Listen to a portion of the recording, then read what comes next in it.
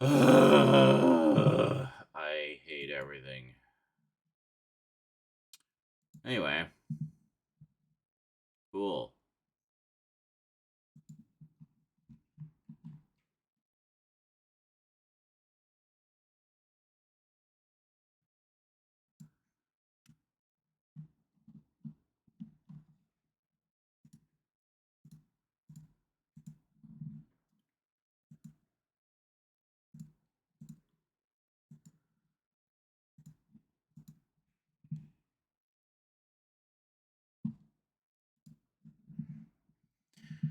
Anybody alive out there?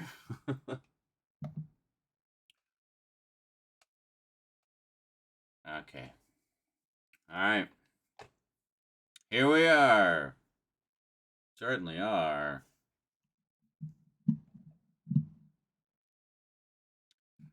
So it seems to work fine if we just go straight to one or the other.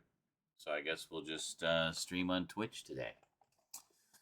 Simply because it has all the best chat options. So apologies to anyone who was wondering on YouTube why the heck there were so many going live alerts today. Sorry about that. Was having some technical problems. I normally multi-stream to both Twitch and YouTube simultaneously. And, well, that seems to be borked today. No idea why. Streamlabs can't figure it out.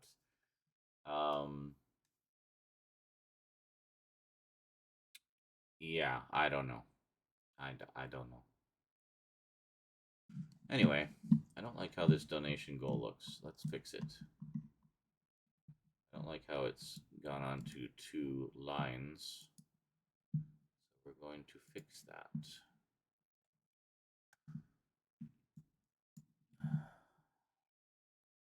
Yeah, just hold on a second. Shit, what was it? 435.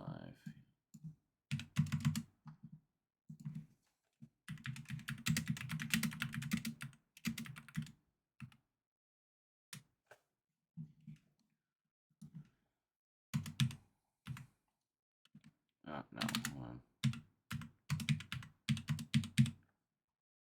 Here we go. Bam. There, that's a little better. Now we can actually see everything properly. Good.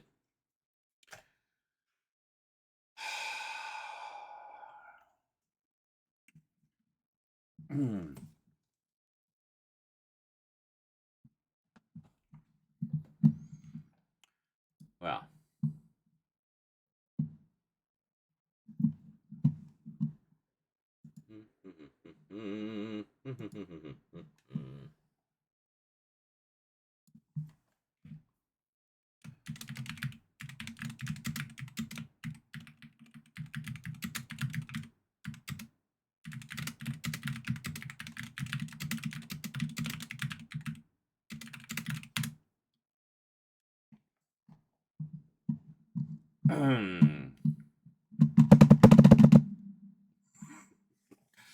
Don't mind the clonking of my mouse.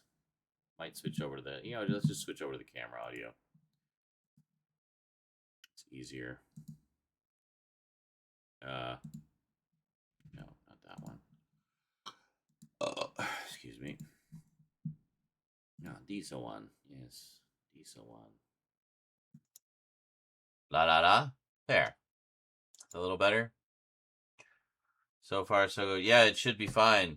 It should be. For the problem is specifically with the multi-stream servers, and they just passed the buck and said, "Oh yeah, it's probably your ISP," despite the fact that everything checks out fine with my internet connection.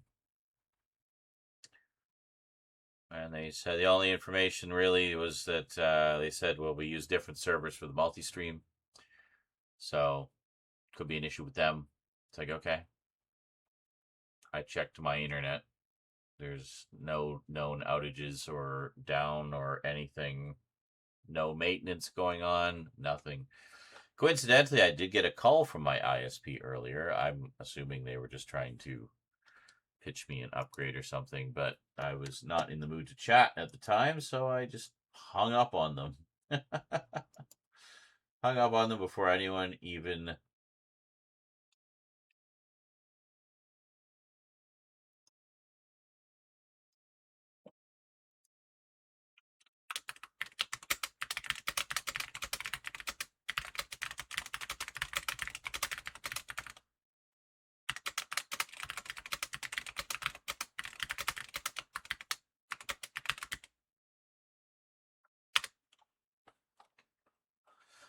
Hey, good afternoon, Raptor. Coincidentally, I was just responding to your Ghostbusters post.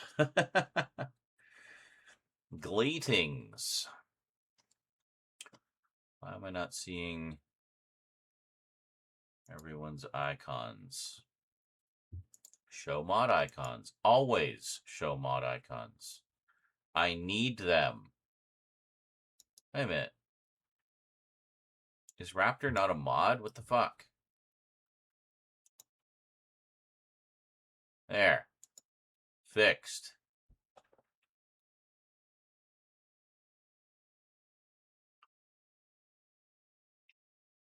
Congratulations, you've been knighted. Well deserved, old friend. Well deserved. Pizza for everyone.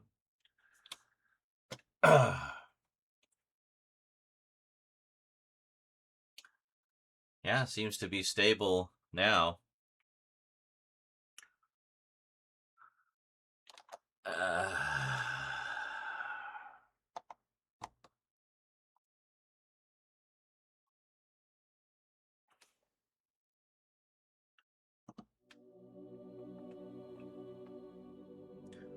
can feel the mod flowing through your veins. Excellent.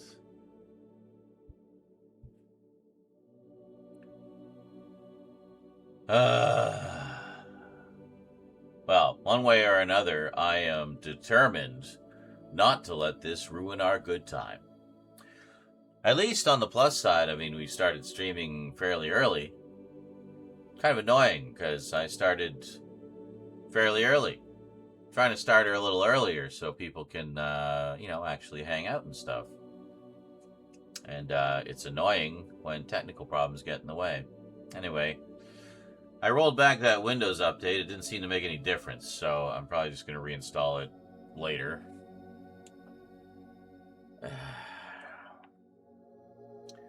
I don't know. I'm sure it's a coincidence, but it seemed to happen when I moved the Streamlabs over to the other monitor. Something I've done 1,000 times before, probably more than 1,000 actually. And well,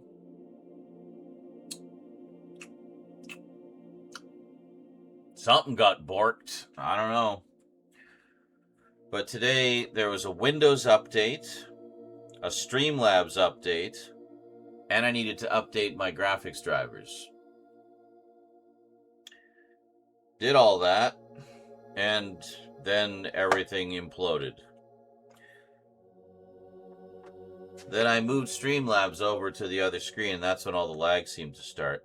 It also was the same time that Rose came by and, was watching some videos. But I mean, we have fucking gigabit Ethernet, internet. Like, it shouldn't matter if two of us are on the internet at the same time. Like, it's literally never been a problem. We have more bandwidth than we could ever possibly need. So, I don't know. It's just annoying.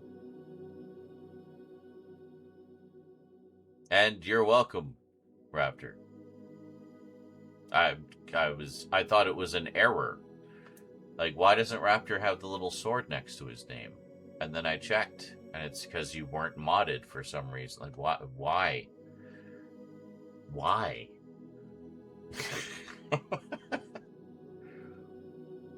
Why, God? Why? So, we lose the 4K, but we do at least gain 1080p on Twitch instead of the craptacular 720. So that's good. And otherwise, I mean, all the settings have been optimized out the ass now. So I don't know what else to I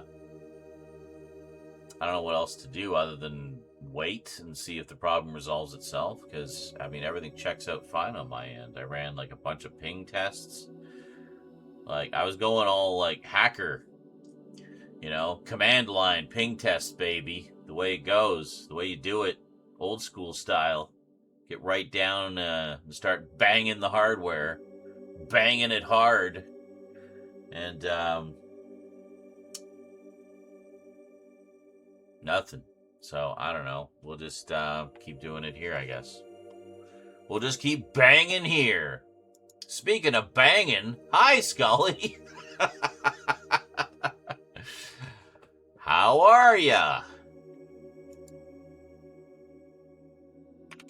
I was thinking about you the other day, thinking, hey, where's Scully? Haven't seen Scully for a while. Hope Scully's okay over there in Scully Land where Scully is, doing Scully things. I haven't even touched Fortnite since the event. I honestly, like, from what I've seen, I kind of hate the sprite thing that they're doing this season. It seems like that's all anybody cares about. And apparently there's people, like, actually, you know, they'll get one of the rare sprites and they're literally selling them for money to other people. It's turned into this whole fucking scam. Like, literally pay to win if you have the better sprites, you know?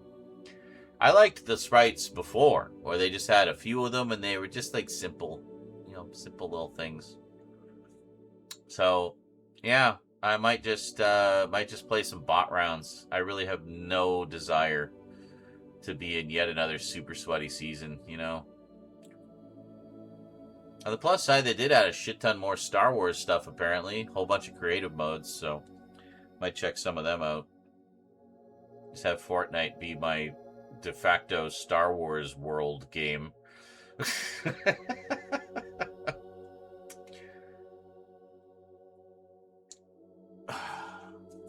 Haven't even bought the Battle Pass. Might not. Might be the first Battle Pass since I started that I don't buy. You know. And I don't want to spend any money. So I'm just going to use the V-Bucks I have. And, yeah, like, I don't get it. Like, why do they keep trying to overcomplicate things? You know, just get back to basics for fuck's sake. Get back to what Fortnite is. You know, run and shoot and build if you're in build mode. That's it. Just give us cool maps to play on. That's really all we want. We don't want all this other shit. On the plus side, apparently Simpsons is coming back to Reload. So we'll be getting another kind of, an even mini Simpsons thing. So maybe we'll just play a lot of Simpsons. How's that sound? It's like, yeah, we fired half our creative team, so we can't really create anything new. So, we're just gonna bring Simpsons back. Yeah, no, it's definitely happening, as far as I know. Like, that's confirmed. I think there might even be a video on the official Fortnite channel, so I mean, straight from the source, right? And there was quite a lot with the quite a lot of new Star Wars stuff. You know, same thing as before, kind of the best of the creative maps. A bunch that are user generated. There's one that's like just all lightsaber duels, so that might be fun.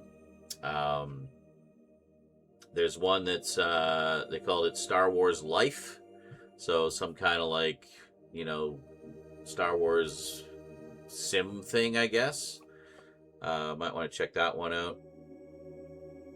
I like the idea of just kind of like hanging out in the Star Wars world, not necessarily having to fight constantly, but yeah, a little bit here and there. But yeah, it's, you know, just want to kind of soak up the atmosphere, you know, soak up all the Star Warsiness. which is why I liked Droid Tycoon, because it's very chill, and I like all the little POIs and stuff, and how they have little funny things the Jawas are doing or the droids are doing, and I like to just sit on the sandcrawler and watch the twin suns set. Just, can we please have BB-8? We all missed him. Can we please have BB-8? But it's going to take a million fucking years to get all those Beskar droids. Oh well, no big rush. As long as they keep the game mode, I can just play that at my leisure. But holy shit, what an XP farm that game is. Great for XP. So, very nice, very nice. Burp.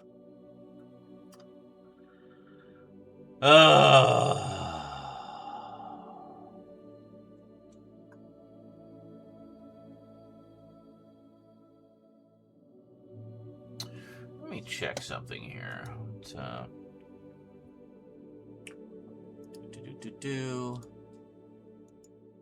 Copy. Yeah, where do we want to put it here? We'll...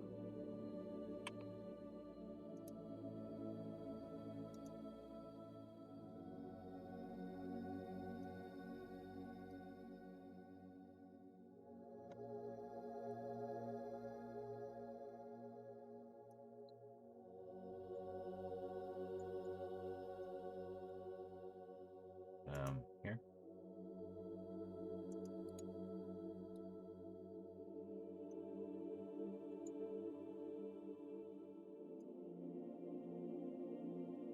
There.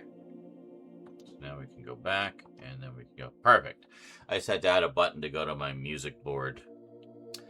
Let's see here.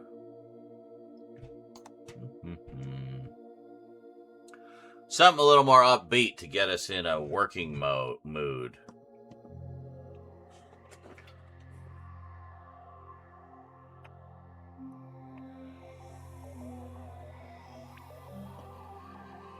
Yeah, that's what I'm talking about. A little rail shooter techno. This is the opening from Burning Soldier on the 3DO, one of my favorite rail shooters.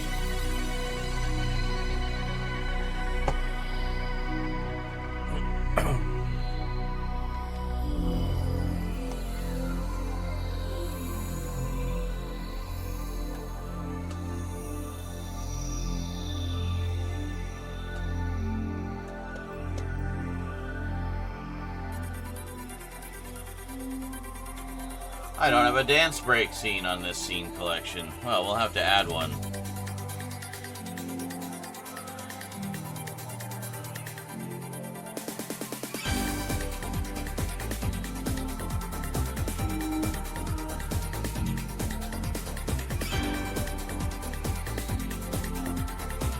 There we go.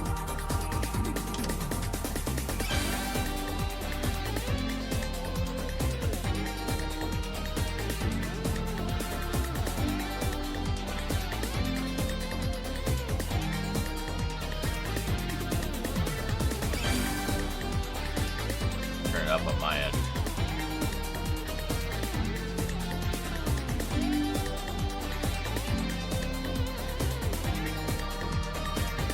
Louder.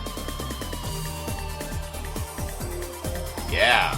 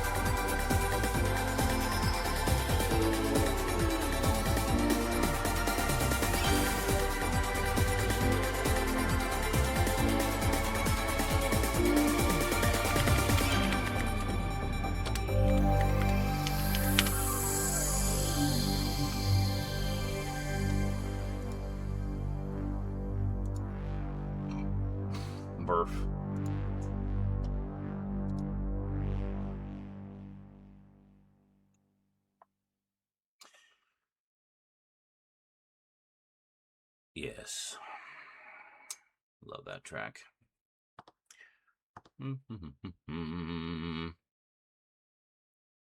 So let me just show you Burning Soldier here. So, no, fuck off. So this is the front cover. A Panasonic title, actually. Good old Panasonic. There we go. And there's the back there. A high-quality 3D animation shooting game that takes you right into a future space battle. The TV screen becomes your cockpit. You are the ace pilot of Earth Defense Force. The blood-chilling battle you will experience aboard Strike Fighter. EDF's state-of-the-art fighter unit will be one of the most challenging missions you have ever known. Smooth, fully automated navigation lets you focus on combat. Strike Fighter chooses its course of flight so that the pilot can fully focus on combat.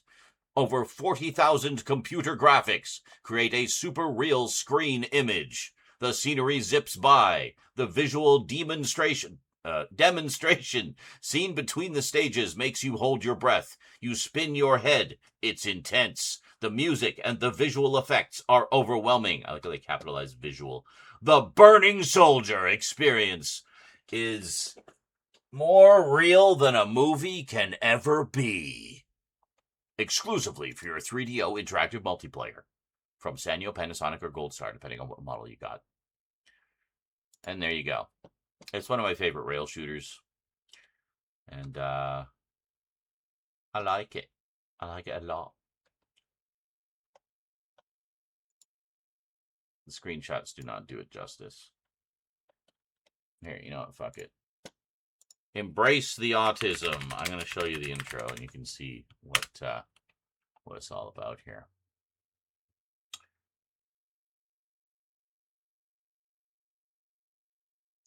Okay, so I think intro and gameplay. Oh, it's on PC as well. Interesting. Okay, and first 5 levels from the game. Wow, that's crazy. Let's see. We do this one. Is this good? This might be good. Oh, fuck off.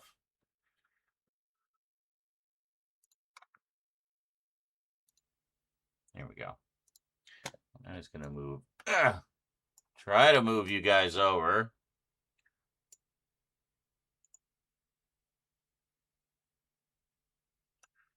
And hopefully that won't fuck everything up. It is 2095. I always thought this narrator sounded like the guy who played Lord Dredd. Mars. They are Kaisertians. Mars is crushed. Not the Kaisertians. Invade Earth. Hold on a second. Do we have one that's like slightly more full screeny?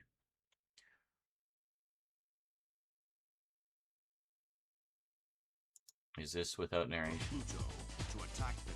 Yeah, this is a better quality. All right. Burning Soldier, Burning Soldier, Burning Soldier.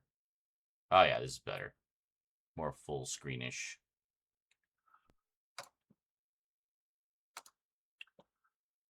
Bracing for some strong storms. All right, hang in there, buddy.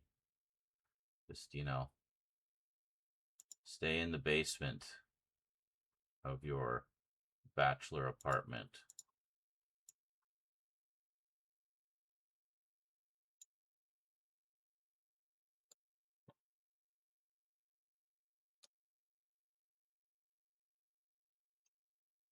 Yeah, okay. It told you. Cool. Yeah, can you... Oh, fuck's sake. Can you move over here? Are we playing? No, we're not playing. Hold on. There we go. Play. Thank you. Genki. It is 2095. Suddenly, UFOs attack Mars. Why is the sound ass? Fuck's sake. Can we just find a proper recording of it? We do this one?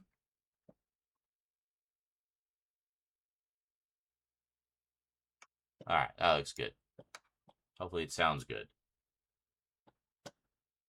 Take 3. Pack in video. Yeah, that's the one I remember.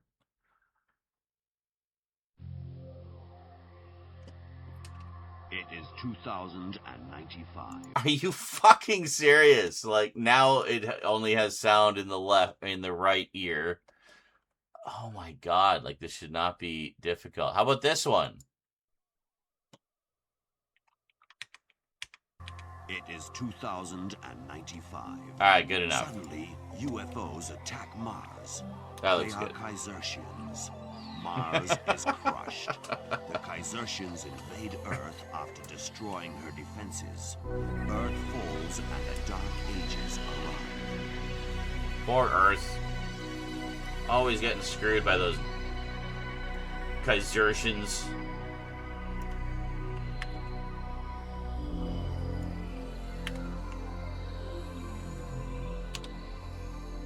This is not just a low-res video. It was, remember, this was like standard def in the 90s. Oh, for fuck's sake. There we go.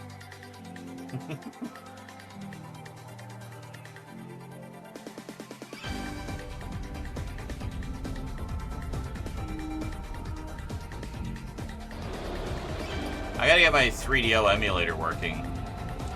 So much easier than trying to stream from the actual 3DO.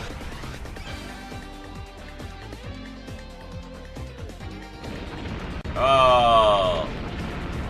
Took out the Mars base. Fuck you, Elon. Tens of thousands of years back, a mysterious civilization, the Kaisertians, came to Earth from outer space and built the Mu Empire, which was later annihilated by a catastrophic flood 10,000 years ago. Now, after many years, the Kaisertians begin their Earth invasion again. Oh. What is that inspired by, I wonder?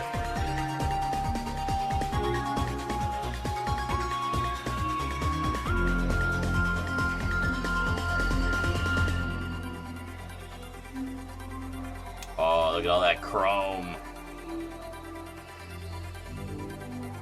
Oh, yeah.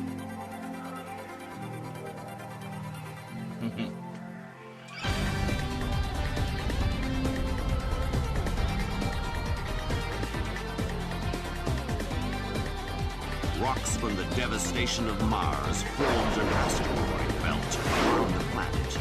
Earth's defense forces leave their mothership, Earth Girter, to destroy Indra, the Kaisertian flagship in the asteroid belt.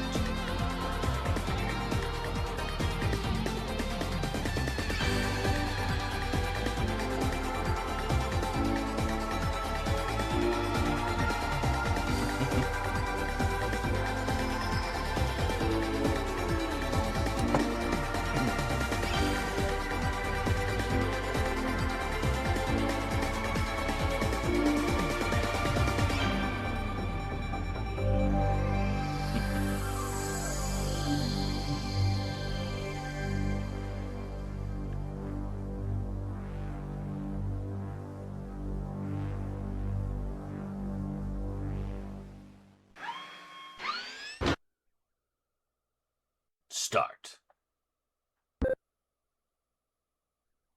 Accent. Indra's weak point is its center. Oh, I fucking love the music in this. Strike Fighter, attack Indra and save Earth. Strike Fighter! Start Strike Fighter. Lucy, answer please.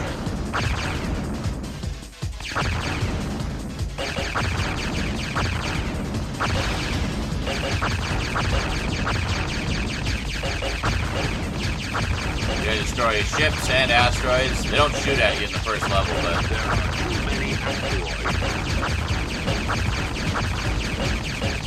basically just to get you familiar with the aiming and shooting. Oh yeah, and you have like an auto-targeting system. Outer defense forces rush back from Pluto to attack the Kaisertian forces standing off Mars. Take off, Strike Fighter. Take off, Strike Fighter! Breaking the asteroid belt. Good luck.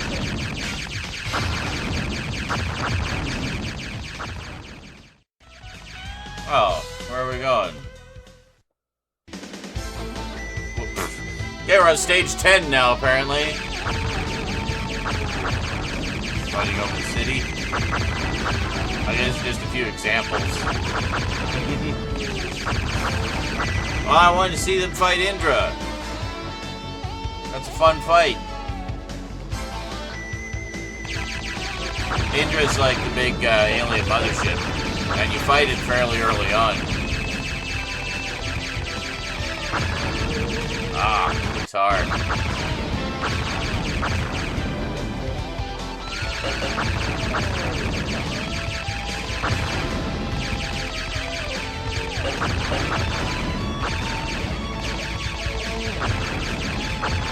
Yeah, it doesn't look quite this rough when you play the actual game. It's a pretty low-res video, but I mean, it's still rough for what it is. Hello, you're about to be shot in the face. There you go. Oh. Jesus.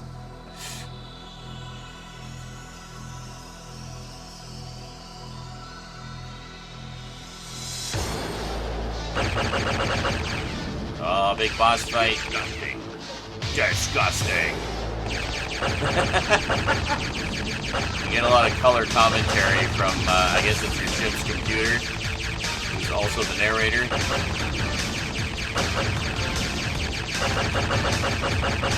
Yeah! There you go.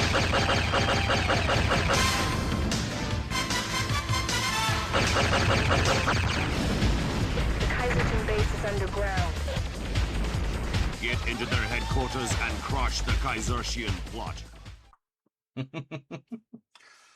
Alright. See?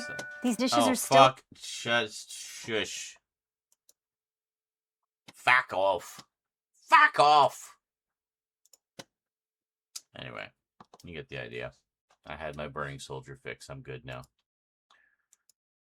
I do have a couple more tracks on the music, though. Like this one, which we just heard. Now you get to hear it in all its glory.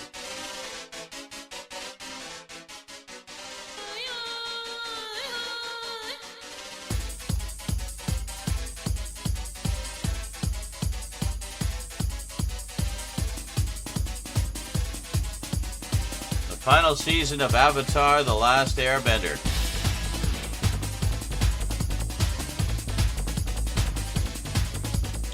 Anyway, you get the idea. I like Burning Soldier. What's this one? Ah, yes, another one. Somebody put the soundtrack up on YouTube, so I was able to grab it. I would often play the game simply because I like the music so much. Outer spacey and techno-y.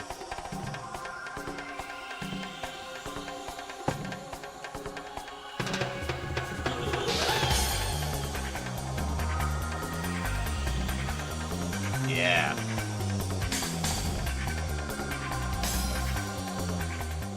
That's sexy.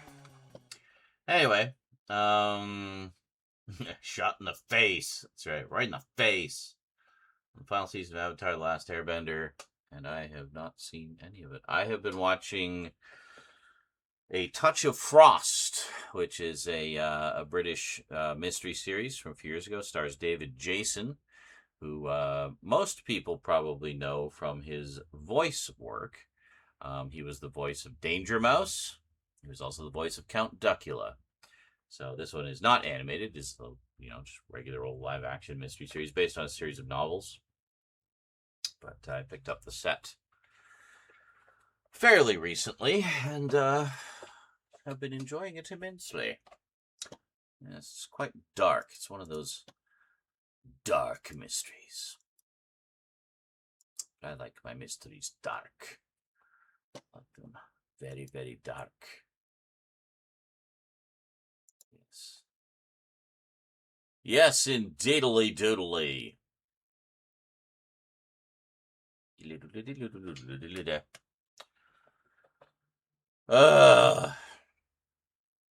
So basically the multi-streaming is messed up today, so I can only stream to Twitch or YouTube, not both. It was working fine when we started earlier, and then it just shit the bed. So I spent like, what, 2 hours talking to Streamlabs and trying to figure it out, and they couldn't figure it out, and they just passed the buck and said, oh, it's probably your ISP.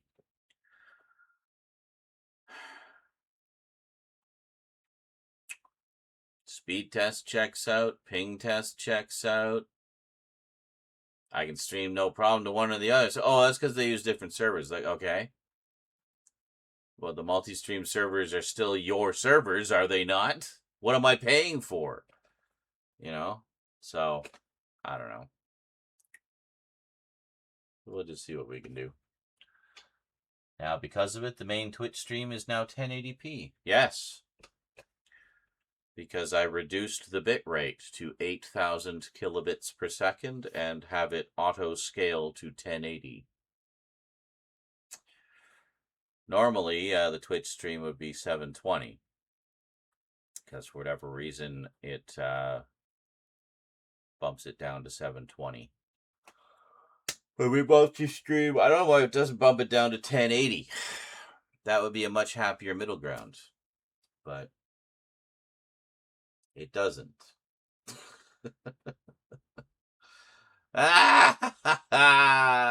Oh, hee hee, hey hey. Well, I guess we're into a new week now, aren't we? So we don't have your massive bits total from last week. Well, gotta keep bumping that up. Keep it going. We have a stream boss. Vermin Art is the stream boss, ladies and gentlemen. Yeah. 3,900 hit points to take him out. So that's bits, subs, donos, all count. So let her rip. How long did the turkey leftovers last? We still have about half of one of the breasts and one of the thighs and both legs and one wing remaining. So the leftovers are still lasting. And I had a massive plate of leftovers today and yesterday. So, yeah. Ironically, you overslept. My sleep schedule is all over the frickin' map. I went to have a nap yesterday. I'm insane with anger! I'm awake. I went to have a nap yesterday. I intended to stream yesterday. Okay. As I was starting to say when the stream shit the bed earlier, I finished organizing the horror collection. Finally. It only took 2 years, literally, but it's all on the shelves and it's all sorted into its respective categories. And, you know, I mean, I'm sure I'll still fiddle with it, but the main work is done. There we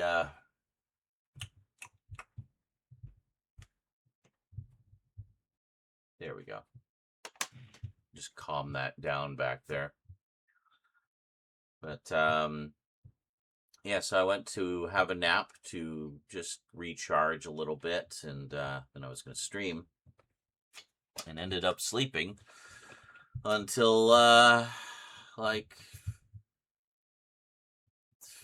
5 in the morning. So I got up, actually it was about like 4:30, got up at like 4:30 in the morning. I've been up ever since, trying to get shit done and get a stream going, and you know, I was quite happy to be, you know, just streaming earlier.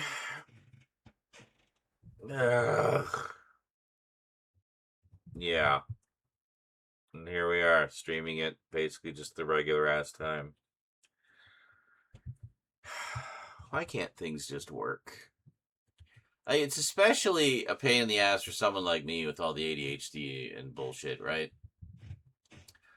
Because, like, if I've started to stream, that means I've been psyching myself up to it probably for hours beforehand, trying to get into productivity mode, and then I start the stream. I'm in productivity mode now, and then the stream shits the bed, and it just, like, tanks everything. Like, my mood nosedives and just everything. But I refuse to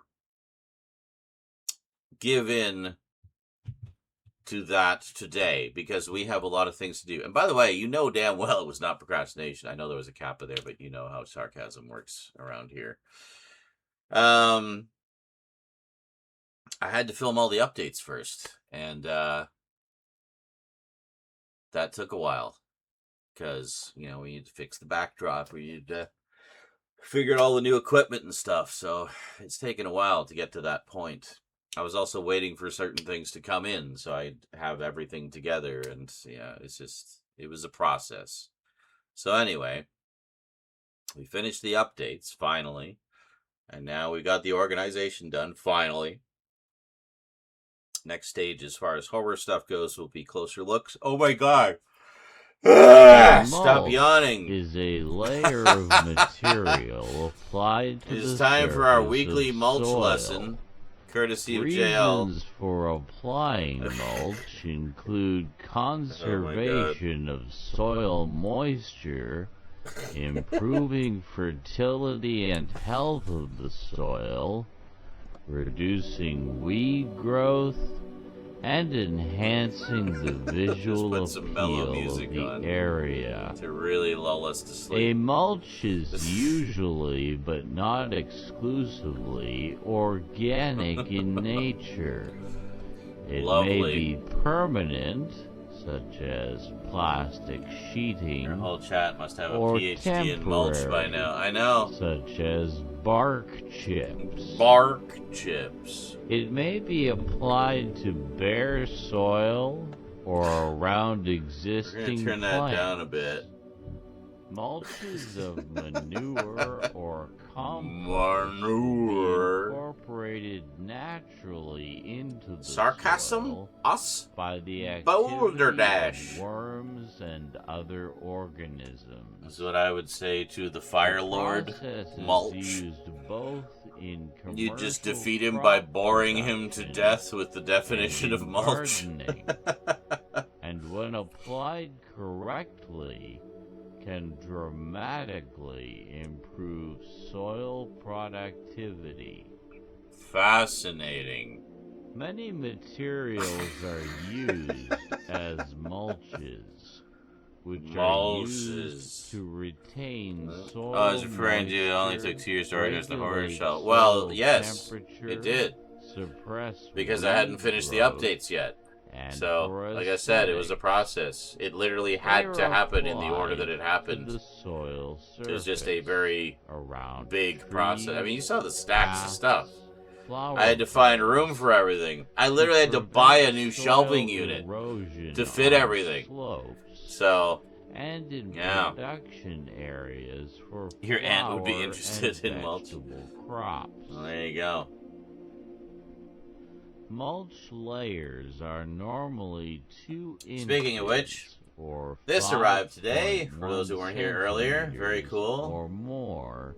Can we Deep get a focus? when Yeah. The applied. House of Hammer, which is a collection They of are documentaries applied all at about the various history of times Hammer of the and year, other depending companies on the purpose. that produced gothic horror in the Towards 60s and beginning 70s. of the growing season, So there's about 7 mulches hours of serve documentaries on initially this. to And this is warm just the volume 1. soil They're doing a by whole series of them, helping it apparently. retain heat, So, pretty cool. which is lost during the night.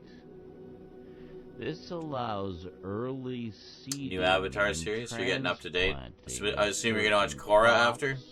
And encourages faster growth. As Yeah, the it's pretty season cool. progresses, mulch stabilizes the soil temperature and moisture and prevents the growing of weeds from seeds. In temperature 428 climates, minutes. The effective mulch is dependent upon the time And it has a of 120-page year book they with are it, too. applied, and when applied in fall and winter, are used to I'll delay read the contents out growth after of mulch. perennial It'd be too much me. plants, and in the spring, or prevent growth in winter during warm spells, which limits Yeah, it works out to freeze-thaw 7.13 damage. hours of The content. effect of mulch Pretty awesome. upon soil moisture. Oh, and speaking of feature-length documentaries, The Thing Expanded, the ones done by the people who did In Search of Darkness and all those, between the soil mine and shipped the out. atmosphere, it's on its way. preventing sunlight from reaching. If you want to see my name in the credits, soil go all the surface, way to the end. thus reducing Zaranyzerak. Be right there. evaporation. So I now have my name However, officially on a mulch The Thing can product. also prevent water from reaching the soil by absorbing or blocking water from light Which is rain. pretty cool. I did get the In digital order version. They sent the digital version when it was maximize finished, the but benefits yeah. of mulch, while Secondhand on minimizing eBay. its Yeah. negative influences. Doing it for John. They're also they're gonna do. often They did the '90s applied in one, the late 2-part '90s spring one. or They're doing a early '70s one summer, next, apparently. when soil So, temperatures have that'd be risen sufficiently. I only just recently got caught up on those. I still need to get the '90s one, but relatively high. they put out the 40th or the special However, 40th anniversary edition permanent of their mulch Aliens is documentary, like for the also 40th anniversary of widely Aliens. used So it's an and extended valued version for of its it. I missed the simplicity, first one, so I ordered that one. popularized by And along with it, author you could get the Stout, previous who documentaries at a said, discount. quote, Like, it's a considerable discount. So I got, so I got the In Search of Darkness trilogy, the 80s one. So including the one I already have, the regular cut, and I have the Elvira version, but so it has that and the other two, which I don't have. Aliens Expanded and In Search of Tomorrow, which was their one about 80s sci-fi. So, so next time around, I'll probably grab the 90s ones and the 70s one. Large-scale commercial production is laid good down stuff. with a tractor-drawn. Might or get the Jaws one, standalone we'll see. layer I've never been like of huge on plastic Jaws. I mulch. mean, it's a great movie and all, but I'm not big on This shark is movies just usually generally. part of a But, sophisticated maybe. mechanical see. process where I almost want to say stop making such great documentaries, I know, right? Plastic is rolled out on Oh, your name is in top, it for the first two and 80s ones? seedlings Nice. are transplanted Very nice. through it. Drip irrigation is Yeah, I've been following the often Thing one for a required, while. with They had a tape lot of like laid under extra the like live as streams and stuff with plastic various mulch members of the is cast and crew. impermeable So like to extended water. discussions with them. I downloaded every single one of them to keep them. Materials used as mulches vary. So I have a pretty and extensive depend on archive a now. number of factors. Use takes into consideration availability, cost, appearance, the effect it has on the soil. Oh, the thing was also, I did including actually buy chemical the reactions digital and version of that pH, Aliens one before. durability, And then they put out the 40th anniversary edition. Like, well, combustibility, fuck. rate of But the digital one was only like $15, so it decomposition, wasn't like a big expense, and how thankfully. clean it is. Some can contain weed seeds or plant pathogens. Pathogens. A variety of materials are used as mulch, such as organic residues, grass clippings, leaves, hay, straw, Huh? kitchen scraps, comfrey. No, shredded I've bark, told you this many whole before. bark nuggets, Many times before. I have not sawdust, seen a single episode of shells, Avatar. And I know that chips, Rose hasn't seen it either. shredded newspaper, Nor did we ever watch it together. We don't watch a lot of stuff together. Animal manure, She watches her stuff, I watch my stuff. We etc. watch some things together, but it's usually Many of like, these materials also it's not like a big act epic as a cartoon. It's direct usually stuff like, compositing we're system, watching Twin such Peaks as the mulch and clippings Twisted of a Metal currently, mulching based on the video game, lawnmower which is a great show, or by the way. other So organic funny, supplies so gory, for it's sheet great. Compositing. Compositing. Posting. Not compositing. We're not talking about film production. We're talking about motherfucking mulch. God damn it. There you go. And that actually timed perfectly with the end of the music. Excellent. Perfect. Hey, Curlatin, guess what? You got updated again. The madness continues.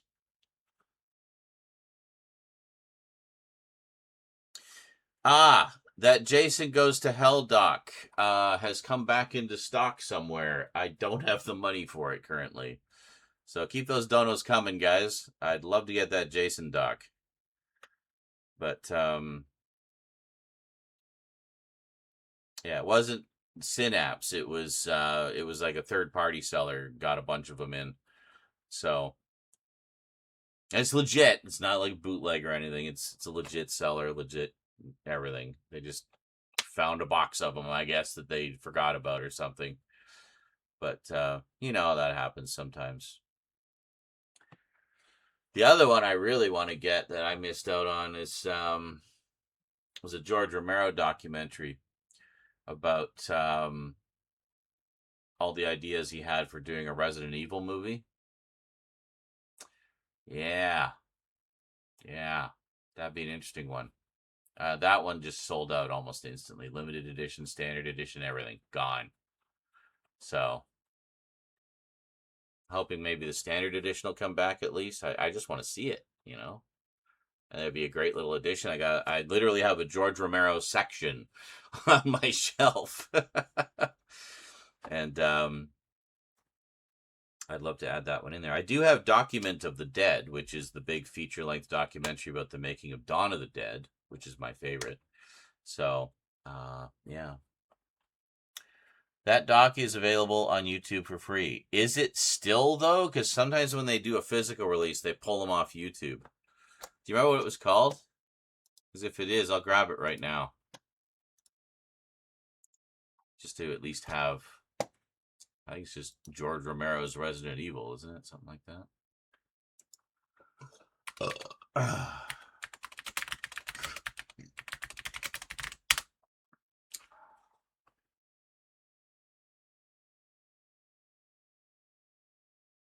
Oh, there it is. On Flicks for free. Sweet. Well, we'll grab that right now. Because I got a whole bunch of George's films. Finally got all the rest of the Dead movies back in stock. Fuck. Derail my thoughts.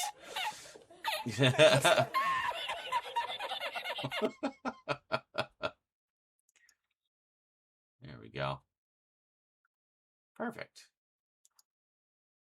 Well, that'll be a nice placeholder until I can get a hold of the actual Blu-ray. Because I'm sure the Blu-ray has extras and stuff.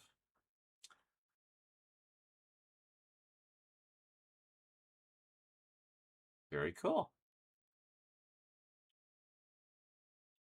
Yeah, that would have been awesome. Well, if anybody else wants to watch it, let me throw the link in the description here for you. Or the, sorry, in the chat. Thanks for the heads up there, Raptor. I actually had no idea.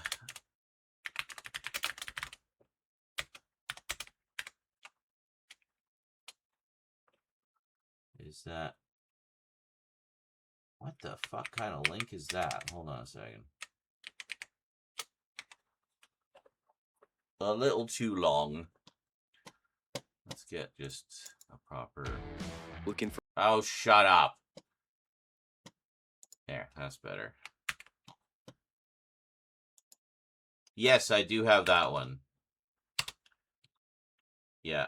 I still need the Heather Langenkamp one, but I do have Scream Queen, but which is about what's his face, Mark, the guy who played Jesse in Nightmare 2, and just what a horrible time he had. Poor guy. But yeah. So I have that one. I got Never Sleep Again ages ago. That's the big feature-length one about the whole Nightmare franchise, which is awesome. I've watched it through a few times. Mark Patton, thank you. I knew it was Mark something. I couldn't remember. But yeah. And he's in that doc as well, and reunited with his co-star, the girl. At first time they'd seen each other in like 30-something years. And it was just really sweet. That has a load of extras as well, like extended interviews and extra scenes, and yeah, it's great. So I think he did that doc around the same time that he did his own about his experiences. But yeah. So yeah, that's one I haven't watched it yet. That's one I definitely need to watch. I've got a big like Nightmare update that I'll be doing possibly as part of the Halloween special. But you didn't hear that from me. Possibly as a direct offshoot of Jonkler's segment, maybe. Might have even pulled out all of my Freddy gloves for that, which are just so jank compared to Jonkler's, which are fucking awesome.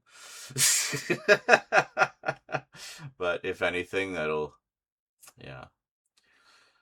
Yeah, I don't have the book versions of either of them. I do have Crystal Lake Memories, which is also great. I watched that concurrently with watching all of the original movies. So you also don't have the Heather Langenkamp one. Yeah, I'm pretty sure that's the only one I'm missing.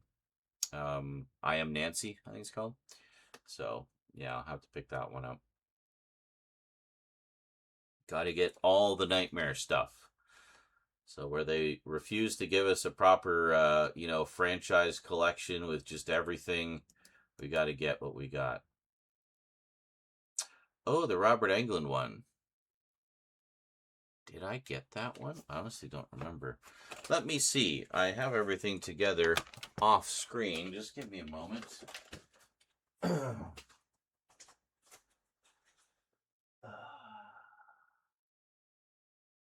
Yes. Thought so. I'll just show you this one. Yeah, had to get this one. It's from Screambox. Here we go. With the fancy schmancy slipcover. Ooh, very nice. Yeah. From good old Screambox, which is our friends at Bloody Disgusting. Yeah.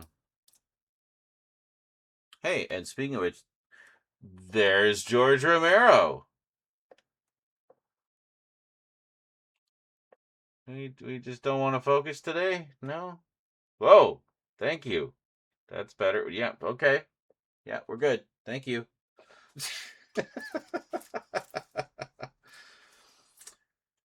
Hollywood Dreams and Nightmares, the Robert Englund story. I assume this is the one you were talking about. This is the one you were talking about, right? Just slightly messed the title. Yeah. Anyway, very cool. Yeah, I remember, one of my favorite Roger Corman opuses is Galaxy of Terror, and he's in that, one of his early films. Yeah, I know. I've seen those too, and they look great. But,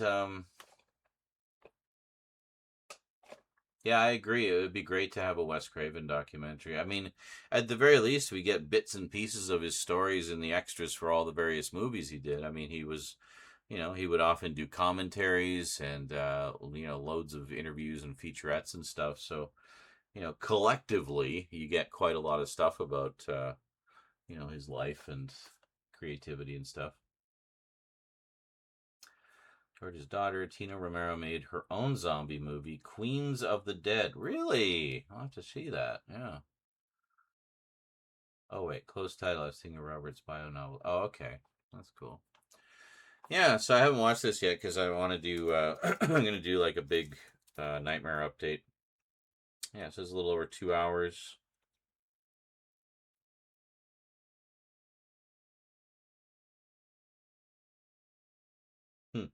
Nightmare Cafe with Jack Coleman. See, that I wish Nightmare Cafe would get a like the show would get a DVD release or something. They only did 6 episodes. Like, come on, just put it out in a nice little 2-disc set. We'll be happy. I like that one. Fun little anthology.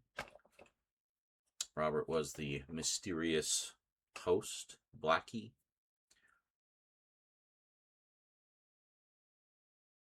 I did tape a couple of them off TV. I should see if there's a better set out there somewhere. I still have to capture my episodes. One of a multitude of things I need to capture.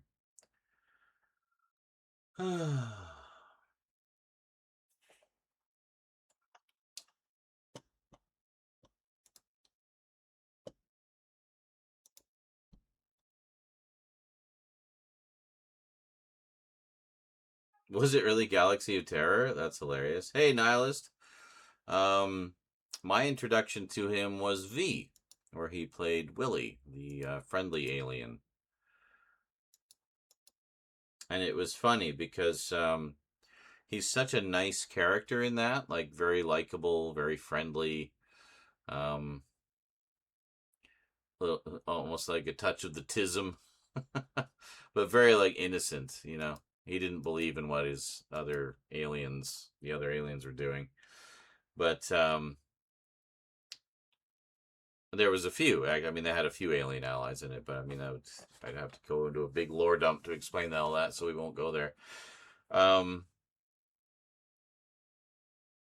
then the following year, I guess, or no, actually the same year, because was it V: The Final Battle came out in 1984. So he would have done that, I guess, right before Freddy. And then I saw the first Nightmare on Elm Street the following year when it came out on pay TV. And I was like blown away that was Robert Englund, you know? I'm like, whoa. And, you know, convinced my mom to watch it with me, or my parents to watch it with me because, you know, they liked V. It's like, oh, and I'm like, yeah, it has Robert Englund in it. He's like the bad guy. I'm like, oh, cool, we'll have to watch that. Mom hated it. She just hated Nightmare on Elm Street because, oh, I don't like, you know, ones where they kill children. It's like, they're stupid, horny teenagers. They're not, like, babies. And it's like, yeah. She didn't quite get it. But what was this? Intentional name nod because the character was described by the creator of the show as being an alien version of Gene Wilder, hence the name Willie. Really? I did not know that. Even told Robert to play it like Gene. Interesting. Yeah, I can see that. Like Gene could do gentle as well. But yeah, I kind of see that.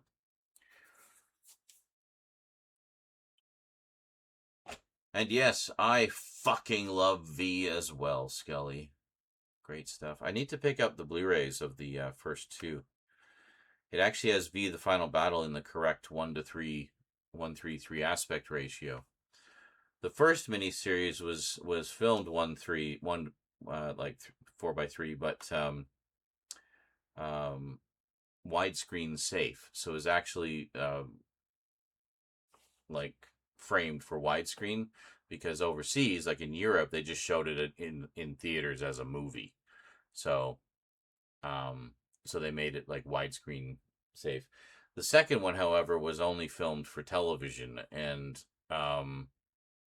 for some reason the DVDs cropped it to widescreen for 16:9 TVs. The Blu-ray corrects that, and also it's Blu-ray, so it's, looks way better. So, yeah. Surprised he hasn't been asked to do another character for the Big Finish audio since they started doing new audio stories. Oh, for V?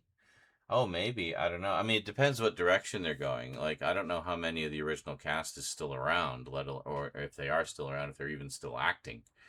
So, the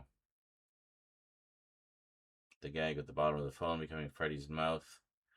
Lol. I'm surprised Spirit Halloween hasn't made that yet to buy. Yeah. Well, Jonkler's got, quite an impressive Freddy outfit now with all those gloves, and then that mask you picked up recently looks amazing. And I think you got the shirt and the hat too. So I mean, you're good to go. You're ready. You're ready to be Freddy. Are you ready for Freddy? Oh yeah.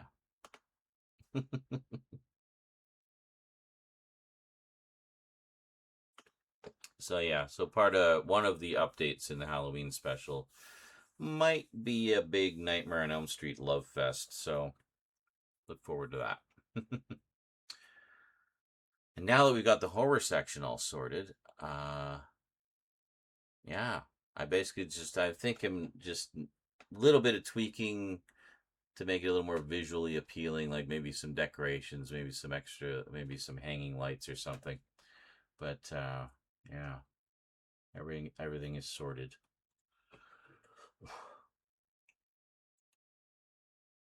So today, if I can get off my ass, we're going to film some of the other updates. We've got about 10, I think, to do. And then once those are done, all that's left to do is the graphic novels. All the non-horror ones. I did the horror ones already. But yeah, I've got like a stack of just like Incredible Hulk Epic collections that I haven't done updates for, so we need to do those. And we need to do, yeah, there's a bunch. There's a bunch.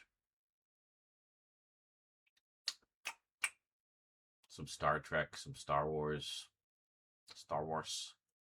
Ooh, actually, I do have a Star Wars Blu-ray update to do. Blu-ray in 4K. I only got a couple of Star Wars comics. I could throw them in with that, I think. I think that's a good idea. We'll just do like an all things Star Wars update. Star Trek. I don't have any new DVDs or Blu-rays. I didn't pick up any more this round.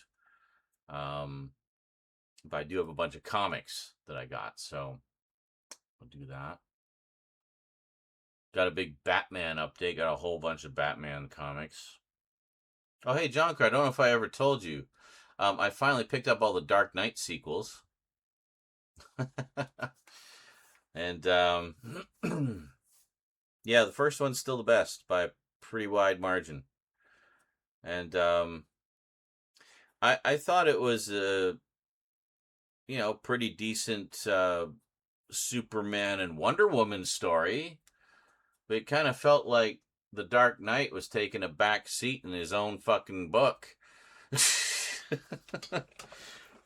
Like, why are we dealing? Yeah, Dark Knight 2 and the Master Race, and also the Last Crusade, the prequel one they did, which tells the story of his last night before he decides to call it quits for 10 years or however long it had been at the start of the original. So it tells you that final story. And it was okay. I mean, it felt like kind of a nothing story, honestly. It was very short and didn't really have any big revelations in it as far as I recall. It's just like, yep, these are the things that happened. The end. Miller losing his drugged out mind. Well, Yeah, I mean, like I said, it seemed fine as like a Superman Wonder Woman story. I liked some of that stuff, but I just kept I was like, why are we doing like this big story of like just all of these godlike beings threatening the world in a fucking Batman story? It's Batman. Get down to the nitty gritty, the urban, down on the street. Like the first one was very urban. Like it felt like a good and proper Batman story. He was the center of it all. But I felt like I mean, Batman's pretty resourceful, and yeah, he held his own as well as he could in the story, but it just felt like there was nothing he could do. Like he had to let Superman and Wonder Woman take care of it. Well, he just kind of ran backup. So yeah, I was kind of disappointed. But the first one, the first one is a legitimate masterpiece, and I will always love that. So the stuff he did with Dick Grayson, yeah. Well, but I mean, the main issue I had with it was it just felt like, he just wanted to do a big honking epic Superman story and just called it The Dark Knight. It didn't feel like, I met Frank Miller once, got my copy of Sin City, the movie signed. He was nice, very nice. Yeah, I mean, he seems like a pretty chill guy from what I've seen. I like that with the Sin City movies, Robert Rodriguez was very adamant about letting him co-direct and, and have a very hands-on approach. And I think that's one of the reasons why those movies stand as, excellent adaptations of the comics. It's because they're basically the comics brought to life.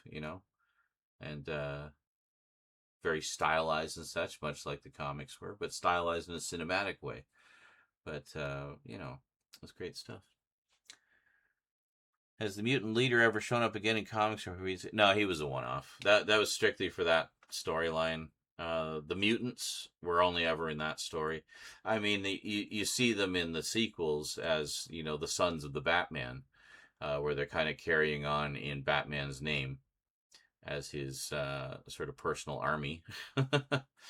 But but yeah, the mutants are just in that one. As far as I know, I don't recall that the mutant leader ever showed up again.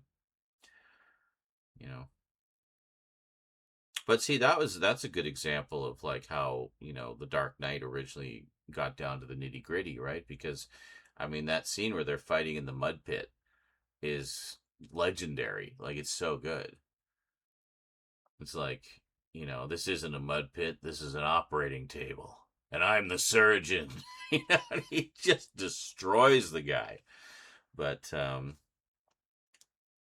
with Plastic Man, yeah, it was nice to see Plastic Man in there. Sure, I mean the nice thing about the Master Race book is it includes all of the one shots, like the mini comics that they did, and everything's put into chronological order. So like, I think it's a solid story.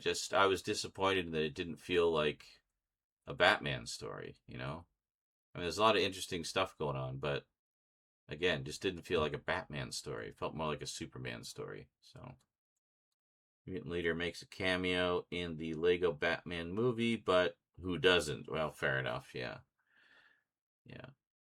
Well, and there was an episode of Batman the Animated Series, which was the first time anything from the Dark Knight had ever been adapted outside of the comics, and I think it just had like sort of a take on the fight with the mutant leader. Oh, it's been a while. Now I want to watch the Batman the Animated Series where the kids tell stories of Batman from different perspectives. That's the one I'm talking about. Yeah. So it was like the future Batman or whatever. But yeah. Man, I haven't seen that episode. I barely even remember. It's been so long. Well, I got the Blu-rays. I should pop it in and check it out. Of course, then I'm just going to end up watching the whole damn series again because it's so good. I need to watch more of the new series, Caped Crusader. I remember quite liking the first few episodes, and I just never got back to it. But recent Lego Batman game is awesome. HBO Max still has Batman the Animated Series out of order. Who cares? Watch the Blu-rays. And you know, I remember the air date order was a little wonky with that, but I had remember this was before the internet. Still have an issue of Hero Illustrated that was all about Batman. It was like their special. It was their Batman special, and in that it has an episode guide to the series, like a definitive episode guide. And I think there's a little bit of flexibility with the episode order in that. I mean, there is, if you watch them, you know, there is a continuity to it. It does refer back to things, but you know, like for example, with Robin, I generally like to move all the Robin stories to later, and just have like all the solo stories first. Because there's like one two-parter, I think, that Robin appears in fairly early on, and then you don't see him again for like ages, and then finally when he comes back, he's a regular. But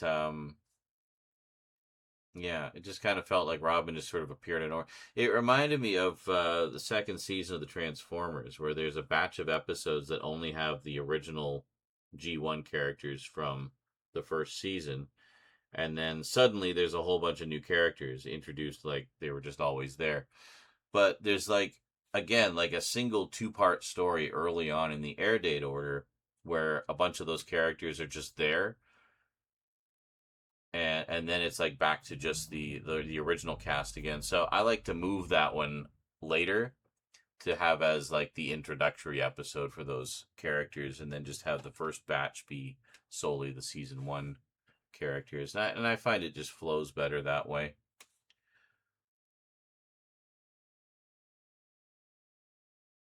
Yeah, Brave and the Bold, I definitely need to watch more of that. I have all of them. I think the only series I don't have currently is the Batman, the one with Reno Romano as Batman, who I always liked as an actor. I remember him as Rico in the Starship Troopers series, Roughnecks, and of course as Eduardo in Extreme Ghostbusters. So he was good. But yeah, Brave and the Bold is great. I have watched a few episodes of it. It's very fun. I like the sort of tongue-in-cheek approach to a lot of it. But even that, I mean, they do have their serious episodes too, you know. But oh, was he? He did Spider-Man as well? That's cool. Yeah. He's just got a very, you know, likable voice, I guess. It works well for a variety of characters.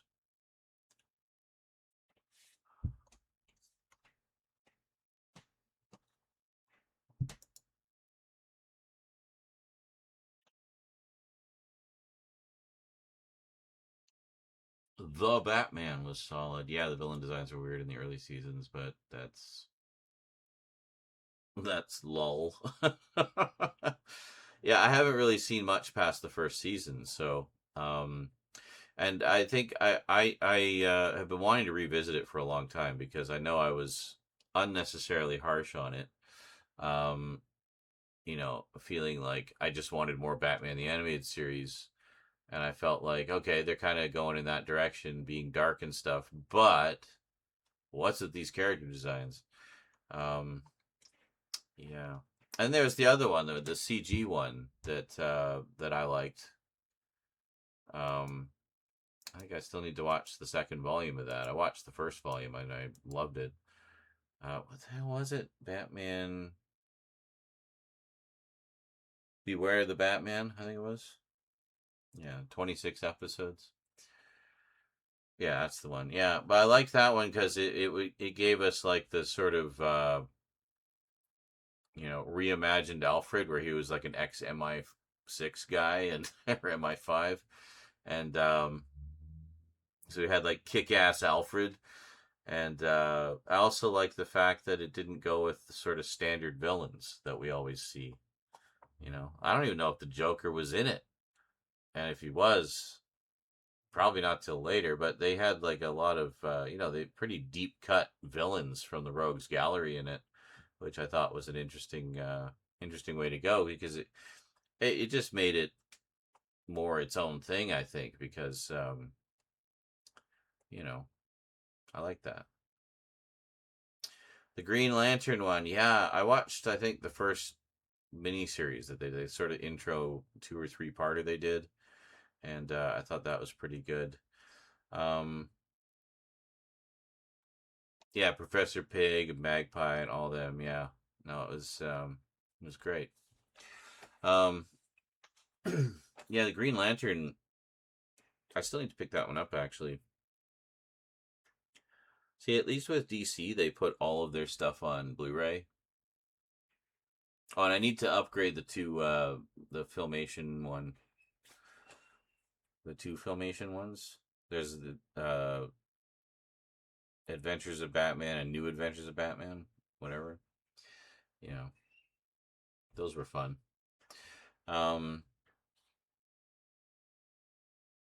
But yeah, Green Lantern, I really like the standalone movies they did, the animated ones, especially the first one, First Flight, which is the movie the live action one wishes it was. It was so good. It was such a great, fresh take on the origin.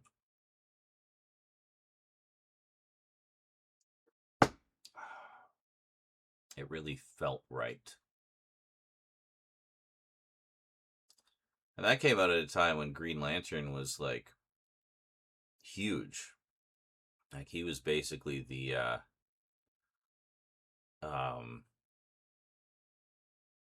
centerpiece of the DC universe for a couple years there.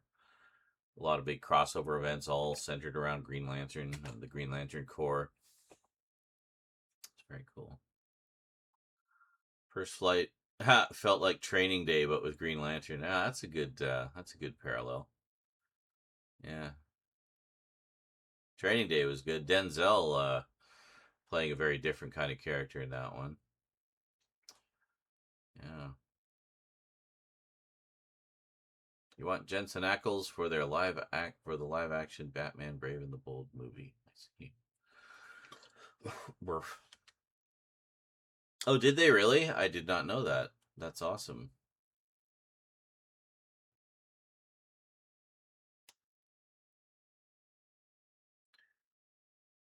You mean a good live action Bruce Wayne? I suppose. I could see him more as Batman than Bruce Wayne, personally.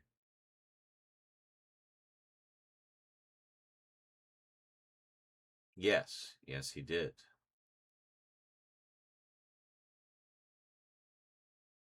I need to get caught up on those too. I know I'm missing a bunch. Oh, did he really? I still haven't watched that. I have both the 2-part version and the movie version. I'm likely going to watch the movie version. I see him more as live action Red Hood. That's interesting. A little more of that edginess. I mean, is that after seeing him as Soldier Boy? You're thinking like, yeah, he could be Red Hood.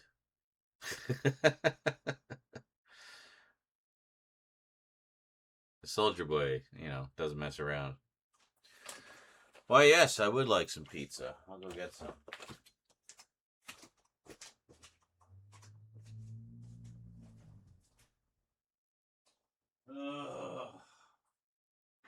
God, all those technical problems really just took the piss right out of me.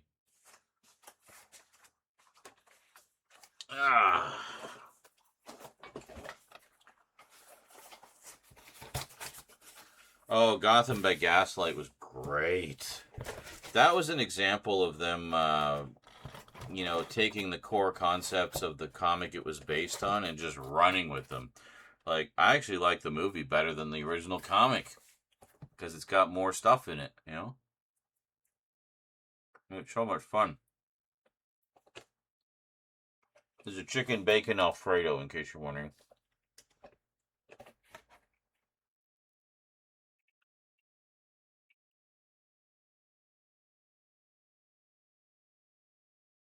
Wait a minute, he was also Red Hood in Under the Red Hood is great.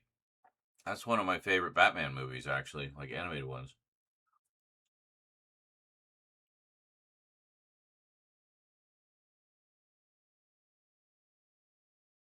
I went out and bought the original comic, the collected edition,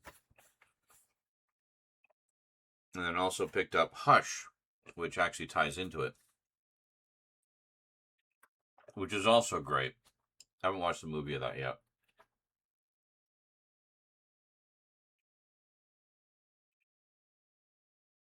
I heard people were a little disappointed with the movie of that one. Comic was great, though.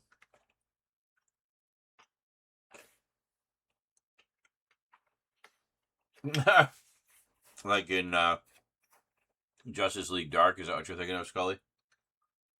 I've seen the first Justice League Dark. And yeah, I was like, Batman is so out of his element here. He's just kind of tagging along. It's Constantine's show, man.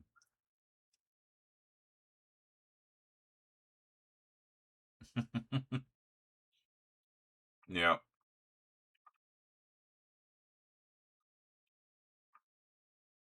That was a good one. I think I have the second one of that, too. That's when they were doing their series of adaptations and trying to kind of shoehorn them into a unified continuity rather than just having them all standalone. Fans didn't like that because they kept having to change things to make it fit. And a lot of the storylines they adapted were based on New 52 storylines that everybody hated. So, you know.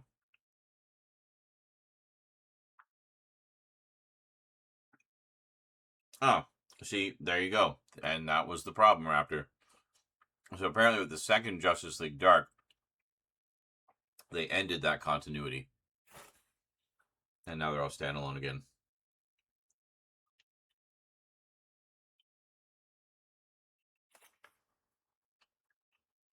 Really? That could have been interesting. I'd play the shit out of a Gotham by Gaslight game. Holy shit. See, the thing I liked about the movie of that was they really expanded that universe.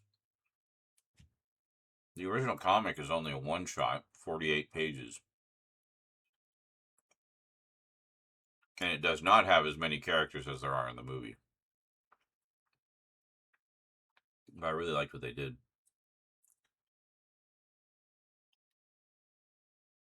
I think that might be the first one I picked up on 4K as well. The slipcover was nicer.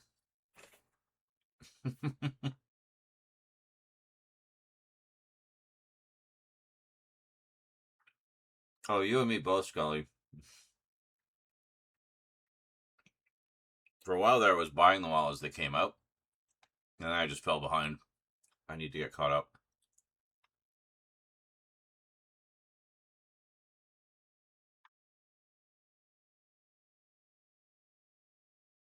Which, the movie? Yeah, oh yeah. Same. Well, at first I was wondering, like, how are they going to do this? Like,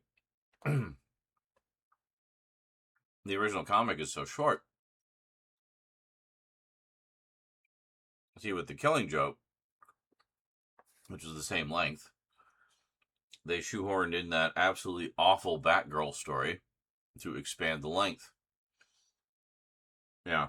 Whenever I watch that, I go, chapter skip, and takes me to the start of the actual Killing Joke adaptation.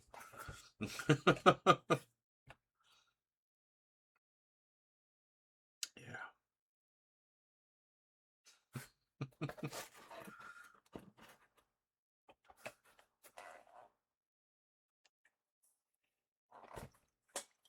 No, they did not, Junker. You are not remembering that correctly.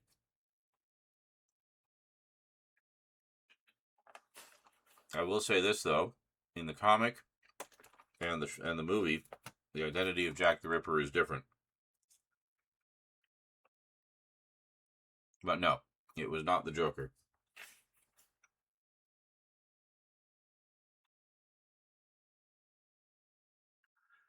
No. You gotta understand, Raptor. The part of the Killing Joke that actually adapts the Killing Joke is fine. The part people have a problem with is that fucking Batgirl story by Brian Azzarello that they shoehorned in at the beginning. That is not part of the Killing Joke. That was never a part of it originally. They put that in to expand the running time, and it's just more of Bruce Timm's fucking like hard on for Batgirl made manifest, and I hate that shit. No, I'm sorry. I don't buy that Batgirl would want to fuck Batman. All right.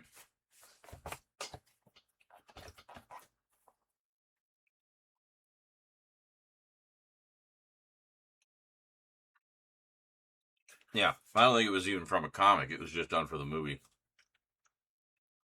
And it was like the stupidest decision they've ever done. Like, why would you do that? That story was so beneath the Killing Joke, which is considered a legitimate masterpiece. You know,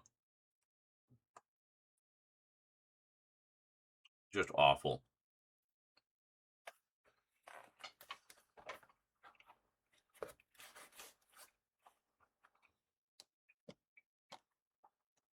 Hold it, which? No. Okay. The part where Batgirl gets shot by the Joker is from the Killing Joke. Okay. That part is in there. That part was done in the Birds of Prey TV series. The entire story of her being mentored by Batman and fucking him on the rooftop and having her stereotypical, just walking stereotype gay best friend, all that bullshit was made for that movie adaptation. None of that was in the Killing Joke. Yeah.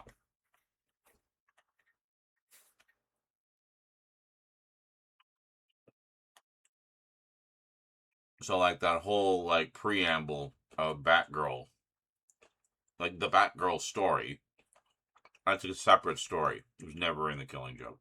The Killing Joke starts, well, when you get to the part with the raindrops hitting the street, that's the start of the Killing Joke proper.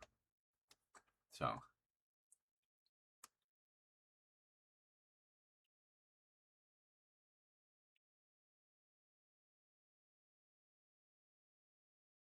Because the actual Killing Joke part of it was great.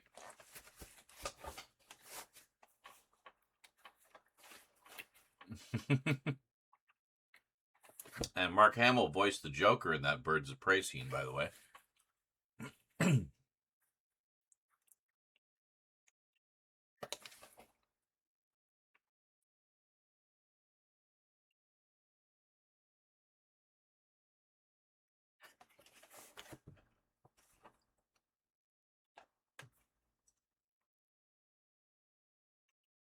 Jeffrey Combs? A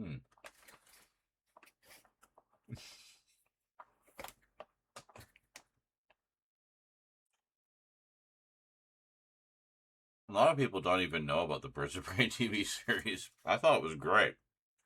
I really liked it.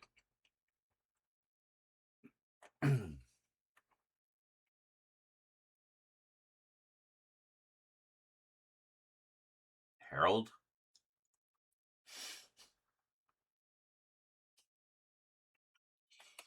Hi guys. This is Harold. I'm really good at playing the Joker.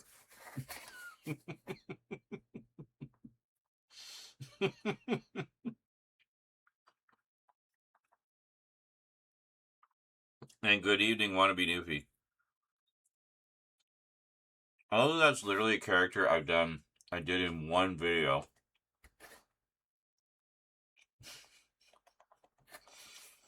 Yeah, it's become this legendary character.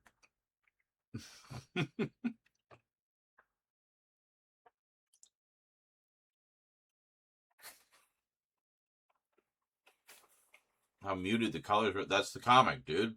Have you read the comic? It was pretty much shot for shot right out of the comic.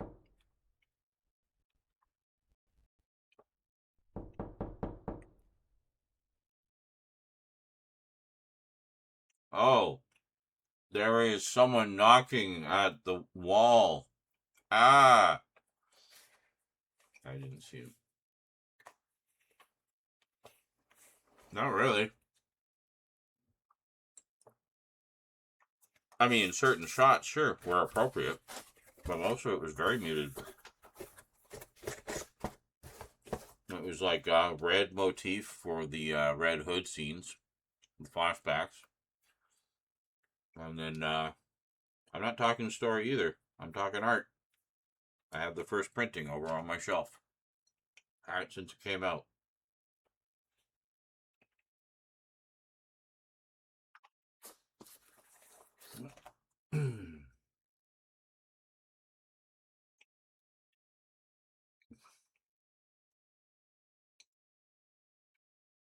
No, I only did Harold once. I got some Kit Kats. That was it. I've done the character voice on stream a bunch of times. But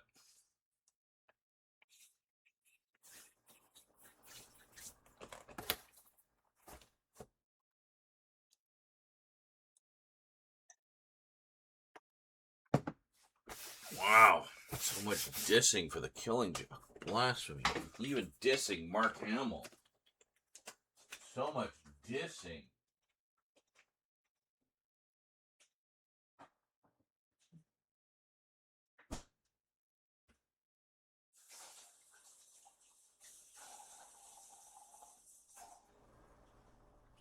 Hey, church.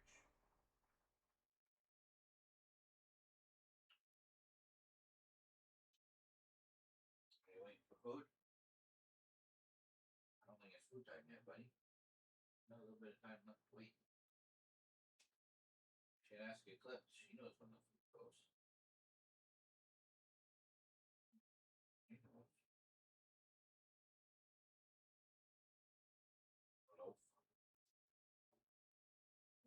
Wait. Okay. Well, it is good to be patient. Kurt is just loafed, waiting patiently for the food.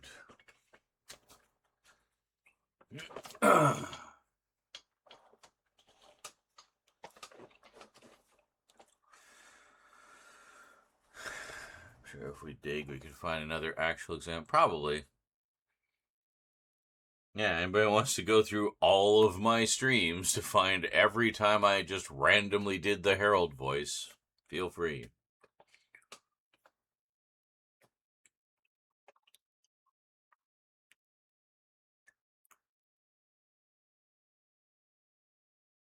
Well, I completely disagree with everything you just said, Jonkler, and I'm going to leave it at that. Well, BUP says, got home from Universal on Sunday morning. It was awesome. 2 of my nephews and I got to go on the ET adventure, and it was a blast.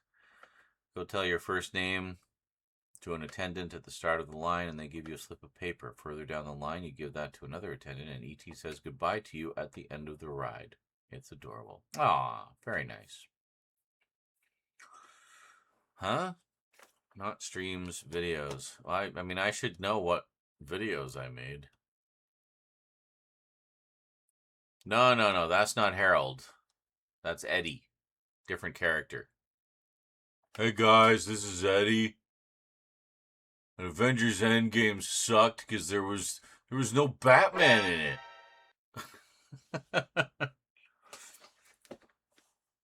Yeah, that's Eddie. That's not Harold. Different character. There's Eddie. There's Harold. And going even farther back, there's Bill Snerd and Tex. And briefly, the Grim Reaper. Eddie the Cuck.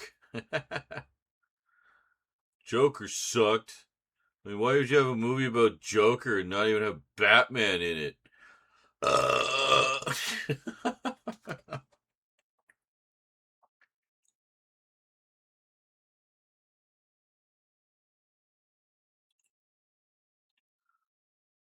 What do you mean everywhere else? Wasn't it only at Universal?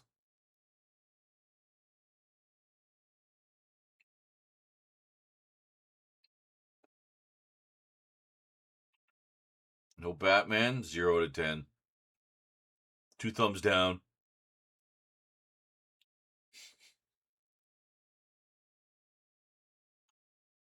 All over the country. What do you mean? I mean, I could see it staying at Universal. That's the home.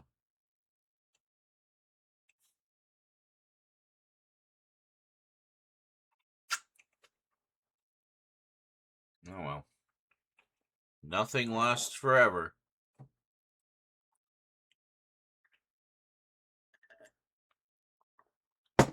Therefore, since nothing lasts forever, if you want something to last forever, write it down on nothing.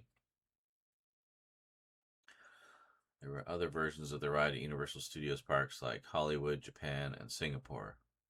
Well, yeah, that's other Universal Studios, though. It's not like it was just you walk 2 feet and there's another E.T. the ride, you know?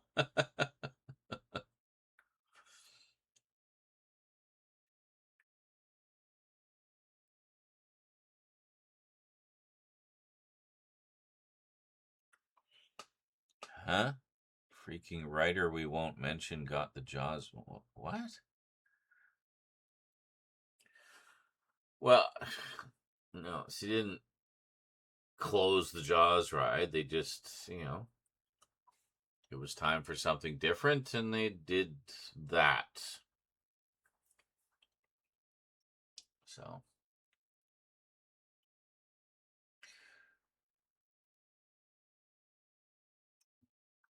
But anyway, point is, it still exists. You can still go on it. Wanna Be Newfie just went on it. Even had E.T. say his name.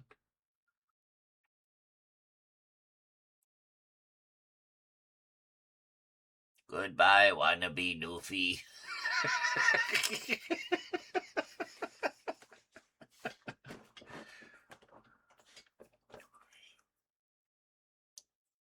They closed the Jaws ride down for Transformers. Well, if it was like a full-on G1 experience, I'd be all over something like that.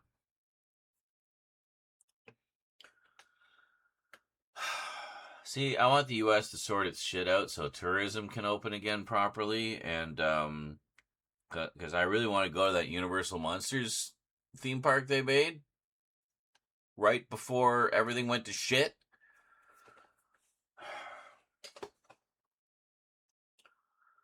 Yeah, I got the Back to the Future ride, and I think also the Terminator one is on one of the Terminator releases, I think.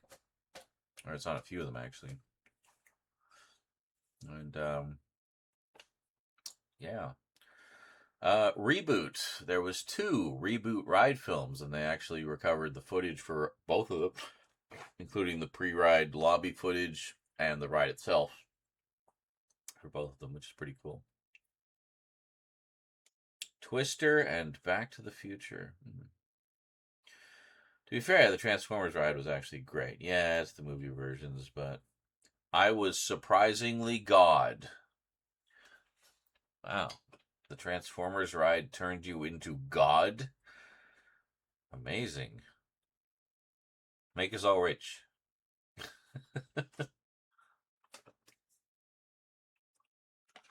Turn this into a woman.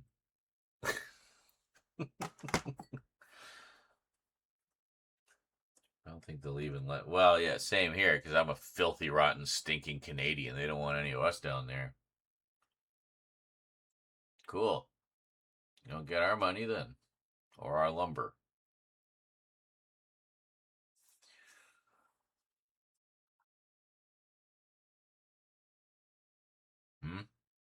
I read which message? What? What message did I read wrong? Oh, JL did?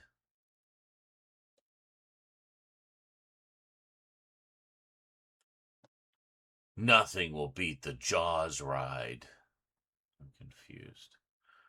Amity. Isn't that the name of the town in Jaws? Amity? No relation to Amityville, I'm assuming. Yeah, that's what I thought.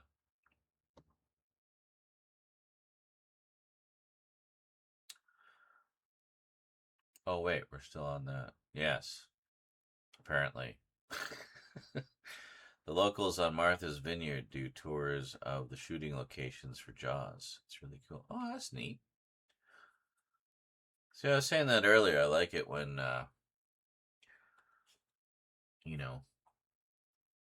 the owners or operators of a former movie location lean into it, There was a thing I posted the other day that apparently one of the actual Johnny Five robots is going to be displayed, a special event, and the owner of the original house that was used as a location in the first film is a Short Circuit super fan, and is even rebuilding the ramp that was in the movie for Johnny Five to roll up to the house. So it's pretty cool.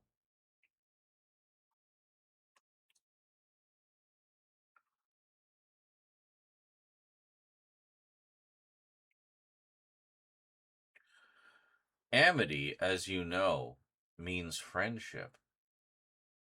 Does it, though? I think you're thinking of amicable, Mr. Mayor.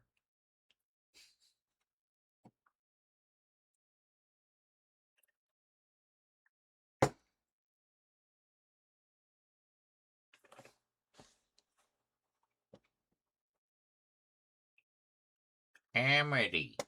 It's Friendlyville. Yeah, I don't think the Friendlyville horror quite has the same ring to it.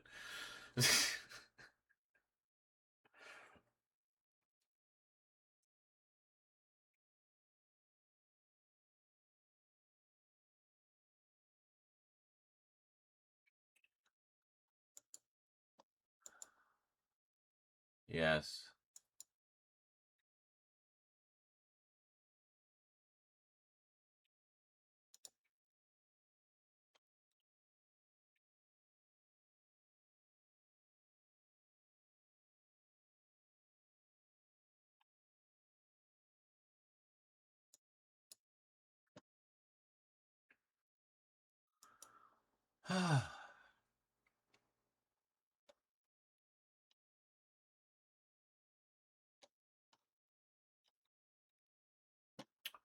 Mm-hmm.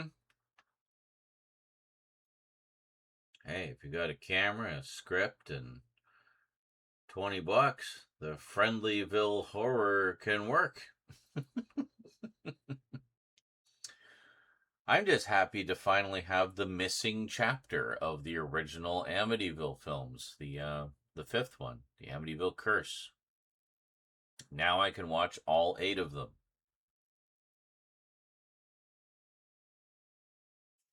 I don't know if I even watched the first 3. I mean, I've seen them before. I have I still have the DVD set where I first watched all of them. But yeah. But now I can watch all those cool sets, like that really snazzy set that Vinegar Syndrome put out of 4 of the direct-to-video ones. And then one of their partner labels just put out the 5th one, finally, years later. So now I can watch them.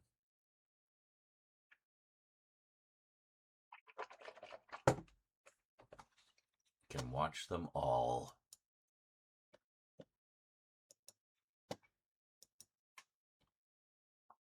I have.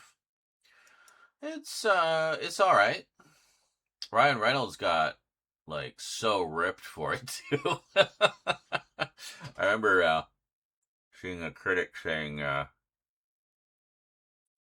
Ryan Reynolds sporting the kind of six-pack you only see when you're starring in a film requiring you to have your shirt off. But yeah, he's more versatile an actor than people give him credit for, I think, because that is not a comedic role by any stretch. He plays the father in that, who basically goes nuts from the evil in the house kind of influencing him. But yeah, it's all right. It's a pretty decent remake. I mean, it's essentially just the same story again, but a little bit more intense because it's more modern. But yeah, I remember thinking it was okay. If you like the original, I'd say it's worth checking out. I have it on Blu-ray as well.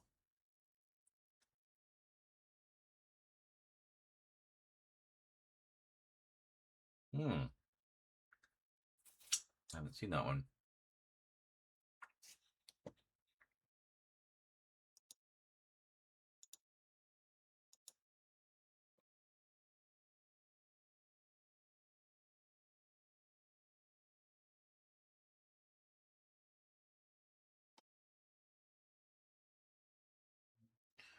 So this week, Google One changed their name to Google AI Plus.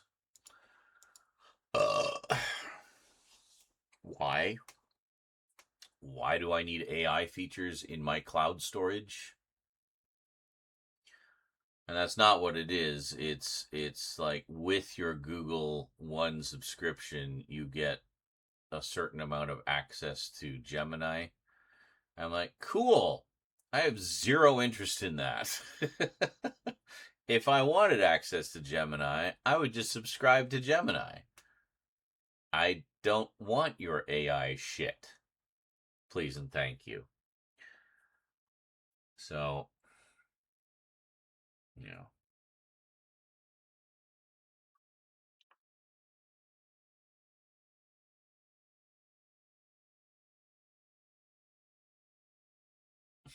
I know, enough of these name changes. Well, wasn't it? Yeah, it was just Google Drive, which is what I still call it. And they changed it to Google One. Now it's Google AI Plus. Which just makes me want to not use their service and find an alternative. Well, apparently Backblaze, who does my backups, also offers cloud storage, so maybe I'll look into that. Thanks, I hate it. Yeah. Exactly.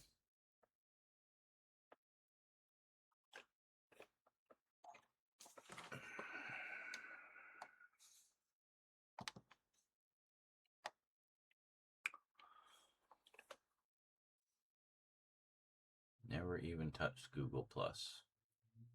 Well, it's not Google Plus. That was their abortive attempt at a Facebook competitor. God, what a mess that was.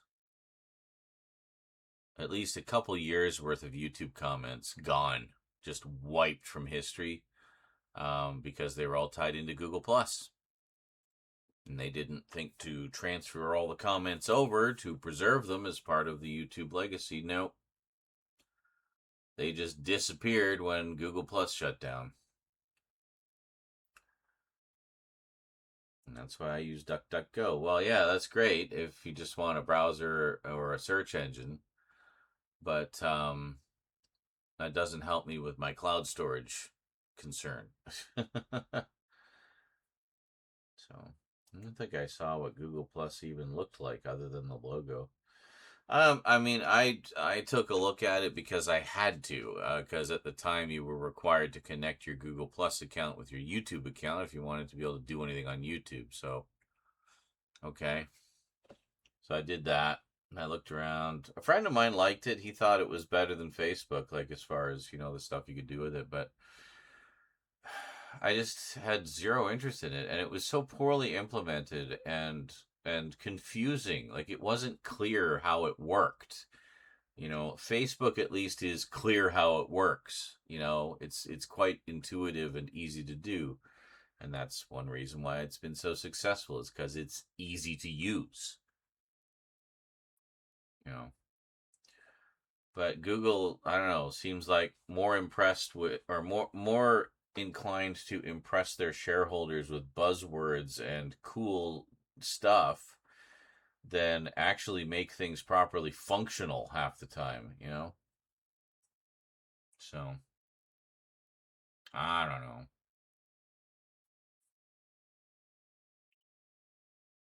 Well, now anyway, you can't try Google Plus because it's long gone. Speaking of which, at the time I was getting mirrors of all my YouTube comments in my email. So I actually have a little archive of Google Plus comments that no longer exist anywhere on the internet except in that archive. So I thought it might be interesting as a bit of a nostalgia thing to maybe read some of those old comments. The only problem is I didn't get mirrors of my responses. So you can see the trolls, but can't see the part where I ripped them a new asshole. But they can probably figure out the type of things I likely would have said, and maybe from context clues of their responses kind of extrapolate from that what I likely said to them. But yeah, on occasion I've read through some of them, and they can be quite entertaining. Hate comments vid. Yeah. So it was just good conversation, but yeah, I hated it was all tied into Google Plus, and then it all got wiped when they when they shut it down.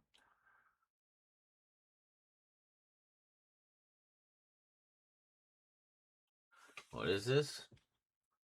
Had the Hunter's garlic steak at at Dark Universe, and holy crap, garlic overload. I love garlic, but that was excessive. Oh, see, I would love that. But I mean, it's consider what you're eating and where you're eating it. That steak probably kept you alive. Yeah. Or just farting violently for the rest of the day. Your mom! Sean's response, probably. Yeah, to everything. Your mom. The ultimate Gen X insult. Your mom.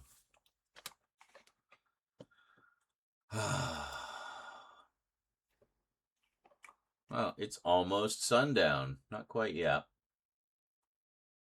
but close enough.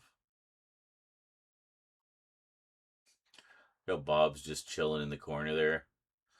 Yeah, I moved him out of the way because I needed to get to the shelves. Wine time. A pretzel shaped like a wooden steak. Oh, so it's not. I was picturing like a steak, like, just spelled funnily. And absolutely covered in garlic with garlic dipping sauce. Oh, that sounds amazing. Yeah, like you don't understand. I am like a fiend for garlic. So, yeah. It's also really good for you. Good for the heart. Good for the heart and makes you fart. Oh, I was going to read this to you. So, all right, all the goodies, all the stuff that's on the House of Hammer set. Listen to this. So it's about 7 hours worth of documentaries. So first off, we have Masks, Monsters, and Madmen, Part 1 of a brand new feature-length documentary telling the story of AIP, American International Pictures, one of Hammer's main competitors in British horror. I don't know why they call it American International Pictures if they're British, but anyway. Deep Cuts, an extensive documentary looking on the effects of film censorship in the UK and US. The Land Demands Blood, contemporary Cornish filmmakers discuss the fundamental connection between Cornwall and British horror and the ongoing influence it has on their work. Ticket to Happiness, a brand new 2K restoration of a long-thought lost Hammer short from 1959. And much more, such as a career interview with FX makeup wizards Dave and Lou Elsey, an examination of Hammer music and why it works so well, and an in-depth look at Michael Gough's highly memorable British horror output. Very cool. And includes a 120-page book featuring a mix of new articles on Hammer, horror, and non-horror flavors, and the wider world of British horror, alongside an archival interview with Vincent Price. That sounds fucking awesome. So, yeah, I will be collecting every volume of that they put out.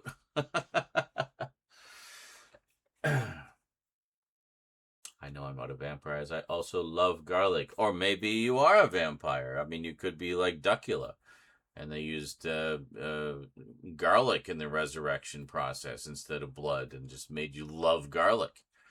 You know? You know, Duckula loves his broccoli sandwiches and all that. I don't know how you can make a sandwich out of broccoli. You just put some broccoli in between some bread and just chow down. Like, I don't know. You checked yet if that new set fits on the newly organized set? This one? Oh yeah, there's space for it. I know there is. I have a Hammer section along the top of the new shelving unit. Now I'm questioning myself again. It's like, I just finished coming out one way. Now I got to deal with this. Am I a vampire or not? I feel kind of vampire-y. It just never ends.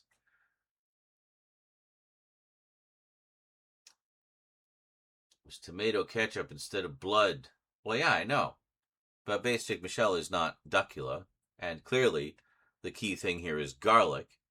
So, you know. Well, then ketchup made him love broccoli. So I don't know what would make a vampire love garlic. Maybe onions or something. I don't know. That made me so angry I woke up to comment. Well, I think you only caught half of it in your barely conscious days, and thus overreacted. Jonker says, makes your breath smell like week old crotch. Hell yeah. Hi. How's it going? And I have only one eye open. Hello, Wolfden. Tomato ketchup. Blood. I'll get it.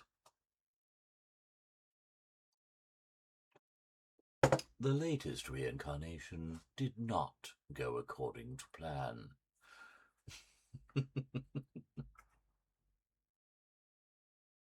Oh, ducky boos. I have ripped and labeled and organized my entire Duckula collection, by the way. So if we are ever desirous of watching every single episode of Count Duckula ever, I've got us covered. And it's from the PAL set, too, so beautiful quality. Well, the best we've had so far. I'm sure it could look even better if they went back to the original film prints and did a nice Blu-ray set, but they haven't even re-released the DVDs in like a decade or more, so I feel like that's not likely to happen.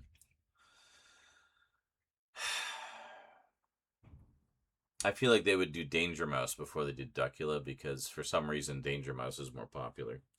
Danger Mouse is great and all, don't get me wrong, but I feel like Duckula is just a more refined show in a lot of ways.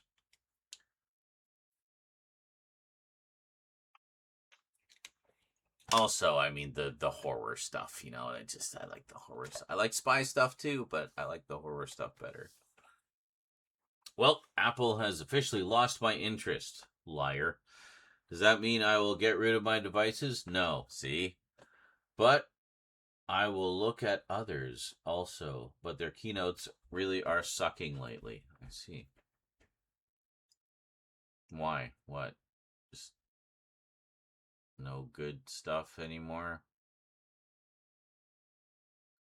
They're never bringing back the headphone jack. Stop clinging to that hope. Just, if you want a headphone jack, get an Android, because they have headphone jacks. Look.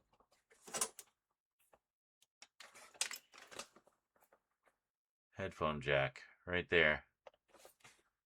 Right there. Look at that headphone jack. Headphones.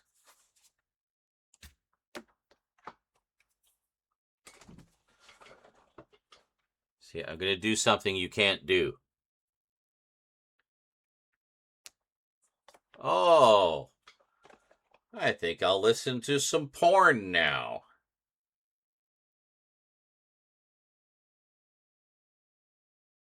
This is so nice, having my headphones plugged into the phone. I like it.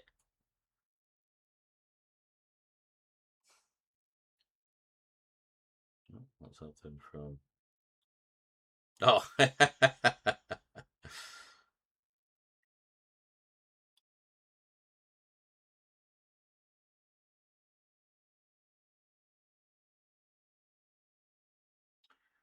Rose just sent me the thing of the guy who cosplays as Uncle Ben, and he makes it his goal to die in front of as many Spider-Men as he can at the conventions. Can we there? Okay.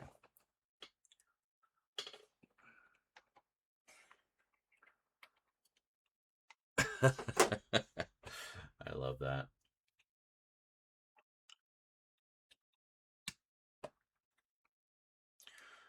Also, things that aren't Apple tend to be less expensive. Then you will have more money to buy more duplicate copies of all the DVDs and Blu-rays you already own. Because I know you like to do that for some reason. Really rub it in by watching Steve Jobs porn. Oh, God. And with, generative AI, such things are now possible.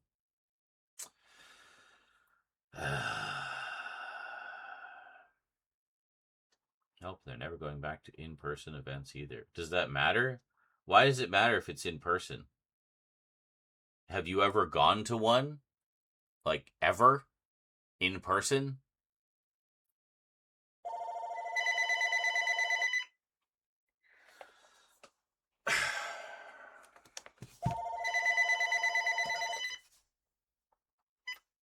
Hello? Hi. It just felt more real. What? It's no more or less real. I mean, what is the point of them? Is to announce things. They're still announcing things either way, It doesn't need to be in front of a big audience. But, I don't know.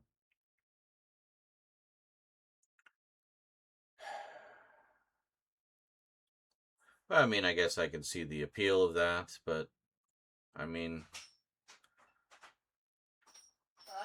Ow!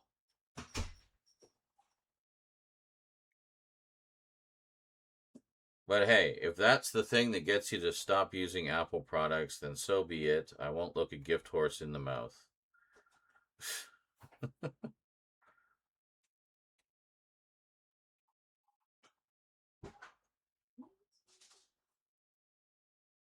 Stupid cuticles. Anyway. Oh, yeah.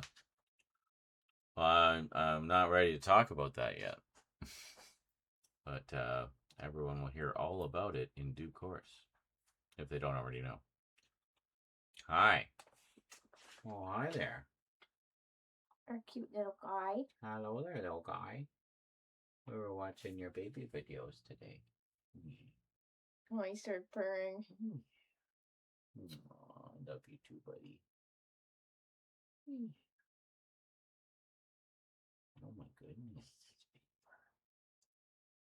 Thank you for the bird.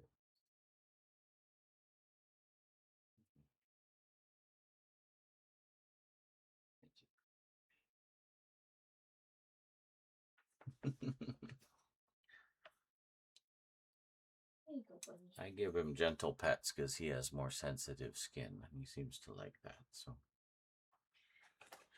if you miss the iPod, I might buy a what? A modified one someday. Yeah, dude, just get an MP3 I have an player. MP3 player. It works fine. Just get an MP3 player. Save yourself all the trouble. They're cheaper and probably have higher capacity for less money, you know? Yeah, I mean, my SanDisk one held a shit ton of music on it. And you have your freedom. Yeah, it's not all that DRM'd out the ass proprietary Apple format only bullshit. How much fucking pizza did you eat? Most of it. Bruh. Well, just eat it before it's gone. I had one slice. What? You did not have only I one had slice. 2. There you go. That's more like it. But, like, fuck's sake. What? It was only meant to last like a day. 2 pizzas! I'm hungry. I fucking 4 damn pizza when I got home. You got pizza. Yeah, 1 piece. I'll have a leg too. You're not mad at me.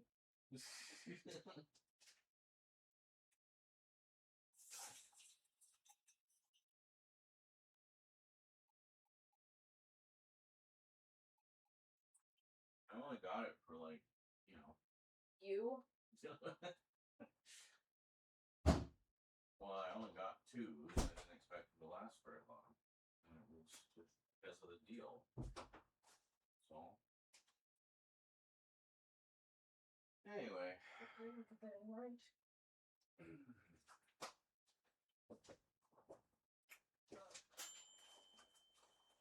Eh? Done already? No, I didn't set the timer properly. Oh.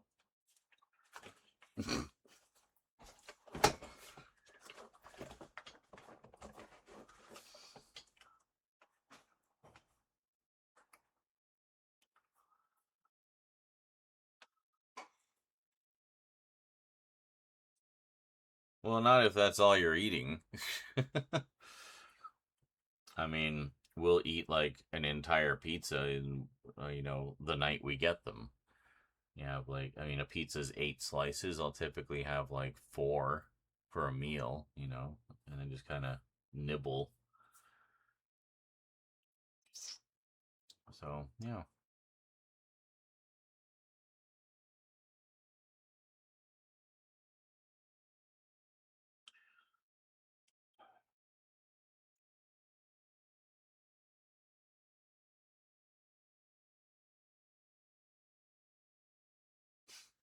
Day storied it.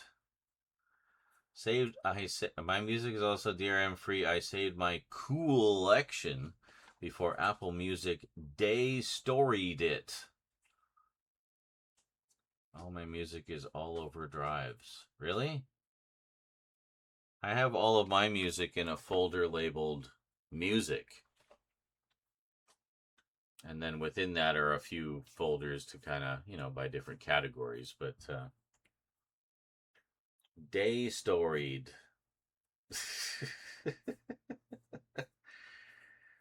Yeah. Yeah, I wouldn't trust Apple as far as I could throw them. As far as like they want to control everything. So I don't believe that they would ever fully relinquish control. As soon as you put it back on that iPad, all the DRM comes back with it. Guarantee it. Or iPod, whatever. But if you dump it all onto an MP3 player, then that's never an issue, you see.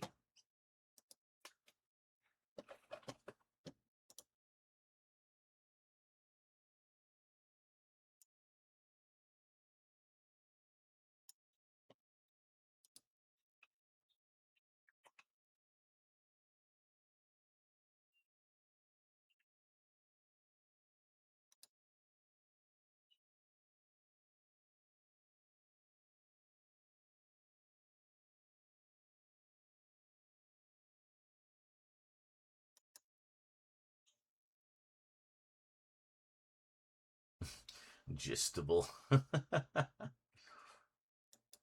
Very nice. Very nice. You have a beautiful MP3 player with big capacity, not supporting Apple, and about a fraction of the cost. You can put all your music on that. Not putting back on those. Those will stay on my servers. Okay, then what are you putting on the iPod or whatever? Oh, you mean the like? Yeah. Well, obviously you put a. Well, yeah. Obviously you put a copy of them onto the thing. You wouldn't like put them all on there, but.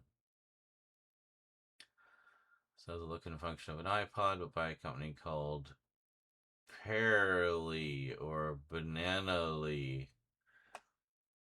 Banana Apple. Banana Apple.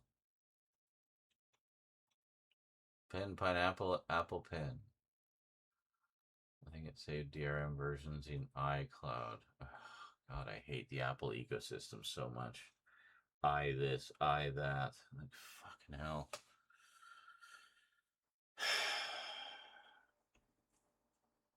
Android is just, you know, gallery, mail, music. Like, none of this I bullshit. The bad Apple Fortnite skins. Well, there was one. Yeah. It's a good one. Apple can I fuck itself. I don't care. Yeah. Yeah. I mean, the biggest issue I have, well, two things. The proprietary bullshit. I like having headphones, not earbuds. And the price. You pay out the ass for the Apple name. And like that's really the only reason. Is they've like marketed their stuff as being so unique and different and oh wow, status symbol if you get Apple products. But you're just paying for the name. You're like paying for that status symbol. It's like, oh, you must be rich if you have Apple products. Wow. Cool. But to me, I'd rather pay, a third of the price or less for a device that does all of the same things just as well, sometimes better. And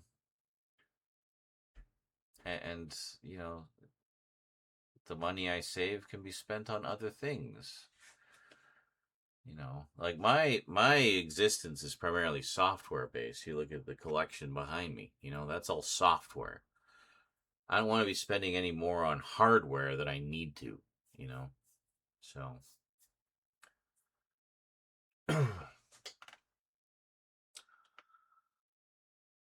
ha, yes, no doubt. As an autist, noise-canceling headphones are my best friend. Yeah, I tend to wear them even if I'm not necessarily listening to anything. It's just,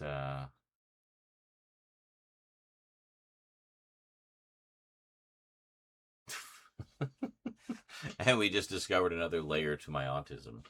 I'm one of those guys that likes to wear the big cans on his head. I don't go out with them unless I'm, bringing music with me, but still, like here, I mean, I'll tend to wear them all the time. It's a comfort thing.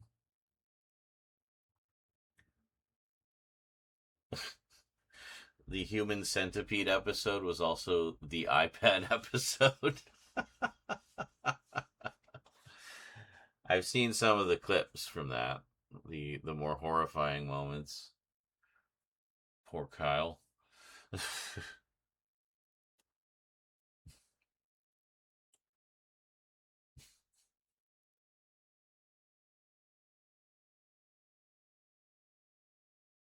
I have not seen the Human Centipede films. Perhaps one day I will, when I feel like being disgusted. Shopping malls, I wear them all the time. The music or podcast playing. Yeah, I can see that. I might try that, actually. I think the problem is, though, when I'm out in public, I don't like to be too isolated from what's going on around me. I tend to be very hyper aware of my surroundings.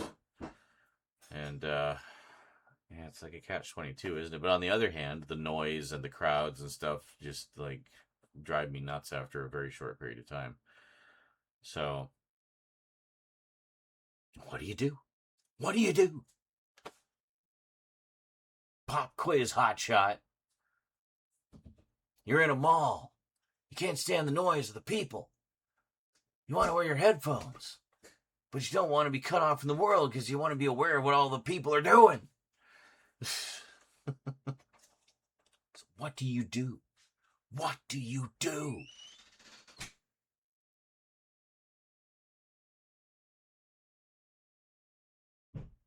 Yeah, but music or podcasts. That sounds good.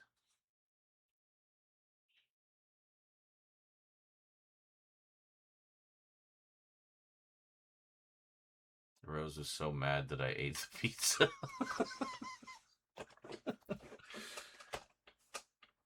I mean, I paid for it. It's technically all my pizza, but, you know,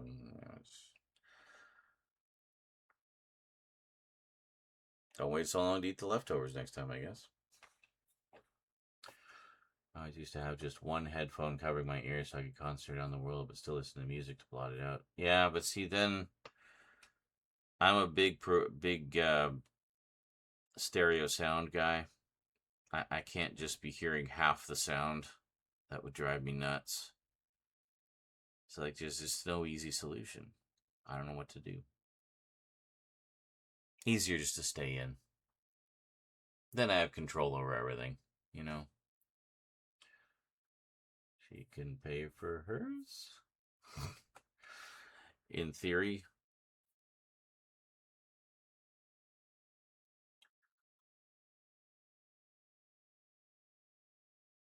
I've been able to do that for a while. What?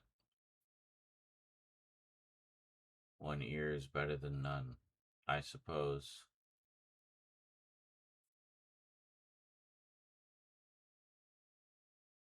Well, you know, congratulations. I'm so glad that you have been able to do that for a while. I tend not to. Just sing everywhere, loudly, all the time when out in public, right up in people's faces. That is the compromise, yes. Be the crazy one, so they will leave you alone out of fear. Who the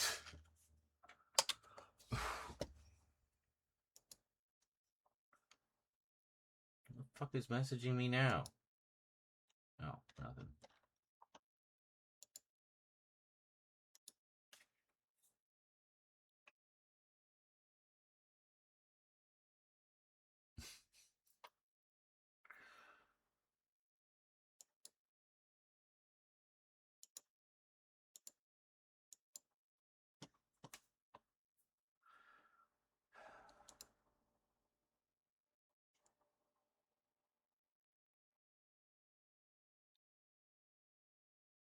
Should I make another coffee? Maybe I should make another coffee. I like coffee.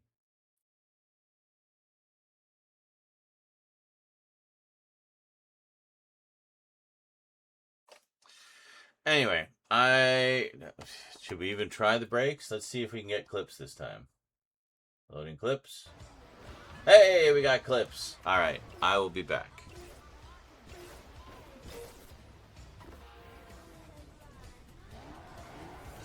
I don't need to be this high. Why am I in the storm? You put me so Yeah, I was in the high. storm too. Fuck, you put me I so lost high, blood. it threw me into the storm. I lost 3 health. I haven't even landed. I lost 2. Fuck's sake. I like how comparing today's countdown to the countdown in the video, we can determine the exact date of that clip. Get. Oh my god. Get up! Fucking bullshit, man.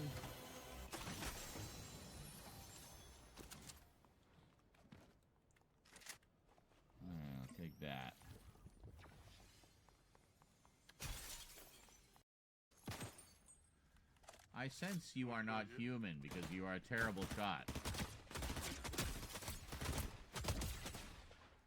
Yeah.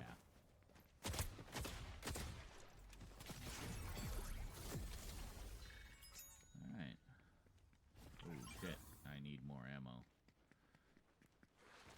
Hey, it's the singing fish. I wonder if, yeah, there we go. Look. Maybe I should turn the camera off and let my character do the talking. You know what I'm saying? No. I think that's what I'll do. I'll turn... No. No! Why do you need to see me? I'm not anywhere near as entertaining as that character is. There we go.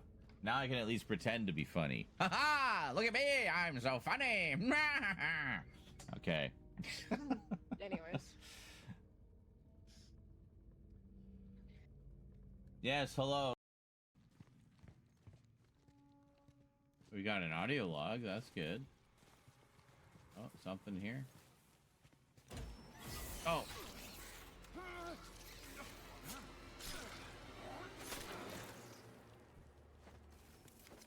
What are those?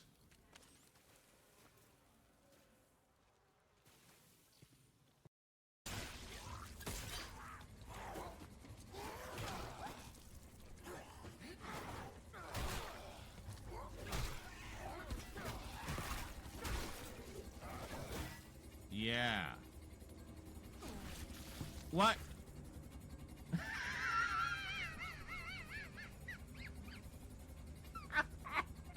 And then he walks into the fan.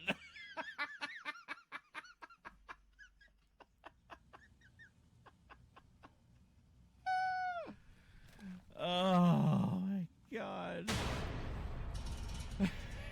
Because I guess each of us is in first person, but we see everybody else, right? So, but we can just like walk right up into someone's brain. Ah! Okay. Hello, Brinsley. Let's see if our eyeballs can touch.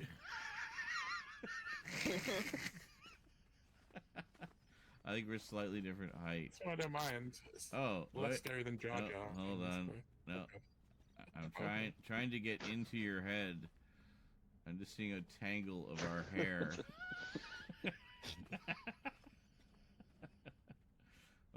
Oh, hello. Eyeball. Very close. Ah! You looked right at me.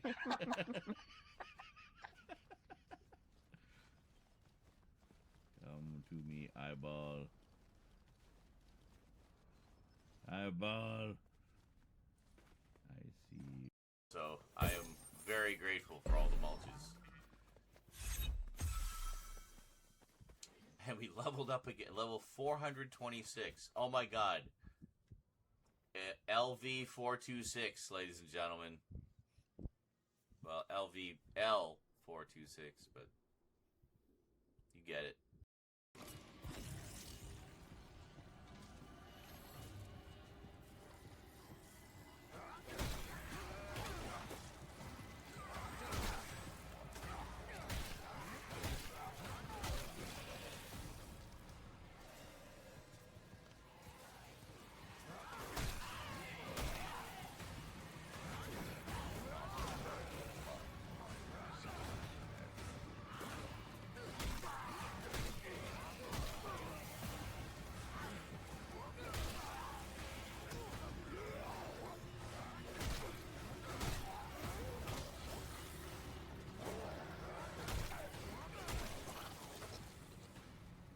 Yeah.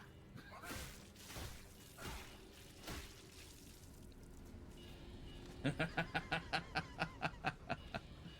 right. Not messing around here.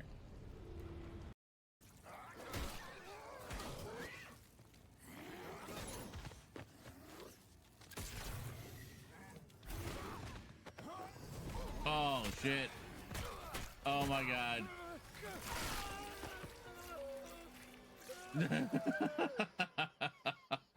Well, there it is.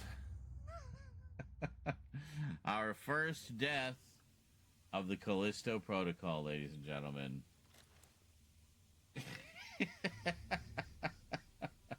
So, anyway.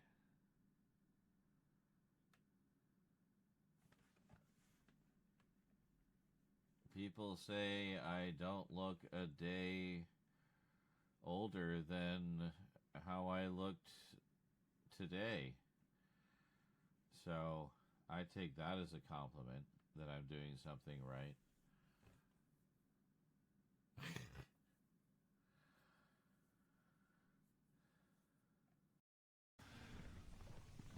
Shit.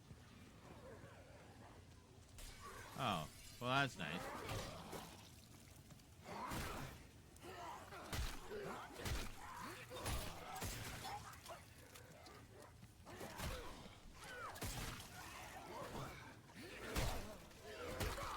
Ow. Oh my god.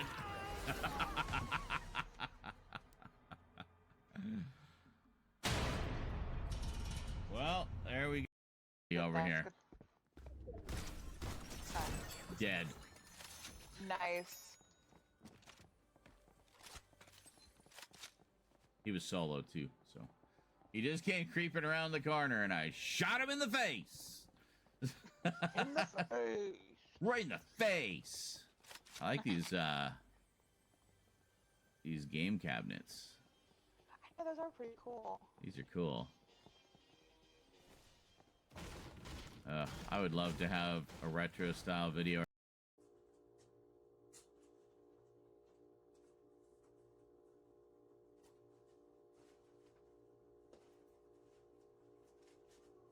What was that?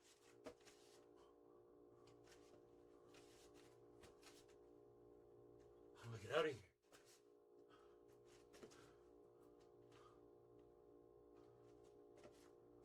Hello?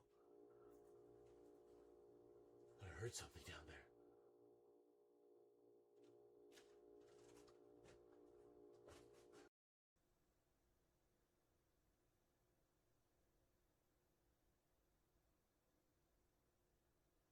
There. Oh. Ah, I'm using the Force.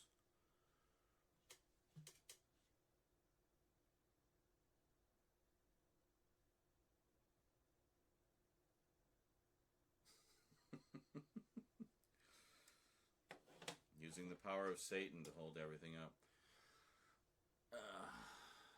Yeah, that looks good. What items can we sell? They'll be highlighted in a yellow square. That means you can pick them up. Okay. We already have quota. Okay. So what do we do now? We go back to the thing. Oh. Sorry. You just ran him over.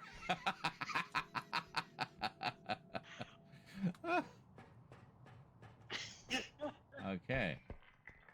Oh, we put it there. Ta-da! Tax return.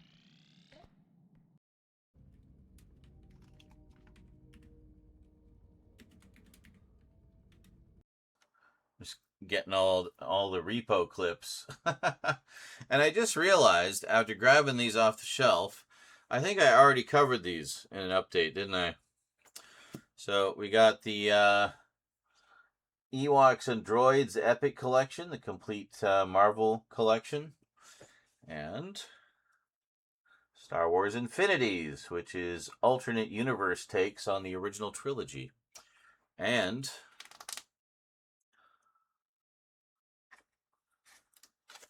The Star Wars, which is based on the original draft of the first one.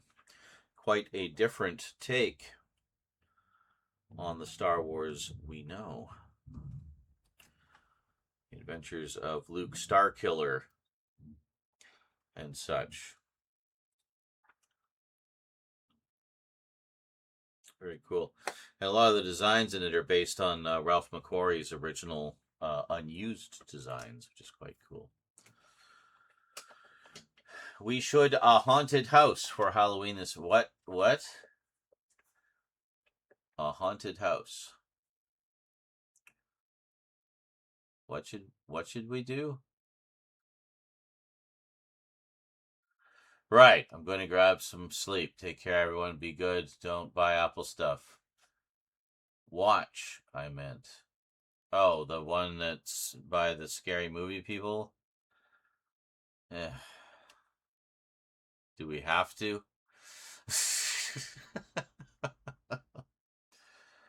I remember the local Best Buy, when they still had physical media, had both of those on Blu-ray on clearance for about $5 a piece, and they sat there for like a month at $5 a piece. Nobody would touch them. I thought about getting them, but I did not. Well, who do you think does the scary movies? They're all Wayans brothers, dude. All of them.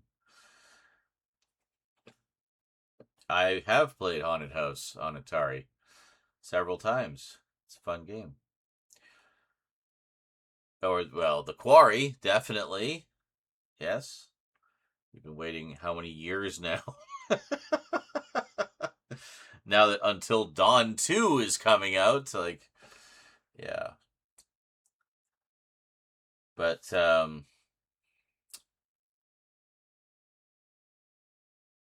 yes.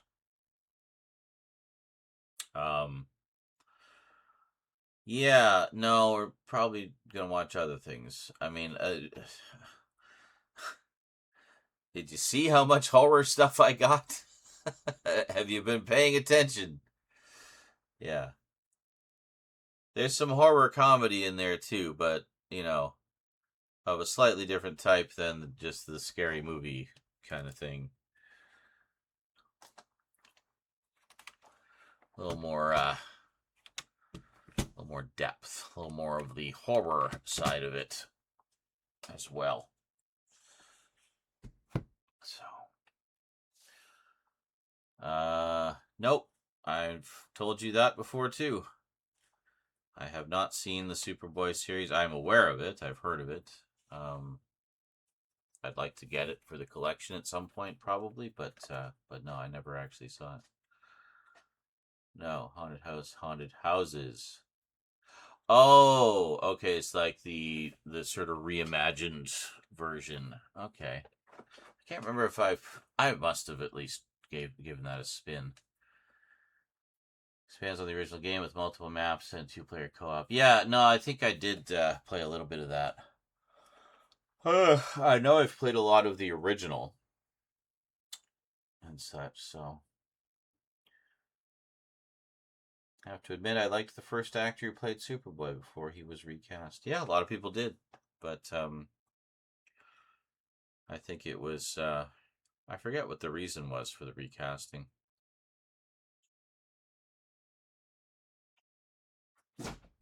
Ugh.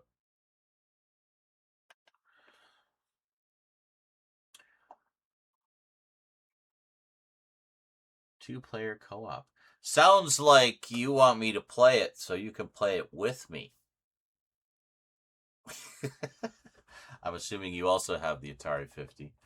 I have Atari 50 on PlayStation 5.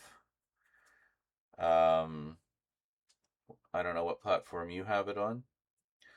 And I don't know if it's multi-plat. Like, I know it's available on multiple platforms. I don't know if it's, like, cross-play. If it is, then yeah, I'd be totally down to do that. I think that'd be fun.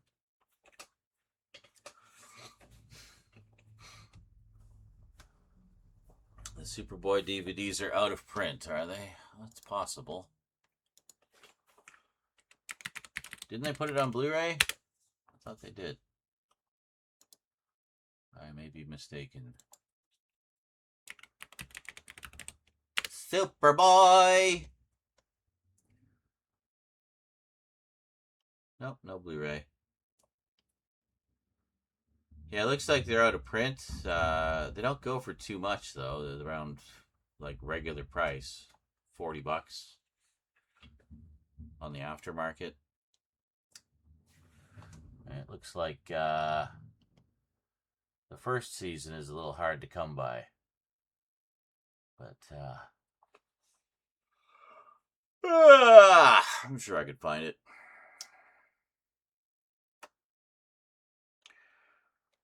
One of the big things on my radar right now is that collection of the Further Adventures of Indiana Jones Marvel comics, which are finally getting a collected edition. Oh, it's local only. Okay, but I'd love to see you and Rose play it. Ah, okay, that'd be a possibility. That's one should get on Blu-ray. Well, if it doesn't look like there is one, but you know, if there is someday.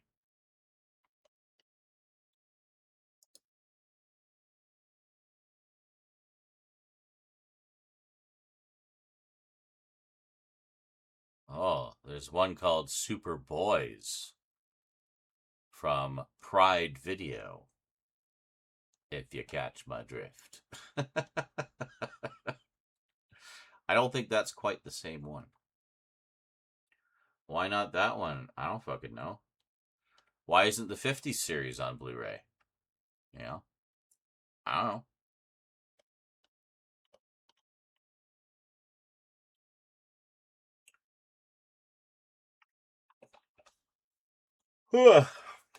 They, you know, I mean, I guess it's just a matter of what they figure is going to sell enough, and maybe, you know, they sold enough to finish it on DVD, but didn't, I don't know.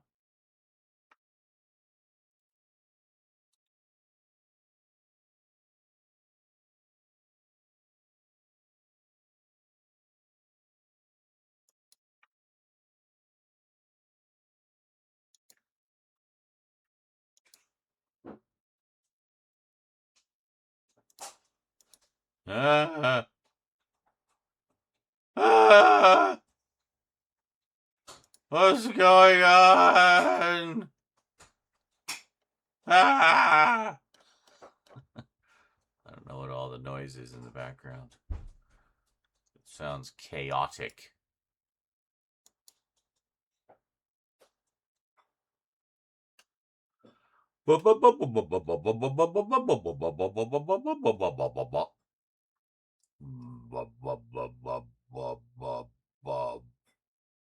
Bah.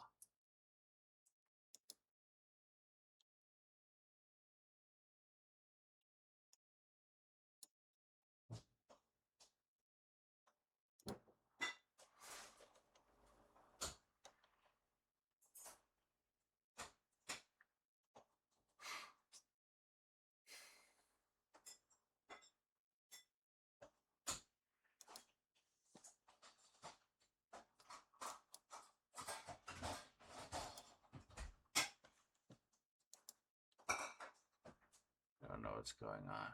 There's a lot of chaos over there. So much chaos.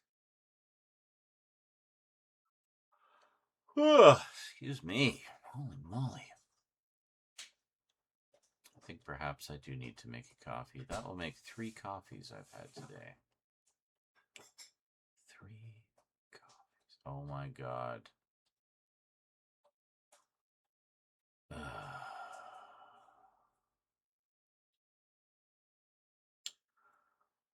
That's a terrible idea. From AP News, Visa plugs its payment network into ChatGPT, letting AI agents shop and pay for users. Visa is embedding its payment network into ChatGPT, allowing the chatbot to shop and complete transactions for users. That is a terrible idea.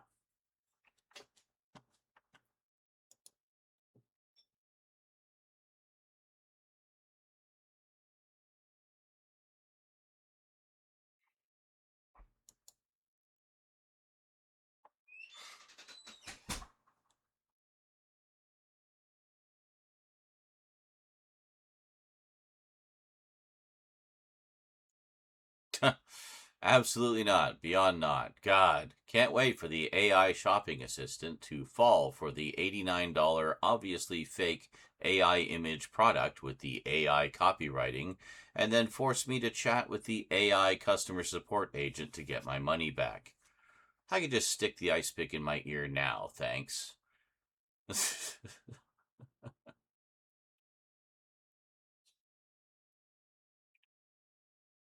Jesus.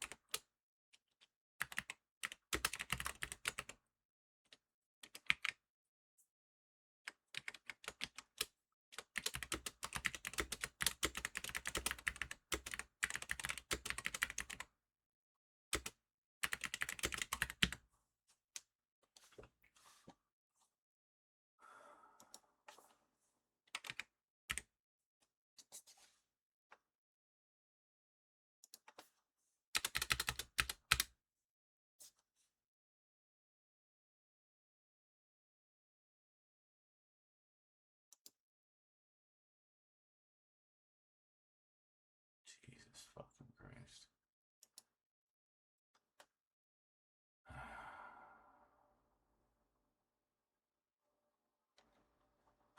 You know what's funny is the link to that says Visa, Chat GPT, OpenAI, Shopping, MasterCard.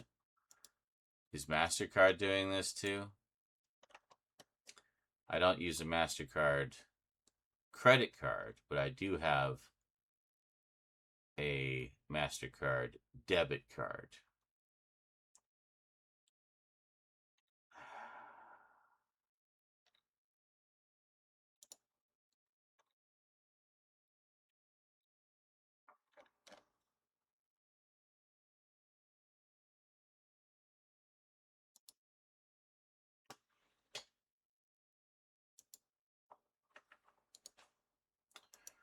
Well, I'll put that on the Computer Nerds page or channel on the Discord, because that's a terrible idea.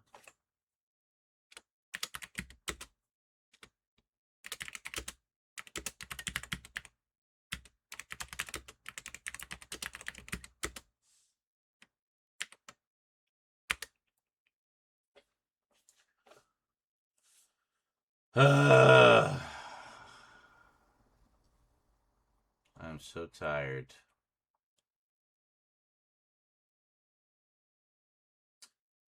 Of AI being shoved into everything. Just rammed into every orifice of everything that we do in our daily lives. Ugh. Ugh. Ah. Yeah. How many people are here? 9 people. Wow. So many viewers. Crazy. The madness. Oh, I'm just going to sit here and read comic books. Look. It's the Ewoks.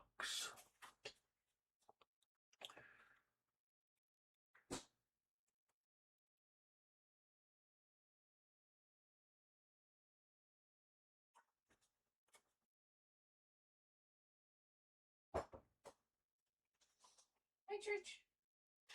Hi, Clips. Hi, Church. Hi, Clips. Hey, check it out. Look who's stepping softly through the danger zone with no weapon in their hand.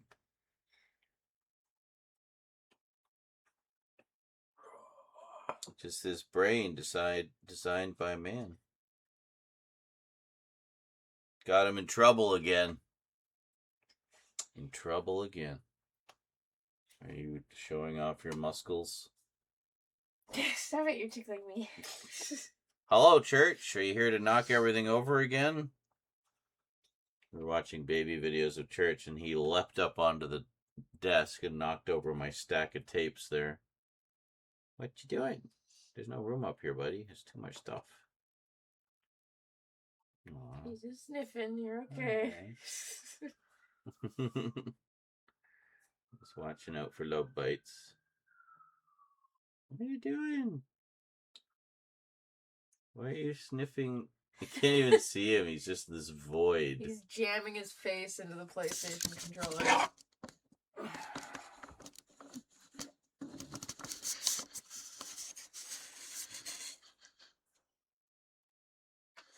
Where are you going? Where are you going? There's no church. There's nowhere to go back there, dude. What are you doing? Goofball. What are you looking for? Are you looking for food? There's no food here. Trust me. I would know. If there was, I would eat it. No. Come on, stop He's it. just sniffing. Alright. He won't eat your Blu-rays, don't worry. Better not. It's a limited edition. I mean, pretty much everything I get these days is a limited edition. Sweetie. Just come on. Why are you like doing laps around the things you could knock over on my I'm a desk? perch. If you want to rub, you can perch. Oh, sorry. You can be a church perch over there. Aw. Fuck. Did he get you? Yeah, I bit my arm.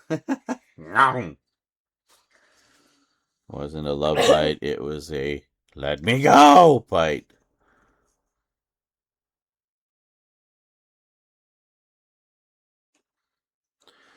So, I guess don't get a visa. Because it's linked to ChatGPT. Yeah. Yeah. And I love this comment. Absolutely not. Beyond not. God. Can't wait for the AI shopping assistant to fall for the $89 obviously fake AI image product with the AI copywriting and then force me to chat with the AI customer support agent to get my money back. Yeah. I can just stick to I can just stick the ice pick in my ear now, thanks. Can we actually get a focus on that? Yeah, kind of. There we go. Anyway. Yeah. I see that you've purchased a waffle iron on Amazon recently.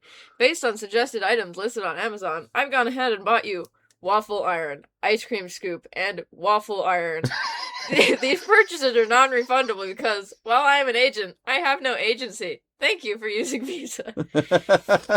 And then, based on observation and metrics of your purchasing history, you contact an independent contractor in your community to remodel your kitchen to accommodate the all-new suite of appliances that will arrive. And now I can't see because there's a cat. Excuse me, Mr. Getting in the way of everything. What are you doing? What? Why are you rummaging around on my desk? To remodel your kitchen, to accommodate the all-new suite of appliances that will arrive soon at the low rate of 76% interest on the loan we approved for you. Enjoy! Yay, new kitchen. What are you doing? He's sniffing the camera. What are you doing? That looks so stupid on the stream. It's his little dinky face. I think he wants to loaf where your books are. I don't want him to loaf where my books are. Buzz off. I don't want you to loaf on my desk right now, buddy. He really is just a featureless shape. There you Okay. go. See you. Satisfied, bud? See you, Shadow. As AI agents become active participants in the economy, AI agents will end up having more agency than humans. Yeah, pretty much. Dystopia. Yeah. Yeah. Click. What could possibly go wrong? People will go to prison for this. Probably not the people who should, though. Yeah. I hope it buys everyone porn, considering Visa's dislike of the erotic arts. Oh yeah, that's right. They're very like Christo-fascist too, aren't they? Hang on. I'm gonna ask Scambot to give me all the Visa card numbers being processed right now, but it will too. Yeah. And the disputes begin to roll in. This is like nobody wants this shit. Get rid of it.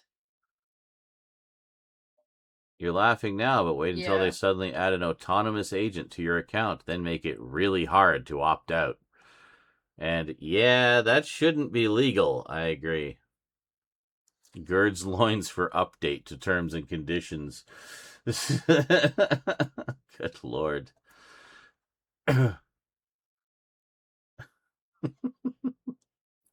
Like literally any post I've seen about, oh, we're gonna integrate AI into things, nobody wants it. No, I know. The only people that want it are the stupid fucking billionaires, and all they care about is making more money and fucking over their All the customers tech even bros. more.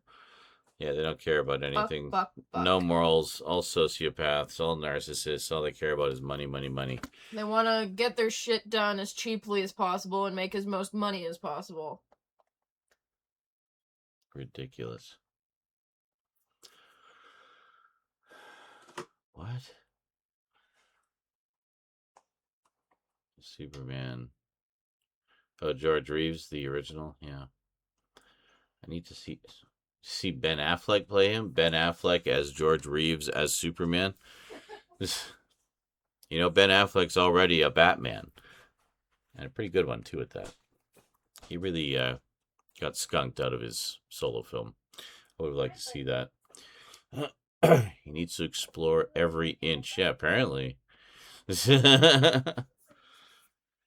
Things might have changed ever so slightly since the last time he explored every inch, which was, an hour ago. Well, probably longer ago than that.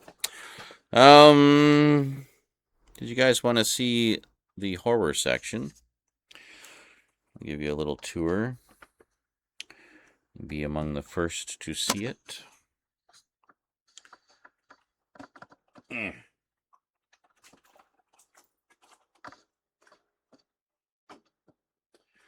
then we'll park you over here somewhere. And maybe do a little bit of filming. Shall we?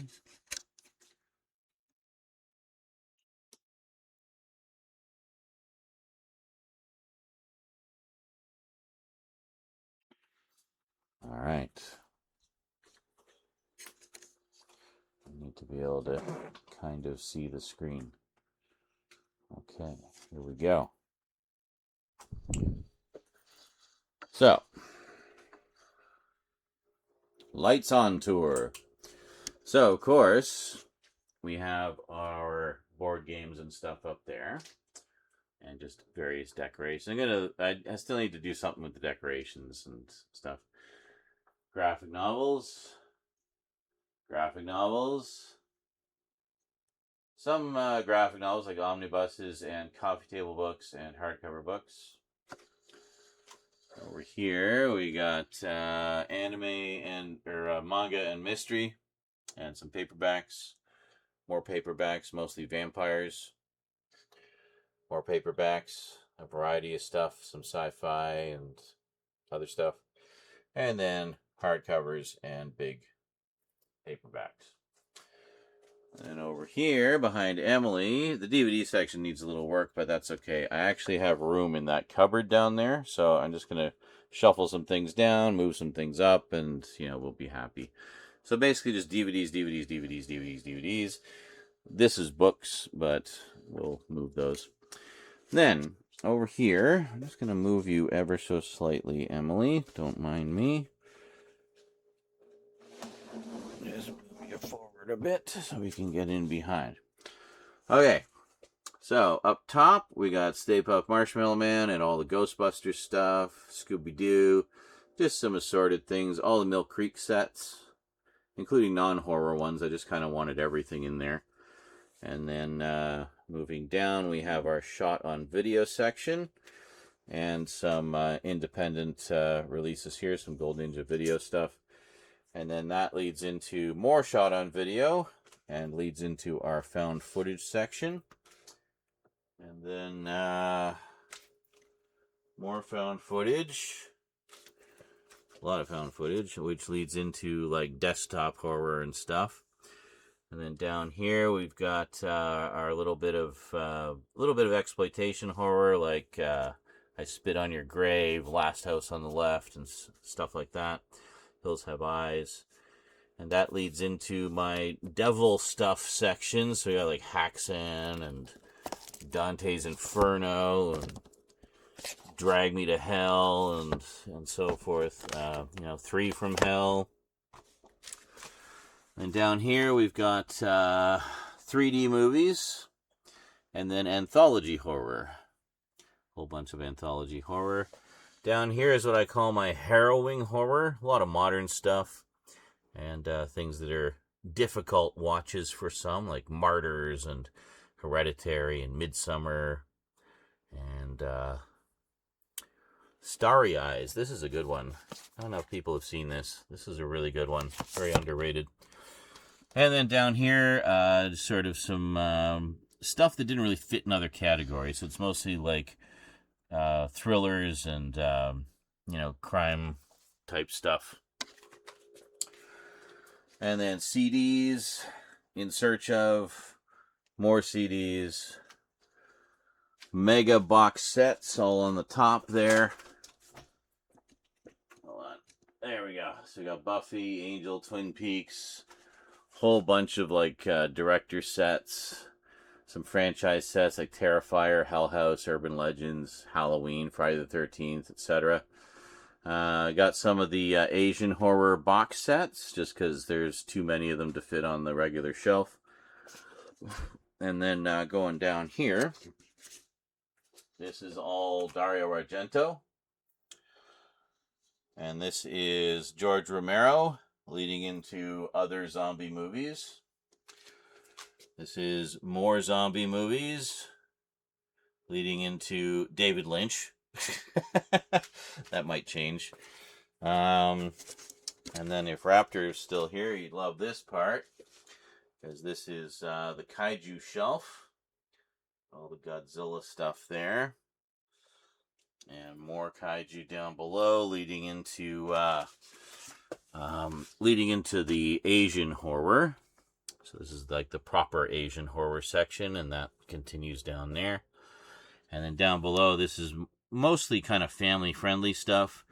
And comedies, not entirely family-friendly. Like, I wouldn't say Banana Splits is particularly family-friendly. But, get the idea. And then we got our sci-fi horror. All kinds of stuff there. More sci-fi horror, leading into robots and killer robots and killer dolls. And then that leads into the dystopian and post-apocalyptic sci-fi. And that's a couple shelves. This is a tiny little body horror section of Scanners, Videodrome, Society, and some other David Cronenberg stuff. The Stuff is kind of body horror. I might just put that with The Blob, actually. But this is more of a parody of The Blob. In fact, you know what? We'll do that right now. So, The Stuff goes over here next to The Blob. We'll get to that in a moment.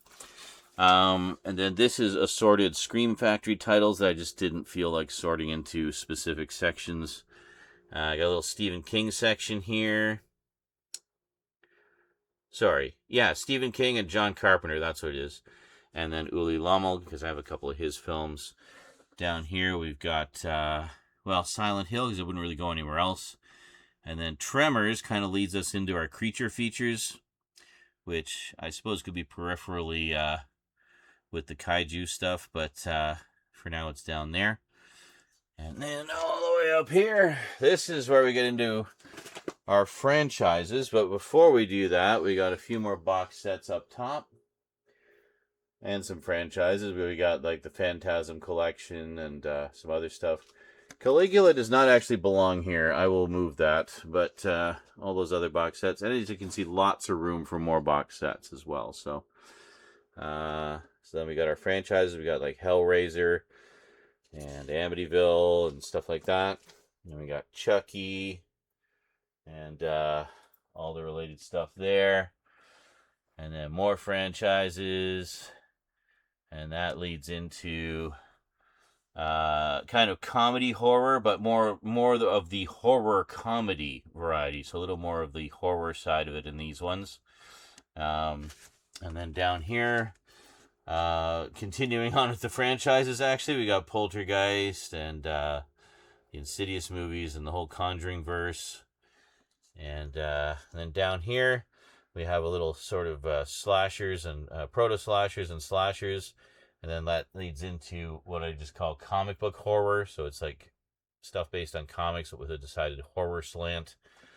And then down here we got documentaries and holiday horror. So anything that's not Halloween, basically. So Christmas, New Year's Eve, birthdays, Valentine's Day, stuff like that. And then over here, we have, this is basically this entire shelf is gothic horror and exploitation horror that is also kind of leaning into the gothic. So we got most of the Hammer stuff up top here, from the ones from Hammer, and a few others. And we got the Eurocrypt of Christopher Lee and the Cushing Curiosities collection. And then here we got the start of our gothic horror and monsters. We got Universal, mostly Universal stuff. And then that carries over into some other Hammer. This is the Hammer Presents line, which is other gothic horrors. And then we get into, I have these sorted by monsters. So we got, here's the order. We got Dracula, Frankenstein, Wolfman, Mummy, Invisible Man, Creature from the Black Lagoon, and then Phantom of the Opera. I don't have the Universal one yet. But, so here, with Hammer, we follow that pattern. So we got all the Draculas, all the Frankensteins, all the mummies. Phantom of the Opera is in the wrong spot. It's supposed to be here. There we go. So, and there we go. And then Hammer continues down here. So this is a mix of the Indicator and Scream Factory. It's a bunch of different labels. Anyway, so more Hammer, more Hammer, more Hammer. So this goes to basically, so we go Mummy, and then we have a bunch of Dr. Jekyll's, and then sort of other monsters and creatures. And then we go to like get into their sort of exploitation era a little bit with their vampire films and stuff. And then over here we have kind of a mix of their other stuff. So a lot of their crime thrillers and things like that, and some of their action stuff. We got a little section of the Cave Women films, little Robin Hood section, and whatnot. And then some of their pirate films and other adventure and war films. Hammer House of Horror, and then we get into the modern Hammer stuff. And then, after Hammer folded, a little guy named Paul Naschy came along and started doing gothic horror his way. Having grown up being a fan of all of the above, decided to do his own, and was actually quite good at it. He did quite a lot of them. Dark Shadows, of course, big centerpiece. So here we have other Draculas, various adaptations of Dracula. more Draculas. And then we have other vampires.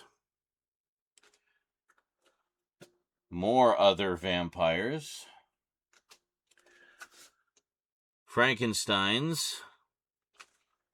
More Dan Curtis Gothic stuff to just kind of go with the Dark Shadows set there. More Frankensteins. Werewolves. Some Gothic horror box sets. There's a 5th set of this coming out, so that's going to have to move. The rest of everything, so we got everything from more werewolves, some more phantoms, some more Dr. Jekylls. And down here we got ghosts and haunted houses. And some more ghosts and haunted houses leading into other Gothic stuff. So we got our Vincent Price movies here. I mean, you got to have him if you got Christopher Lee and Peter Cushing in the mix, right? More Gothic horror. And then we're just going to quickly dip down to the bottom where we have the entire Redemption Films library. About 60 titles and some alternate editions. And then up here, we have the films of Jean Rollin, the 4K re-releases that Indicator's been doing, all of which were in the Redemption Films collection, but these new editions are vastly superior. And then some other stuff that Indicator released that just looked interesting. Faces of Death. And then this is all kind of exploitation stuff. Gets into kind of the sexy horror, but still with that Gothic flavor. And that leads us straight into my shelf of porn. So this is all adult and exploitation films from the 70s and 80s.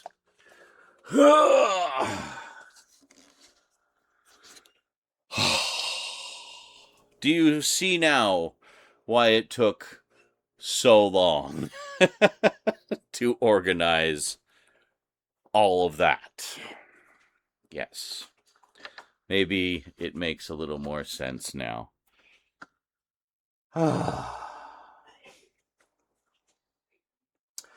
Never get enough horror. Incredible collection. I really want to rewatch True Blood, but need to get the complete series.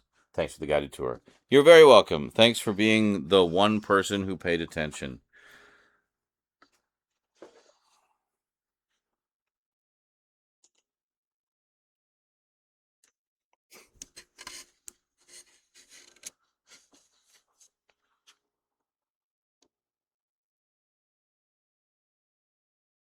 What you doing?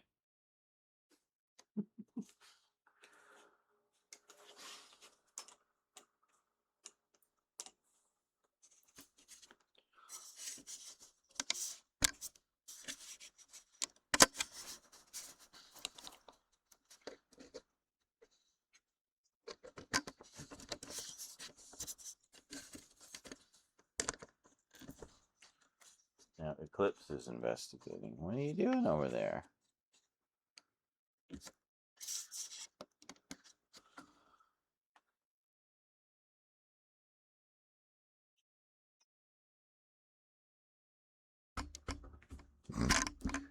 Caught on my shorts.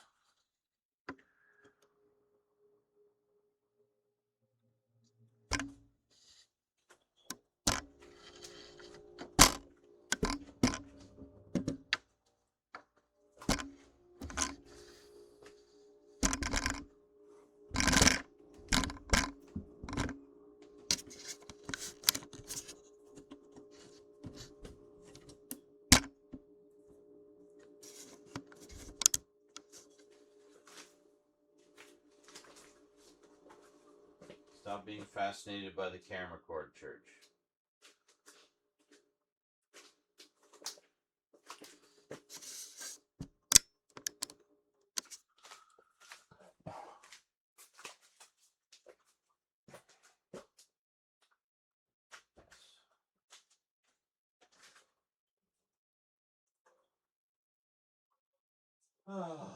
Okay.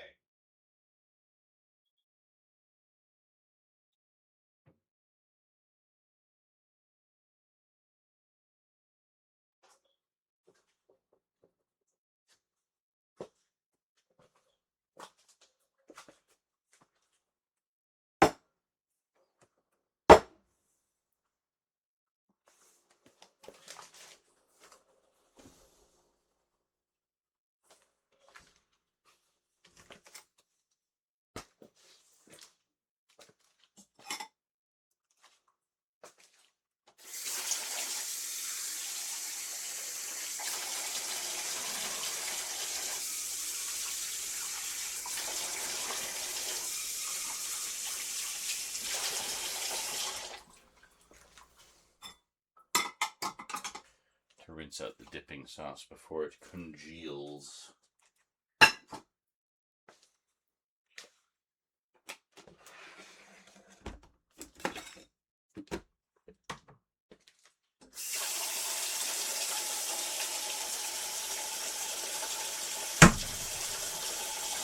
Gotcha, you little bastard. Fruit flies.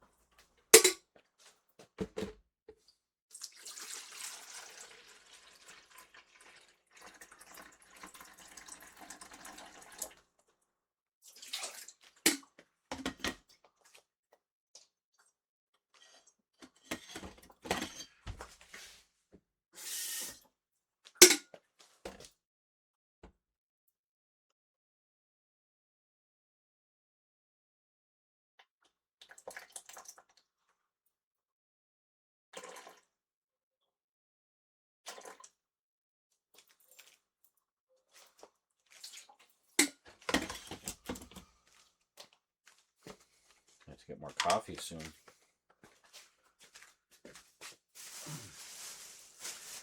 Keep those donos rolling in, guys. We need coffee.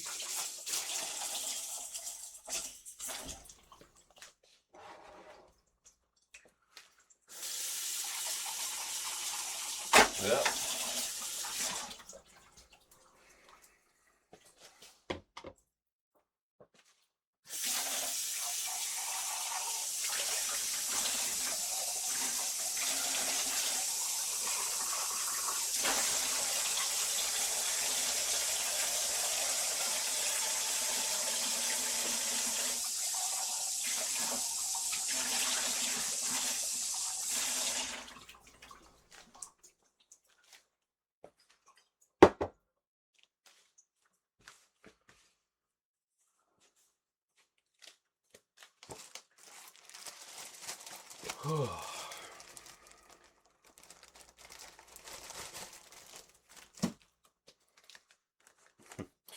I should technically be going to bed now, but I don't want to go to bed without having filmed anything. Must be productive now. We've come this far. Take it home.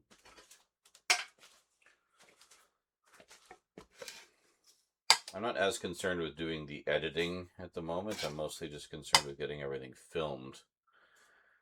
And once I get everything filmed, then I can kind of edit at my leisure. Main thing is just make sure there's a new video that goes up every day once we get this rolling. That's the idea, anyway. Jeez. What's left? Well, fortunately, the local convenience store carries my brand of coffee. The Nabob 1896 Tradition. So I guess this was their original blend when they were founded back in 1896. That must mean they're celebrating a big anniversary this year. So, yeah, it'd be 100 years. And what, 130, I guess? 130 years? Something like that. Pretty cool. That's a good run. All Canadian coffee company. But funny enough, I used to buy a couple other brands. I thought that was another fruit fly. It was just a crumb. I'm hallucinating. Clearly, I need coffee. But then one day I was out of coffee. It was the middle of the night. I didn't really have any choice, so I went to the convenience store to see what they had, and they had not a big thing like that, but one of the smaller containers of that particular coffee, the Nabob 1896, and I was like, huh, okay, well, sure. I haven't really had Nabob before, but I remember the commercials from when I was growing up, and the Nabob guy. talking about their Nabob's strict quality standards for their coffee beans and so forth. And yeah, so I thought, well, what the heck? Let's try the Nabob. Let's see if the Nabob guy was full of shit or not. So tried Nabob. It was about $15 for like a little thing like that, but or not like one I have, but like the smaller one is about a third of the size. But it's coffee, and it'll do in a pinch, and it'll still last you like a good month almost. But so I bought that, and I've basically just been drinking Nabob ever since because I really liked it. It's like, okay, the Nabob guy was right. This is some good fucking coffee. So yeah, I'll be sending some of it to Vermin Art in a package I've got for him, because he always sends me coffee. So I thought I'd return the favor and send him some coffee. Yes.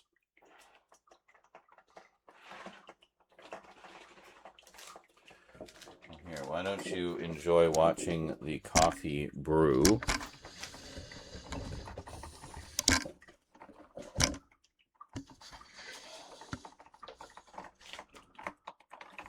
And I will be back shortly.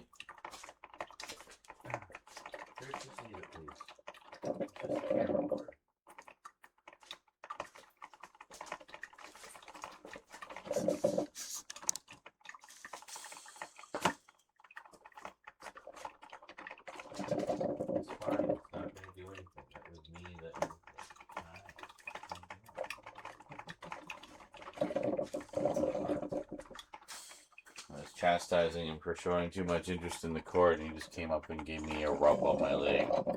It's like, well, I can't stay mad at you now. You're being all cute and cuddly. Anyway, enjoy watching the coffee brew. I'll be back momentarily.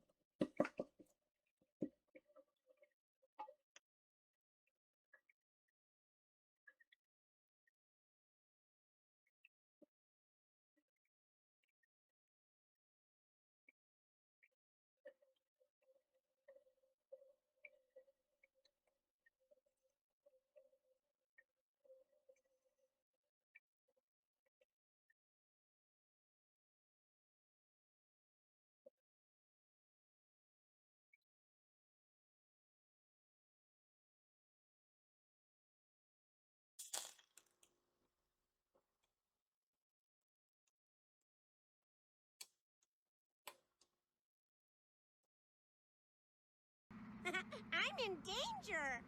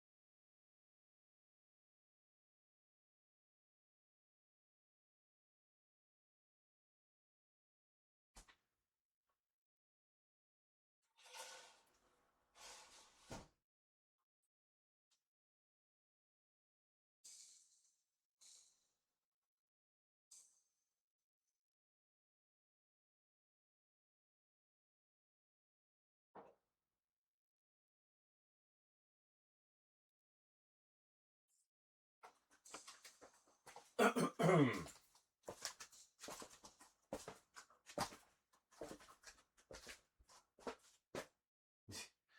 are still sitting by the cord.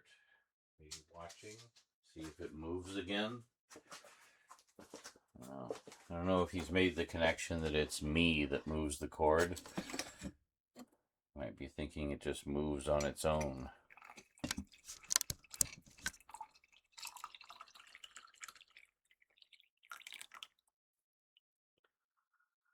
There. Now you see why I measured the water so carefully? Right. I pretty much got it down to a science.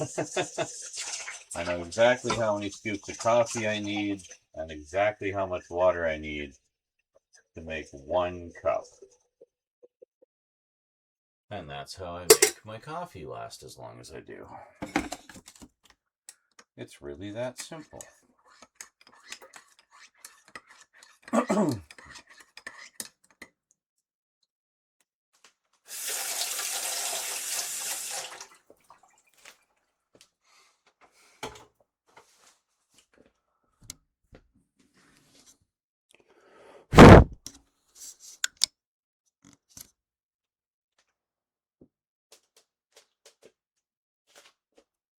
Cheers.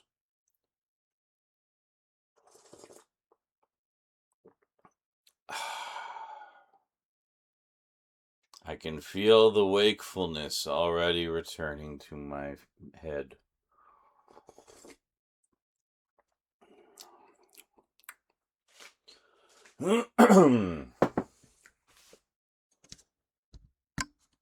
Well, let's bring the camera.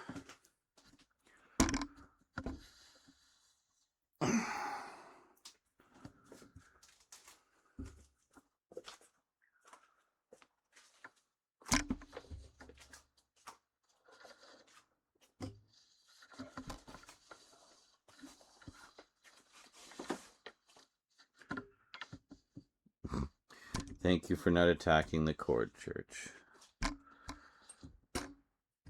I appreciate it.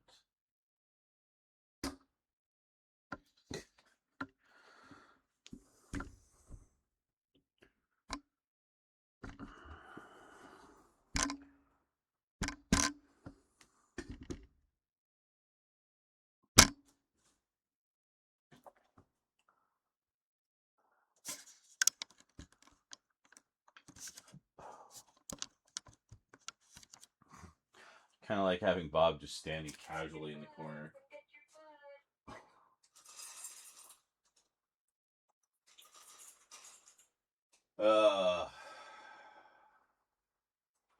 I don't think I could stay awake for watching tonight. I'm actually kind of on a day schedule at the moment, but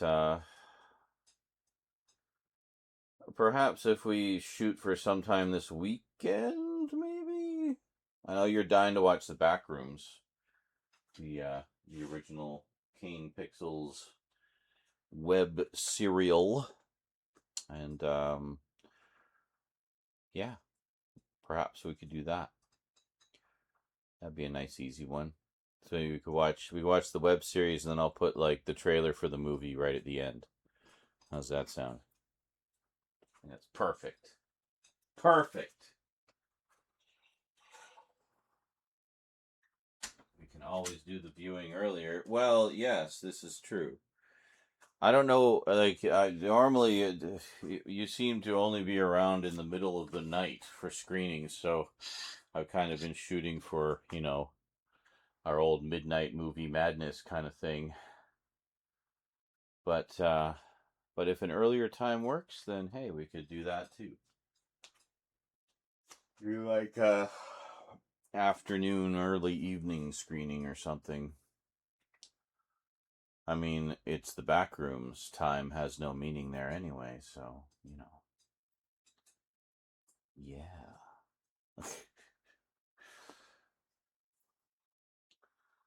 Time is very immaterial. I saw a pretty good one the other day. It was, one of the unofficial ones, shall we say. But it was quite well done. It took place in an endless supermarket. And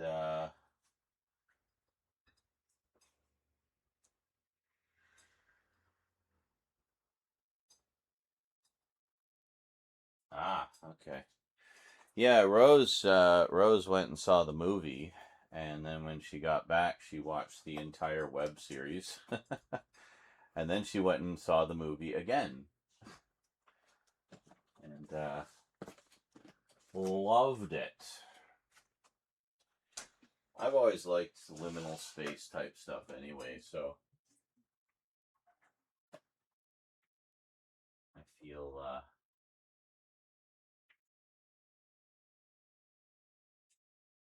I don't know, it's just something naturally creepy about it, you know? Fucking jar, like, can you just stay where I put you?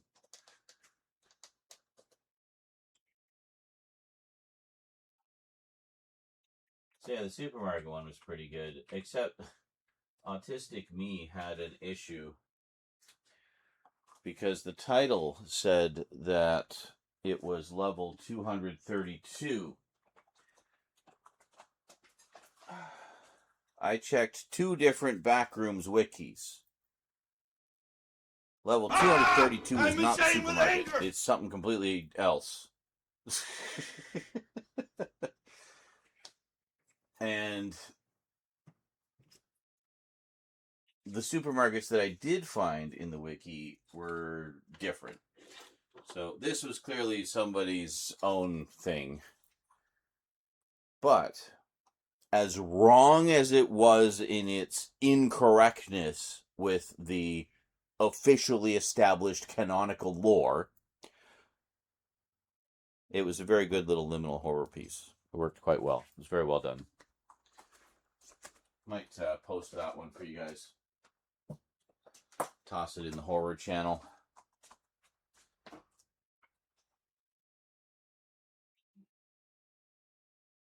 Heard mixed things, but I lean towards I will probably... Yeah, same. I mean, it's from the guy who made the web series, so I mean, at the very least, I have faith in him to be true to his own story. You know. People that didn't understand the ending don't understand metaphors. Well, don't say anything about that, because we don't want to spoil anything. But that's the only reason it's been getting hate. Because people are dumb? Oh, yes. Okay. I thought it was an amazing movie. Well, yeah, but then again, it twice. You and I are also watching Twin Peaks. Rose definitely understands metaphors. Yes. And symbolism. Symbolism. Whoa. It's symbolism. What does it mean? Symbolism.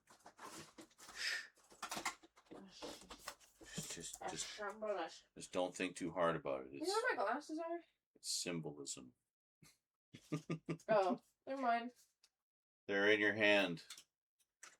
They weren't in my hand. And they're on your face. Thank you. Time to shave Rain's hair off.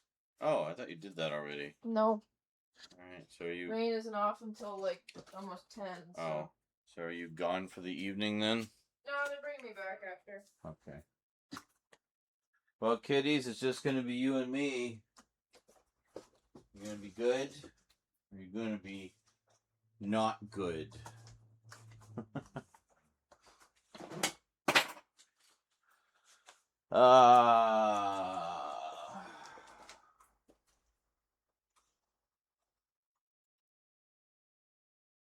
Mayonnaise. Mayonnaise.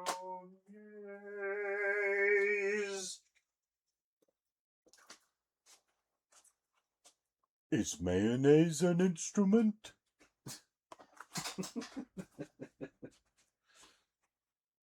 What have I done? Did a SpongeBob quote. Yep.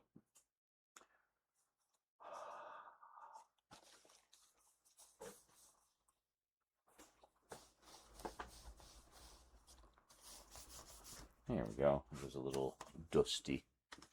Little dusty. I can hear Callum coming down the road. Oh, yeah? No, it's because he cranks his music.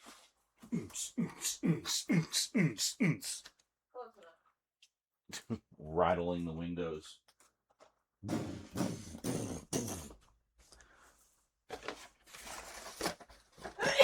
Bless you. Bless you.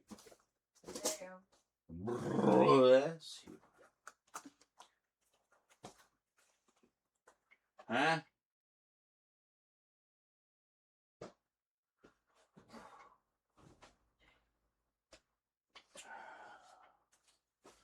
True, indie studios can interfere, but I don't feel that they did in this case. I mean, it sounds like they were pretty trusting of the creative vision. I mean, the set alone was apparently incredible. 30,000 square feet. Yes, 30,000 square feet. I've seen Point where actors actually got lost in it. Okay, can I tell the story? No. Because I have more story to tell. So do I.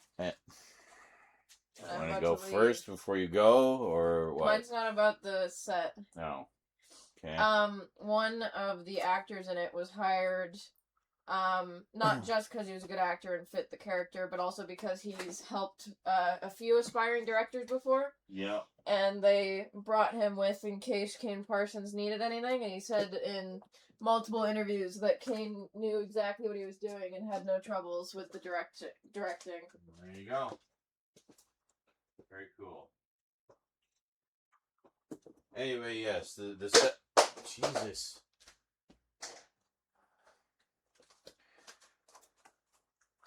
The set was. Fuck, church, I don't have pants on. Just got shorts.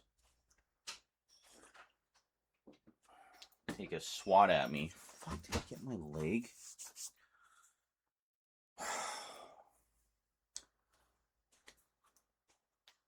Anyway.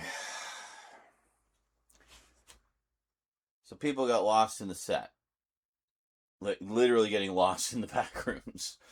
But I've seen a number of videos where they've actually allowed people like YouTubers and stuff to come onto the set and, wander around and do their own little exploration and stuff and check it out. Okay, are you two just gonna go bananas now? Like, now it's crazy time, apparently. Alright, I'm gonna take these Star Wars things back.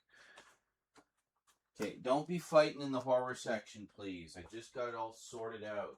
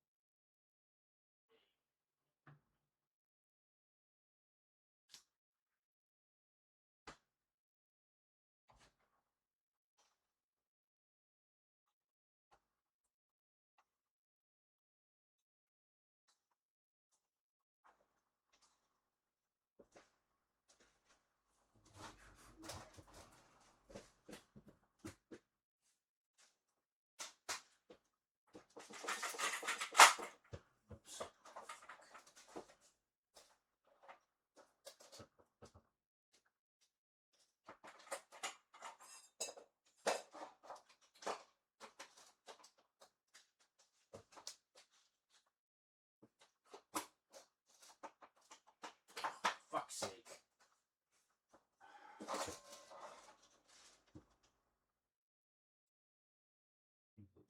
Here.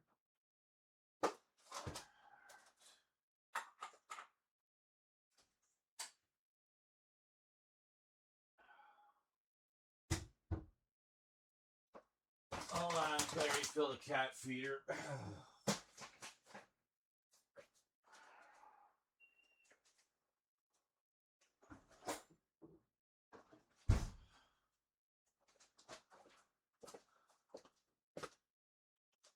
Here's the scissors.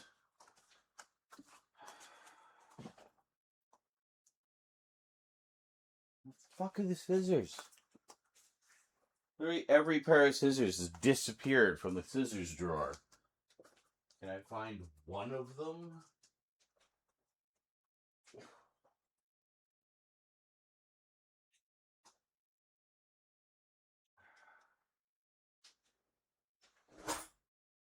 Literally not a single pair in there. What the fuck?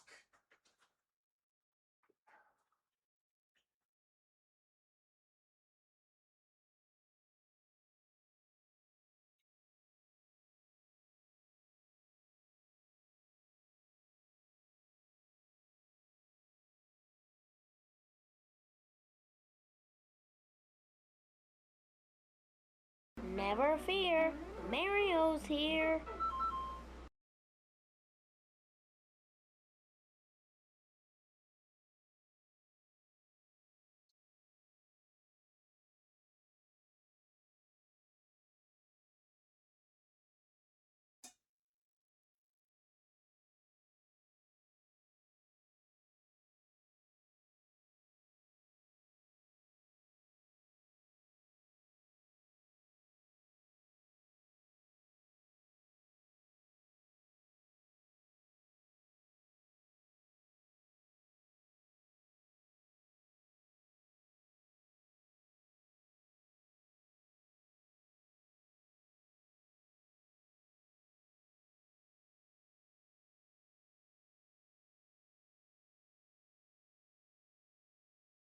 Great.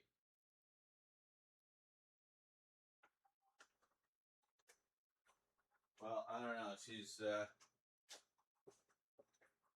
going to cut her friend's hair, so I'm thinking, did she just take every pair of scissors we own with her? Like, you couldn't leave me one?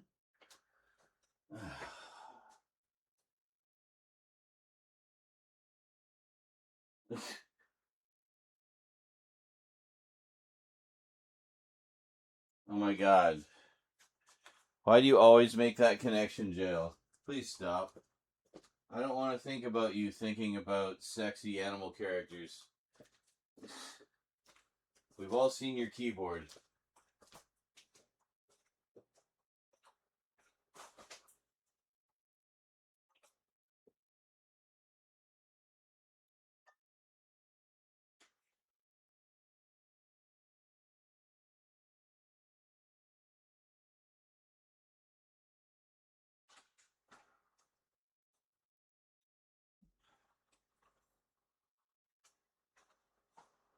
Alright. Found a pair of scissors.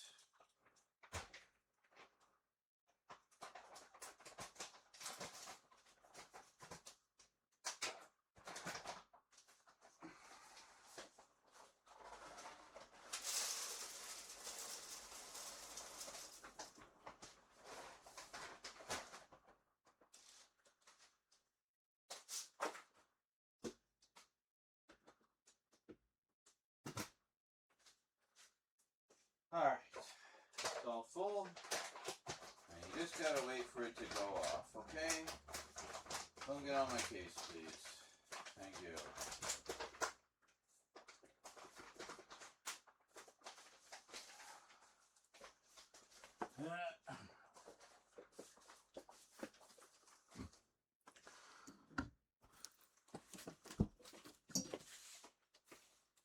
What are you doing?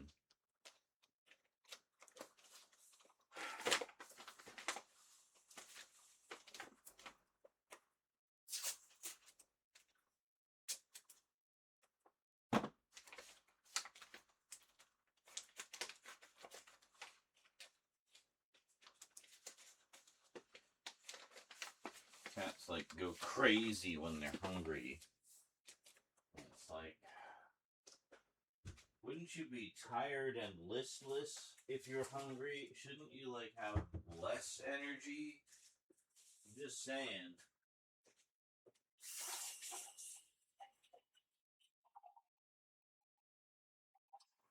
Why are you burning off more energy when you should have less? You know, it's just gonna make you more hungry. Alright. Okay. Knock it out, cats. Played a bit of the original and I sucked. Oh, really? Well, yeah, I mean, you probably haven't played it since you were a kid. Yeah, you know what I'm saying? Yeah, where are we going here? Oh.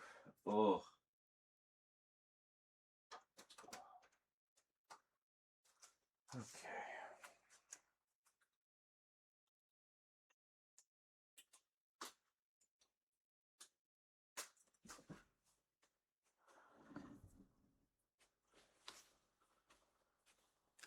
Sun is going down. Down. Down.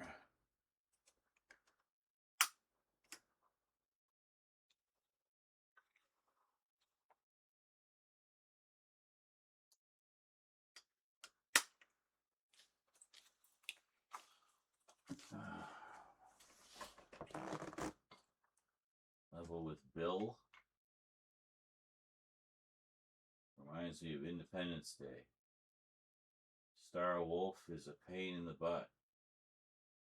Who is Bill and who is Star Wolf?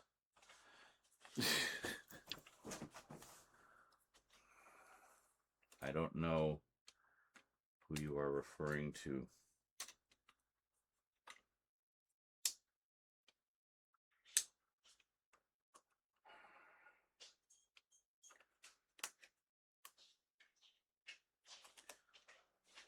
There's water in there, buddy.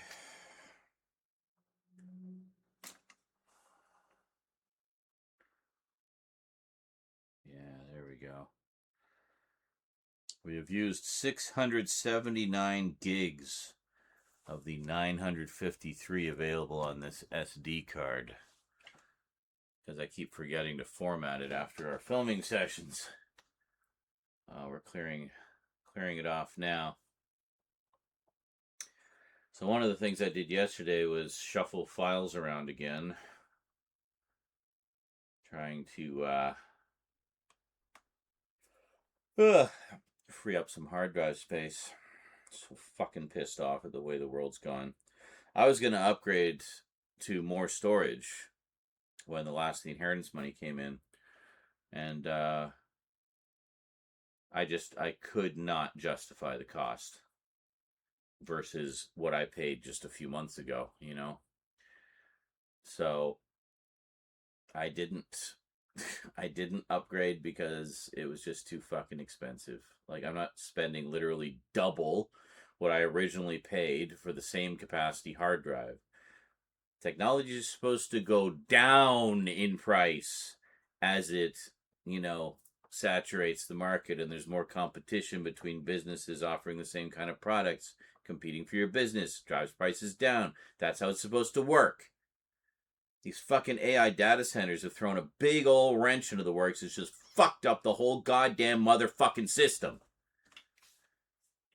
It really has. It's fucked everything. And for what?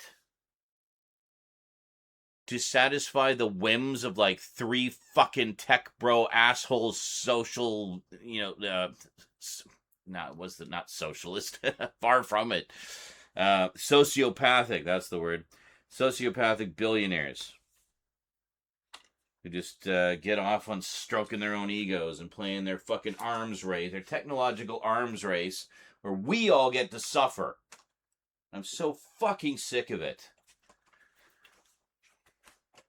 We should not be living our lives at the whims of insane billionaires. We really should not.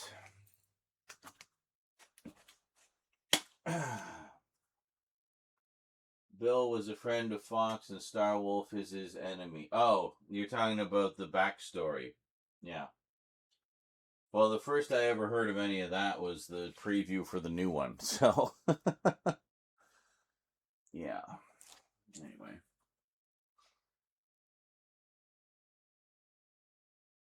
I don't even know why I bother ranting. Like,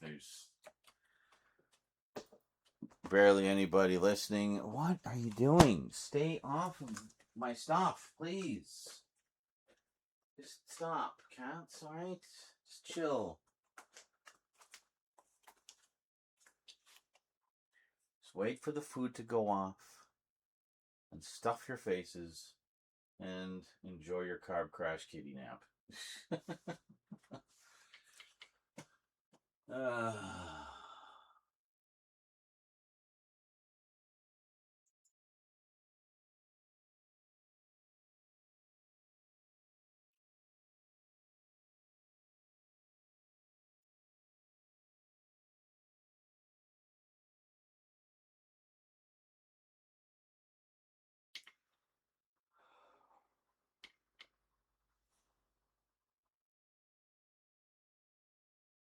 Oh, hey, Nick's brought it back, eh?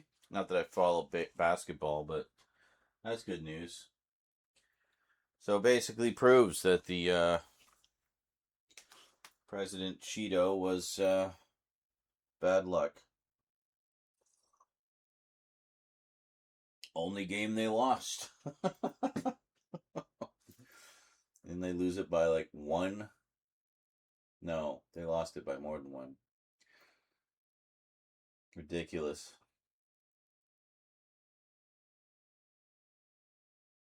So glad they blocked off all those streets and all those businesses that were counting on the extra traffic were basically fucked over so he could sleep through half the game.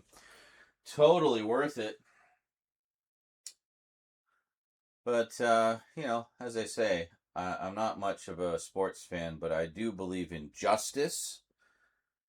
And I think it's great that the Knicks pulled through for another team, for another win.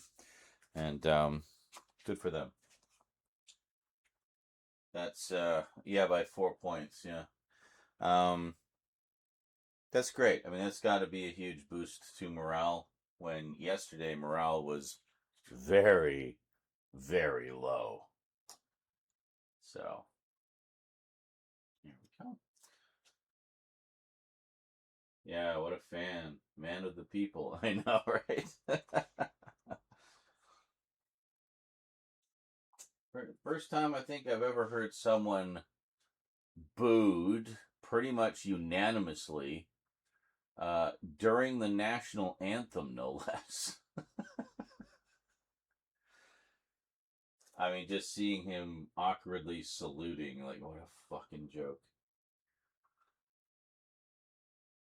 So anyway, if you want to go ahead and put me on your radical leftist lunatic list there, White House, feel free.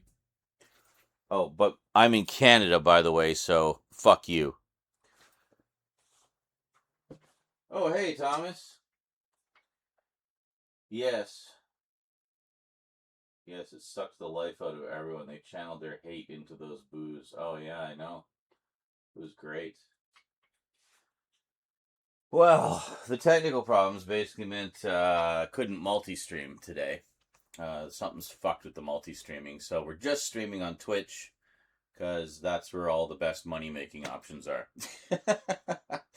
But I did adjust it so at least Twitch is in 1080 right now. Enjoy that while it lasts. So a little crisper, a little cleaner, a little prettier today. But, yeah.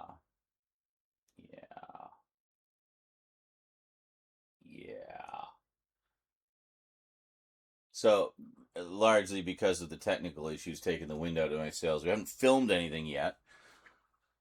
But I just made a coffee, and the sun has almost gone down. So I figure at the very least, maybe we can knock out those three or four small ones that we set aside the other day. Get those done. So then we at least get three in the bag, right? Yeah. See, like if I had gone over to YouTube, so basically I could do either YouTube or Twitch. I decided to go with Twitch because money, essentially. And I'm glad I did, because JL brought his pocketbook today and has been going nuts with the soundboard. So, huzzah. Thank you so much, JL.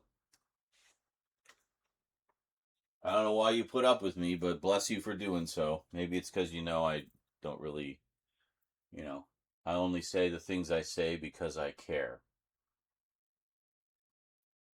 And I do. I genuinely care about all the money you give. I know, I mean... you know what I mean.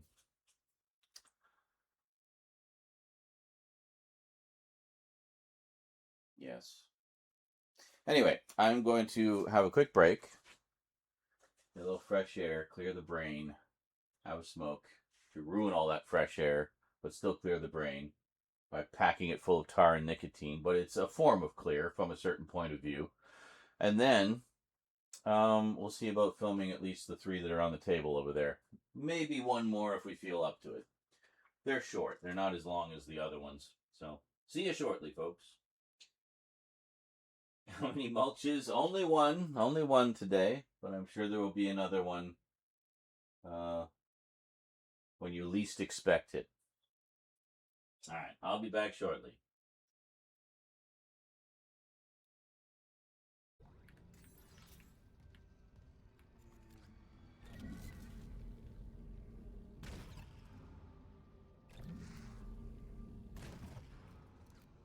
Ah.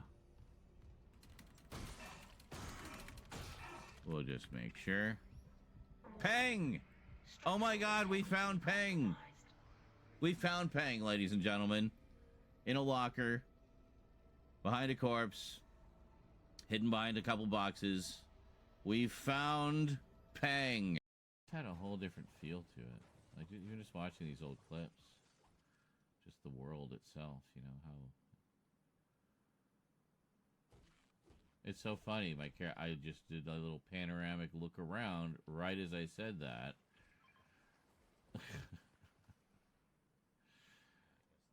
Wow. Connected across time.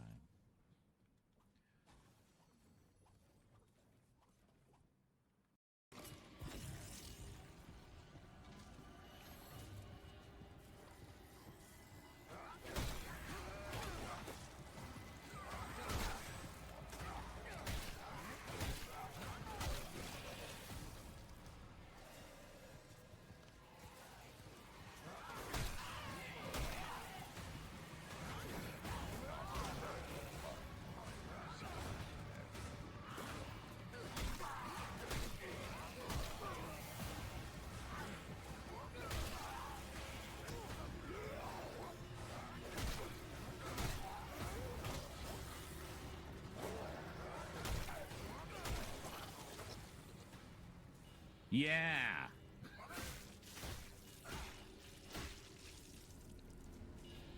That's right. Not messing around here. Because of moi. Definitely because of you. You are.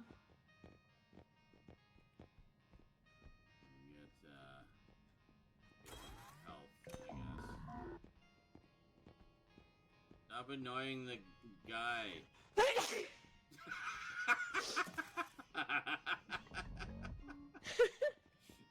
Seeing a guy sneeze. Shit. Oh, well that's nice.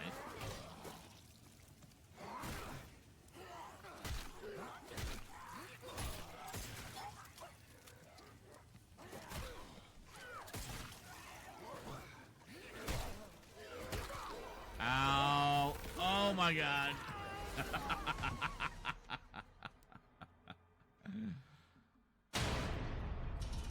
Well, there we go. Got to thinking about Spawn, but not right away.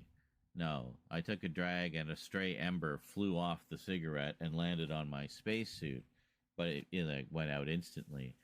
But then, of course, my brain immediately went to, oh my god, what if this one is one of those like cheaply made, highly instantly flammable materials? And so then I just, of course, picture myself suddenly being engulfed in flames, not able to touch the zipper because it's red hot, and just basically having it melting to me. until I'm a burned husk of a man and get obviously sent to hell. So naturally, I would make a deal with Malbolgia and become a hell spawn. Ergo, I was thinking about Spawn.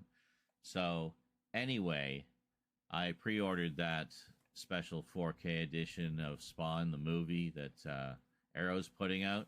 Yeah, didn't want to miss out on that.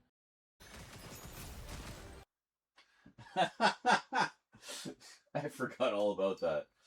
I now have that edition of Spawn because I filmed that segment so long ago that it has long since been released. And a lovely edition it is, too. So, let's bring our other light over. Light!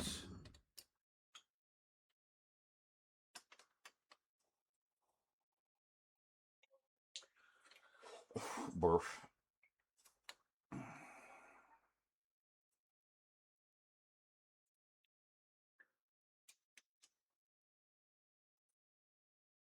Oops, are we a little loose?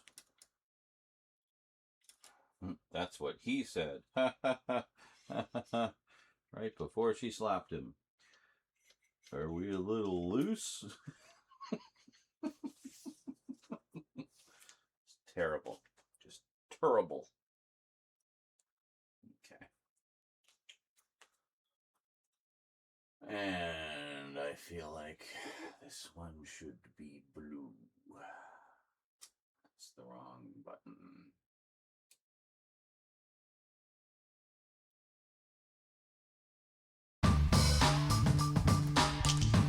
Well, hello there, subscriber. John Lurther Collector 98 just resubscribed for 45 months. I. The eyes have it. Thank you muchly for the subbage.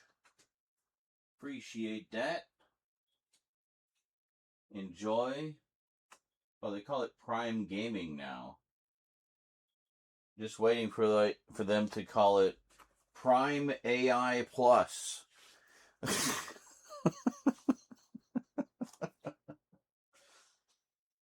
Why? Well, because we put some AI in it. Why? we don't want it.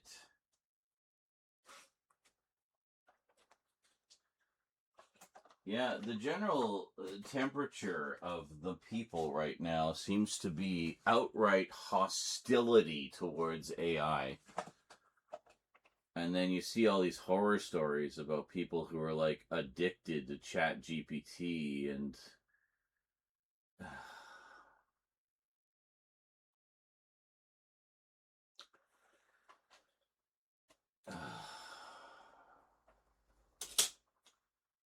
yeah.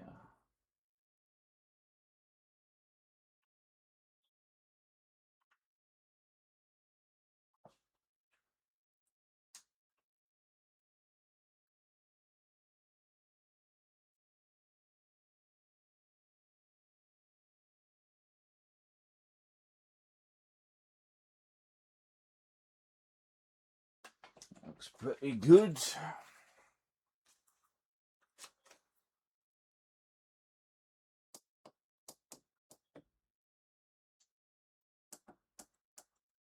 Okay. I think we're actually good. Pumpkin looks good. Skull looks good. We'll just angle him slightly. That's a little better. I like them to be slightly askew, just more interesting, than just symmetrical and bang on.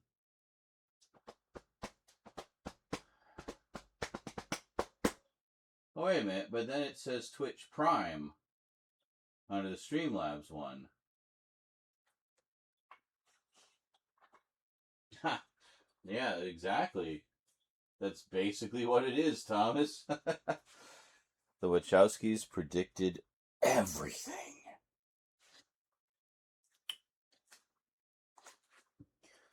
So, let's pick something to focus on.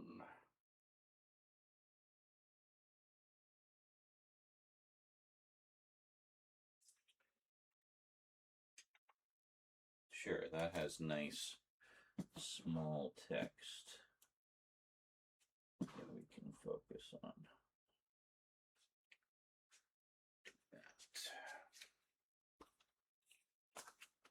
White text on black background. Yes, that's Streamlabs. Yeah, it wouldn't be the first thing they're miles behind on. By the way, I found out if I only stream on YouTube, I can use HEVC, which means I can use a lower bit rate for the same level of quality in 4K, smaller files, which would be great for when I download them for editing, and also a format that Vegas natively recognizes, so I won't have to do much in the way of conversion. So I'm thinking maybe when we get back to gaming, for the ones that we want to have in 4K, we might just do them solo on YouTube so I can take advantage of that. It will definitely help with the editing later. What? Please don't be meowing your head off. Please, I'm begging you. Just don't. Just don't, kitty. Please don't. Oh my God, why? Why?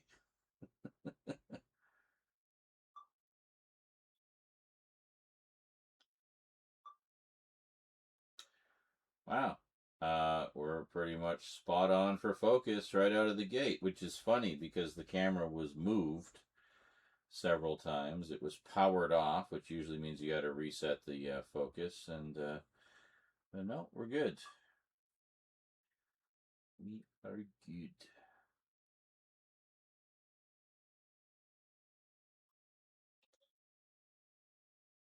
Good, centered.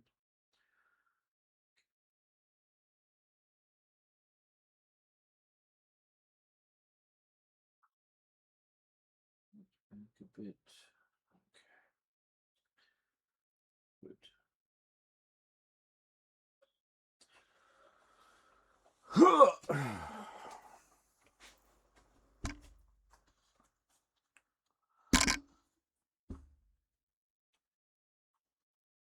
Never fear, Mario's here. There. Now you guys are right up in the action.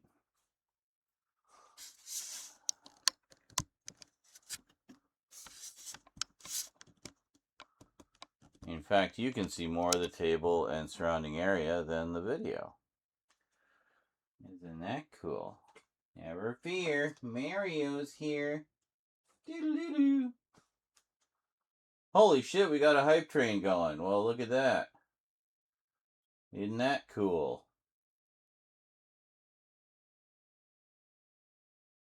Am I seeing that on... Oh, look at that. When I'm only on Twitch, Streamlabs shows me everything.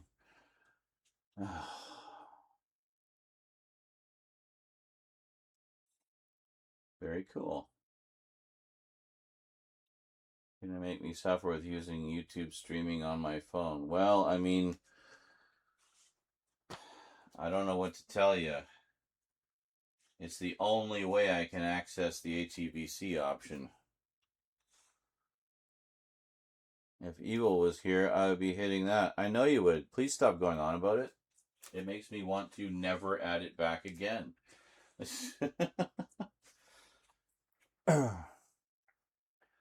Another mulch would get us to level 4. Yes, what? Really? One singular mulch would get us that far? That's crazy.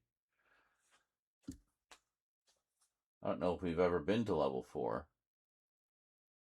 I think we have. Like once.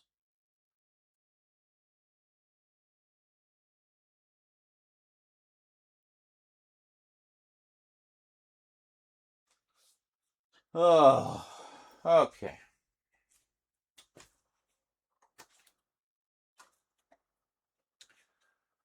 Let's see what we can do. Play mulch then. You play mulch. Everybody play mulch, and we'll get to level like 20. Mulch is for everyone. Ugh.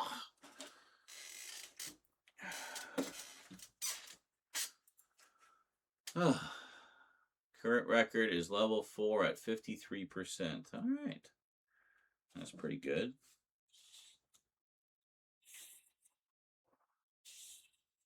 Why are there so many crumbs under the mat? I blame kitties laying on it. A mulch is a layer of material applied to the surface of soil. Oh my god!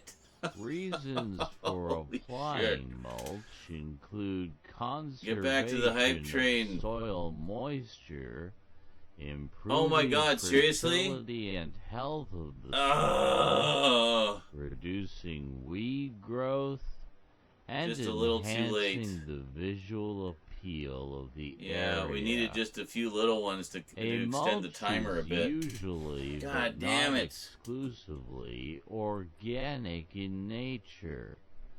It may Well, be next time we hit the hype train, as plastic we'll know. sheeting or temporary. We'll know that that mulch can such carry us as through like bark a bunch. chips. It may Well, be applied to bare thanks for the soil thought, and thanks for the or mulch. around existing plants. Mulches of Double mulch manure today. We almost hit, or what, 80? compost will Must be be close to 80 by now. incorporated naturally into the soil by the activity of worms Oh, yeah. and other organisms. No, it's all of this is really The helping process is us used to get both ahead. in commercial crop production Back in 10 minutes. and in $100 gardening, for nothing, huh? and when applied talking about? correctly, can dramatically $100 is never improve nothing. soil productivity. Many materials are Worth used every as cent mulches, and every second. which are used to retain And hey, soil moisture, you ever want to start your own regulate garden? soil temperature, suppress weed You growth, got a head start and on for what aesthetics. you need to do to get the most out of They your are plants. applied to the soil surface And how to keep around them trees, paths, fresh, flower alive, beds, and happy. to prevent soil erosion on slopes and in production Also, you'll be areas disappointed if for you miss the first of flower these and updates, because it's vegetable right up your crops. alley, Thomas. Mulch layers are normally 2 inches or Imagine Dale had to buy more, 5.1 probably why it took longer. centimeters Oh, possibly, or yeah. more deep when applied. The bits reserve They are may have been applied at exhausted various already. times of the year depending on the purpose. Towards the beginning of Wow, the it's a growing crazy week. season, Especially also mulches considering this serve is a Wednesday, and initially Wednesdays to are usually warm the dead. soil by Ugh. helping it retain heat, which is lost fan during on the me. night. This allows early seeding and transplanting of certain crops and encourages faster growth. And then we'll turn it off As after. the season progresses, mulch stabilizes the soil temperature and moisture and prevents the growing of weeds from seeds. In temperature climates, the effect of mulch is dependent upon the time of year they are applied, and when applied in fall and winter, are used to delay the growth of perennial plants, Sounds just and like in the brick, doesn't it? spring, or prevent crinkle. growth in winter during warm spells, which limits Crinkling the way bricks do. freeze-thaw damage. The effect of mulch upon soil moisture content is complex. Mulch forms a layer between the soil and the atmosphere, preventing sunlight from reaching the soil surface, thus reducing evaporation. However, mulch can also prevent water from reaching the soil by absorbing or blocking water from light rains. In order to maximize the benefits of mulch while minimizing its negative A lot of bits and donos influences, and a decent crowd. it Pretty is successful often Wednesday. applied Largely in late because of spring JL. Oh, yeah, or big early time. summer, when JL soil is definitely temperatures our have whale risen these days. sufficiently, but soil Moly. moisture content is It's not even the end of the. There's still relatively four more high. days in this week.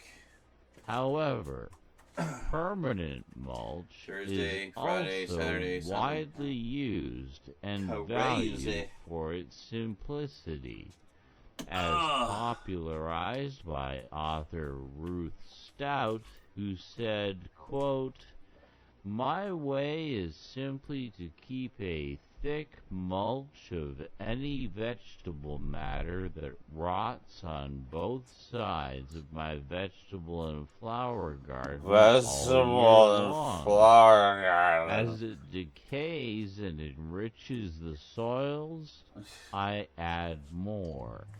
End quote. Plastic mulch used in large-scale commercial production is laid down with a tractor-drawn or anybody standalone dare layer challenge of plastic mulch. This the is king of usually mulch. part of a sophisticated mechanical process where raised beds are formed. Plastic is rolled out on top, and seedlings are transplanted through it. Drip irrigation is often required, with drip tape laid under the plastic, as plastic mulch is impermeable to water. Ah, drip tape. Materials used as mulches vary and depend on a number of factors. Use takes into consideration availability, cost, appearance, the effect it has on the soil, including chemical reactions and pH, durability, combustibility, rate of decomposition, and how What are you talking about? I'm not an AI. some can contain weed seeds or plant pathogens. I'm a very natural, real human. A variety of materials are used as mulch, such as organic residues, grass clippings, leaves, hay, straw, kitchen scraps, comfrey, shredded bark, whole bark nuggets, sawdust, shells, wood chips, shredded newspaper, cardboard, wool, animal manure, etc. Manure. Many of these materials also act as a direct compositing system, such as the mulched clippings of a mulching lawnmower or other organic supply as sheet compositing. Composting. Not compositing. We're not talking about film production. We're talking about motherfucking mulch. God damn it. It's so long, and then you're saying, "Put evil back on." The other longest sound ever. I feel like I severely undercharged for evil. I don't even remember what it cost. Like $7.50, I think.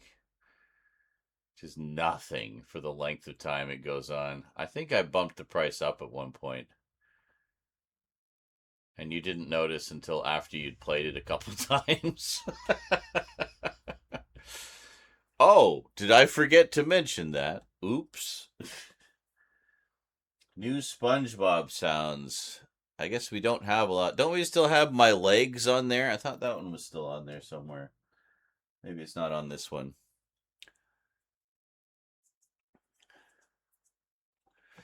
But this is also, the one we're on right now is the horror selection, so it's supposed to be mainly jump scares and stuff. I was thinking, I know you wanted Shut Up Rat Trap, but I think a better one from that would be one of his We're All Gonna Die, which would be perfect for horror games. Or Fortnite, or really anything that we play here. Low Bork. There's one of Mr. Krabs saying won't do any good. Seen it 11 times. We're all gonna die. Because that was Rap Trap's thing. He was always saying, we're all gonna die. Good old Rat Trap.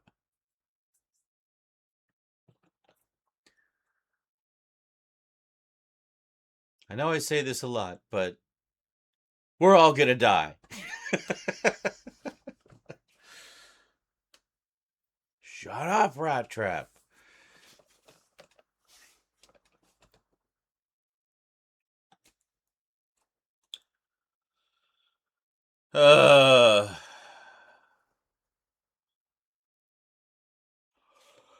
So, apparently there's a Image Comics now has the Hasbro license and is doing a new Mask comic. The first issue is already sold out. And bundled in with that, apparently, is a new ROM comic, ROM Space Knight. And guess who's writing ROM? Robert Kirkman. Yes, the guy who brought us The Walking Dead and Invincible. So we're going to get his take on ROM, which I'm kind of curious to see, actually. I think it could be interesting.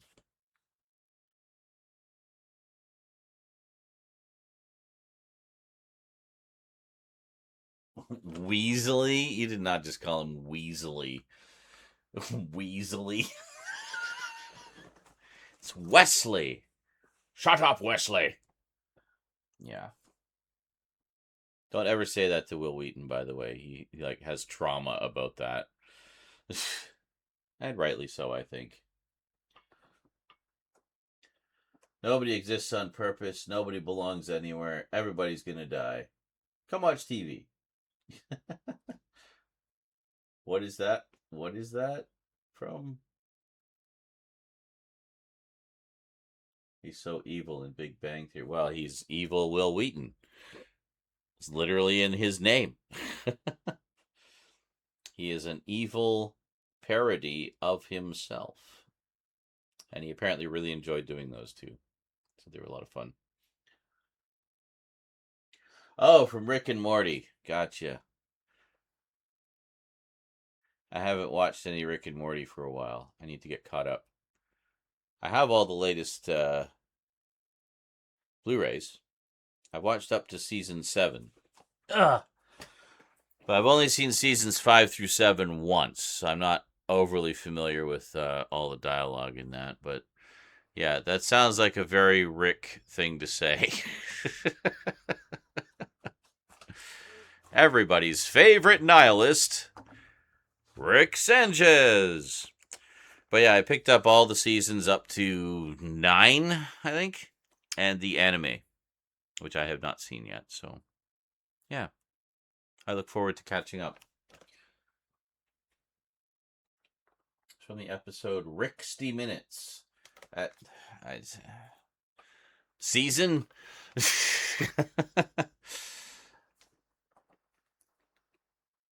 I don't have them all memorized. I do know that Pickle Rick is season 3, though. So.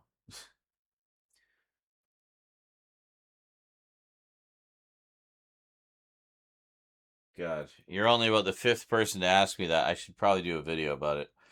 I was going to do a video about it earlier, but all the fucking technical problems just took the wind out of my sails.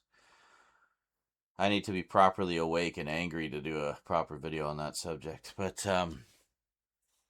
that's what some people are saying, and I did do a little post about it on Blue Sky, which nobody ever fucking reads my Blue Sky. Basically, it's like this. They've canceled the Christmas special. Russell T. Davies just bald-faced lied that they were working on it and that he had a script and stuff. He didn't write a damn thing, apparently. Just maybe had some ideas, I guess. But,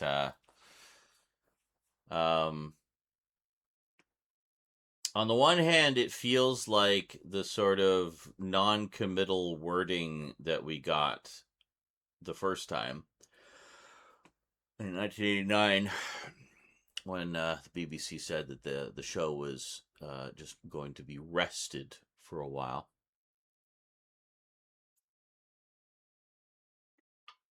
"17 years. That's a long rest."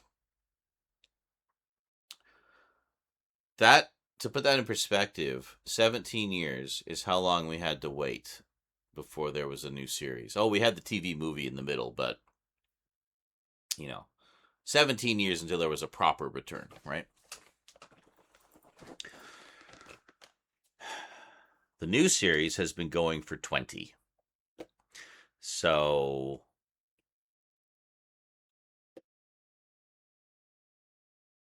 however long that feels to you is almost how long we had to wait the last time for Doctor Who to come back.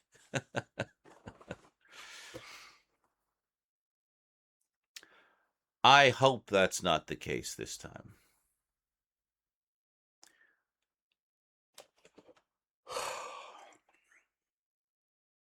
But if it is, 26 seasons of the original and 15 series of the revival over the course of 20 years. And a bunch of spin-offs.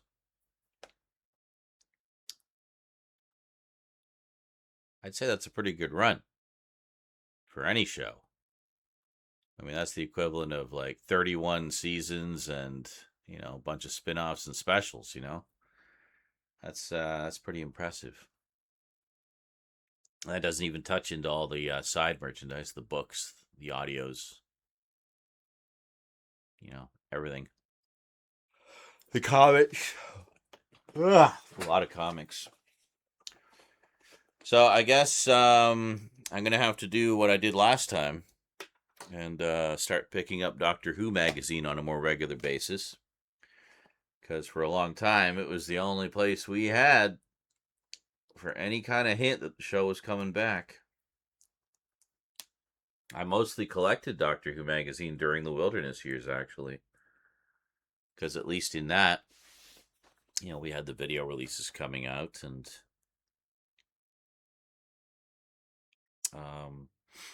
had the New Adventures novels and then the Missing Adventures novels.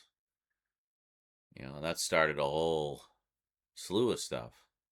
They don't do as much of the original novels anymore. They do some, but nowhere near as many as they used to. But that's okay. Maybe that'll pick up again. Oh, fuck. I may actually be too tired to film. Like, it is way... fuck. I've been up for so long. When did I get up? Like 4:30 this morning? That's 12. It is now almost 10. It's like 10.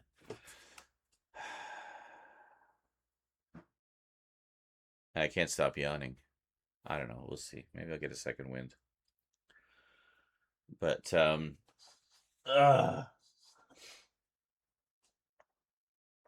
glad Russell's gone compared to his original run. To this, the original is so much better. Yeah, I mean, I had some issues with this run. I liked aspects of it. You know, there were certainly some fun stories. I really liked Shooty. I thought he was terrific and wish he had stuck around for at least one more series. I like the companions. The problem I had with it was, and I found this just generally with Russell T Davies, is often his build-up tends to lead to an unsatisfying conclusion. So you'll be planting seeds throughout the season, and you'll get to the big finale where it all comes together, and it's, you know, kind of hit or miss, I find. Some of them are really good. You know, like the end of Series 1 was great with the Daleks and everything and the whole Bad Wolf thing and stuff. That was awesome. That was a terrific finale. And it was a regeneration story, you know. And yeah, it was great. And I felt like Stephen Moffat was better at sort of you know, planting seeds along the way and then paying them off. But as Jonkler has pointed out, the biggest problem with Stephen Moffat is he seems to have this real aversion to just letting characters die. He'd always like supposedly kill a character and then bring them back a few episodes later in some convoluted way. And it's like they never properly die. But kind of the joke there is like with Rory, for example, with him dying 8,000 different times, but that just became kind of a running joke. And that's fine with that character, but, you know, I feel like he kind of pussied out in a lot of other respects. But anyway, the problem I had with Russell T Davies version 2 was he planted all these really interesting seeds and nuggets along the way and sort of bits of foreshadowing and hints and so forth. And, you know, a lot of them just never really seemed to pay off. Like, why was Susan trying to contact him? Why didn't we meet Susan? There was a character named Susan Twist, indicating, you know, once you see Susan appear in that one scene, that maybe she was a regenerated Susan or something, you know, like, it was just a name, I guess, meant nothing, which is stupid. Then why'd you call her that, you know? And the thing with Sutek, like piggybacking on the TARDIS for 40 years, God, that was such a stupid idea. And what the fuck did he do to Omega? You know? Like, what a disservice to a longtime fan favorite character and a really important character in Time Lord lore, you know? To have him being this freaking slavering, slimy hell beast zombie thing, like, what even was that supposed to be after all the lead up to it? You know, that's the payoff we get. That was the biggest problem I had, was I just felt like a lot of the lead up just didn't go anywhere. You know, there'd be all this fun speculation stuff. Oh, what's going to happen? Who's this? Who's this old lady that keeps cropping up? Like, oh, I bet it's the Rani or something, you know. I totally called that, by the way. I knew she was going to be the Rani. But, you know, I don't know. There was good stuff, but there was also just, like, frustrating stuff. So, yeah. Too many Dr. Light episodes. Well, and it's like when you've only got, what, 8 episodes? You don't have the luxury of having a Dr. Light episode, you know? Like, come on.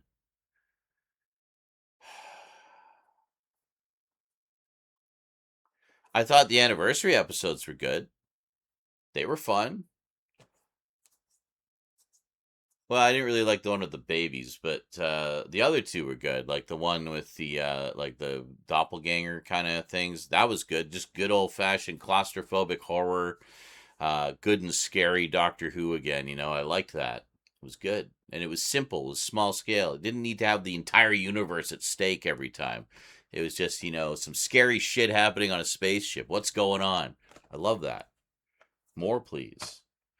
That felt like an old school Who episode to me, Just small, simple, straightforward. Scare the shit out of you, Great stuff.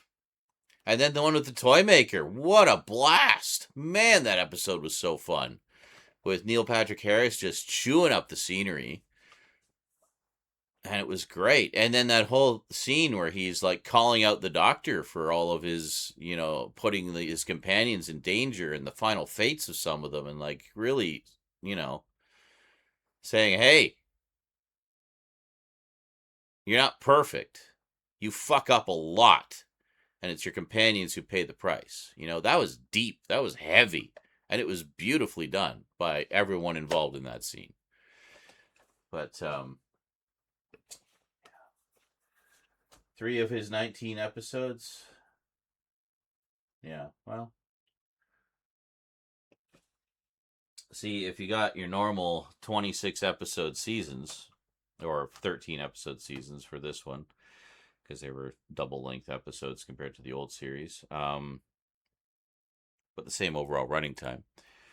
Having 3 Doctor Light episodes over the course of, 2 13 episode seasons, that's fine. Because you got room to play. You got room to breathe,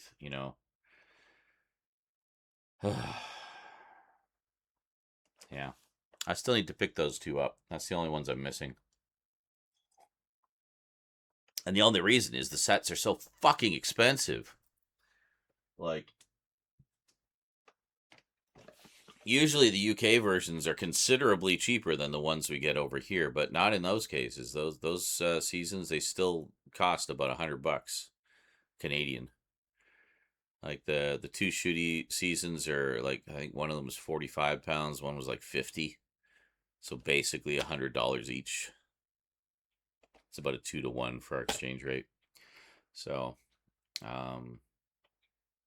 that's just crazy. If it was like a normal 13 episode season, I would still not particularly want to shell out that much, but they're pretty nice sets. Like the Blake 7 sets, for example, are about that much, but they're loaded with stuff, just like the Doctor Who sets, which are also, But I mean, the new series just doesn't have the same wealth of extras that the old series does.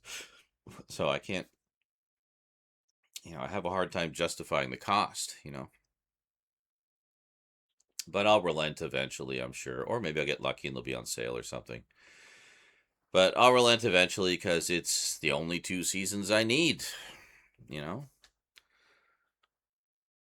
So.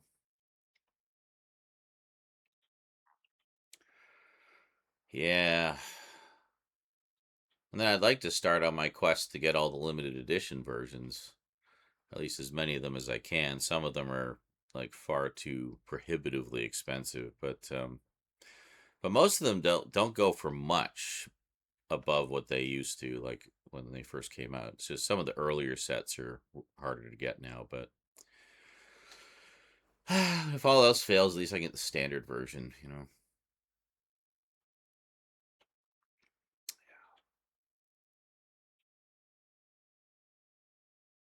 And that leads me into a whole other rant, the use of their use of AI upscaling in some of the recent sets. They're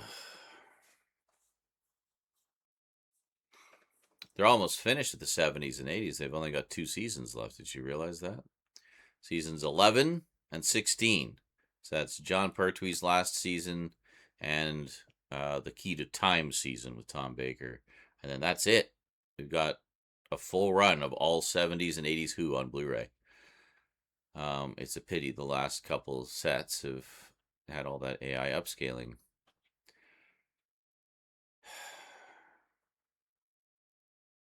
And I mean, people have been very vocal about it, but I don't see any sign of the BBC like making any effort to correct the issue. I mean, they had a few issues with the early sets, like the season 12 and season 19 sets. Couple audio issues with some of the episodes, and they sent out disc replacements with the issues fixed. No problem.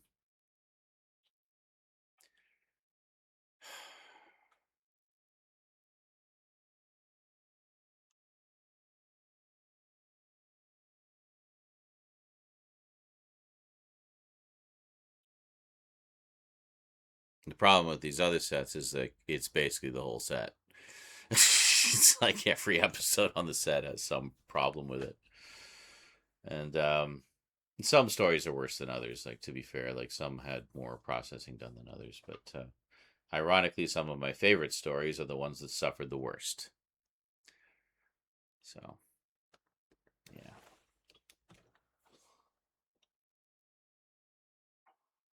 Can thank Disney for that. Disney had, okay, get off the Disney kick. Disney had nothing to do with the production side of it. They were solely distribution. That's it. They just wanted a piece of the pie. But people are so quick to blame Disney for everything. But no, that was strictly a distribution deal. BBC and Bad Wolf still controlled everything. So put the blame where it needs to be, and that is on the BBC for, I don't know, getting too greedy. I don't know what they were thinking partnering with Disney at all. Like, Disney now is not like Disney was back in the day. Disney now, I feel like, is the EA of the entertainment industry. Just buy everything up, chew it up, spit it out, get what you want out of it. So, oh, the cost of the sets. Oh, okay. Yeah. But, I mean, that's not Disney's fault either. It's still, the sets are still put out by the BBC. The Disney part was strictly for the streaming. That's it. It goes no farther than that. They have nothing to do with the physical media. I mean, this is Disney. You know their feelings on physical media lately. But,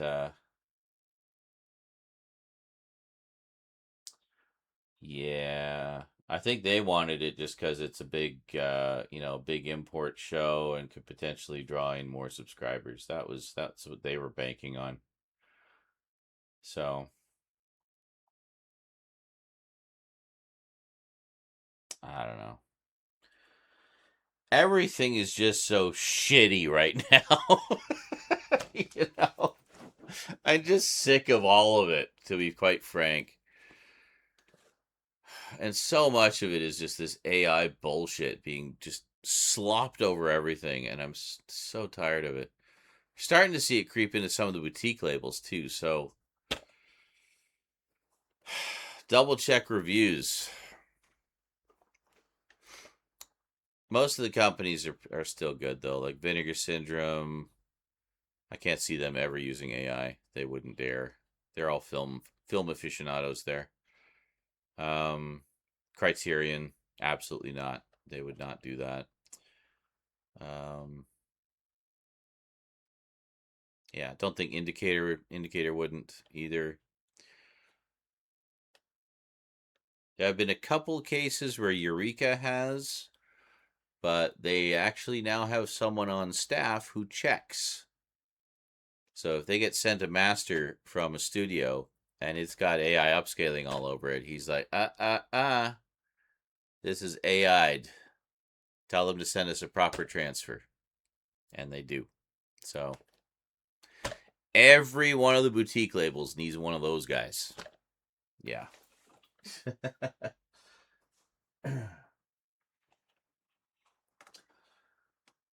I have to live a minimum 40 more years in this world. Hope something gives.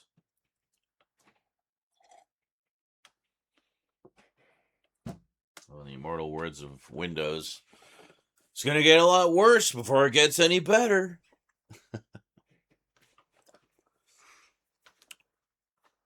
Wow.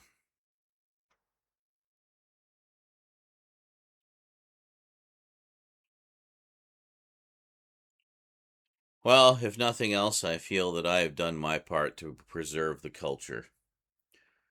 At least the parts of it that mean something to me. So, yay. I can now die in peace, knowing that I did my part to preserve the culture. For it all gets AI slopped into oblivion.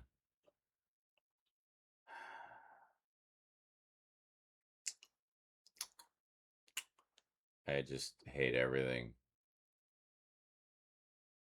The ensuckification.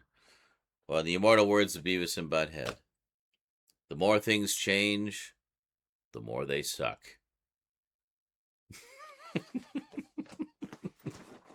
And ain't that the truth? I know, I understood that reference. You didn't do the proper transfer. God damn hacker crap! We can't avoid the Matrix. No. Well, fuck you, BBC. Yeah, exactly. I mean, they released Alice in Wonderland in 4K. I watched a video earlier today. It was the top 10 worst 4K transfers. Yeah, like 4 of them were James Cameron titles. No surprise there. And then Planes, Trains, and Automobiles. That one just breaks my heart. I might actually pick that one up anyway on the cheap because it's got some really good extras on it, like some deleted scenes and stuff and outtakes that they found on a VHS tape. So I don't care if that looks like shit. I just want to see those clips, you know. But I also don't want to support that release because it's just crap, apparently.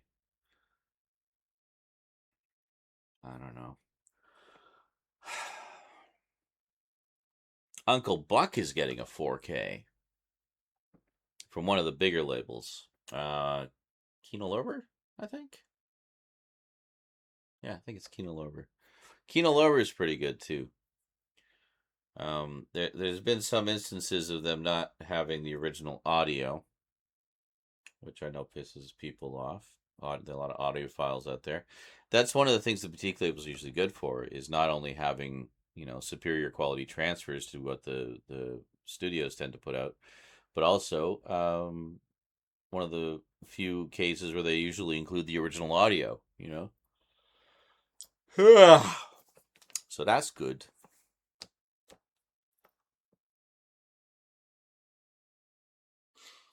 By the way, if you weren't here earlier, I did give a brief little tour of the horror sections. You can kind of see how I organized everything. Quite pleased. In particular, pleased that everything fit on the shelves. And I actually do have some space left over as well. Not a ton of space, but some space. And if need be, some of the box sets that have been incorporated into the shelves can be moved to, you know, up on top where they usually go. So we got options, we got space, we got chutzpah, we got moxie. Yeah. Can't avoid the Matrix. Huh?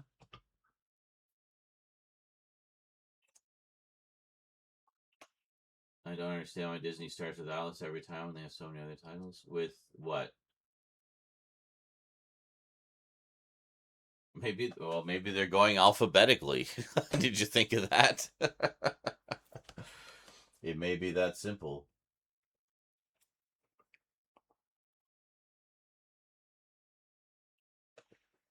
I don't know. Voodoo. Yes, no more towers of movies on the floor or on the table. Yeah. So the only thing left to do now is figure out some nice spooky lighting and um, nice placement of some of the decorations.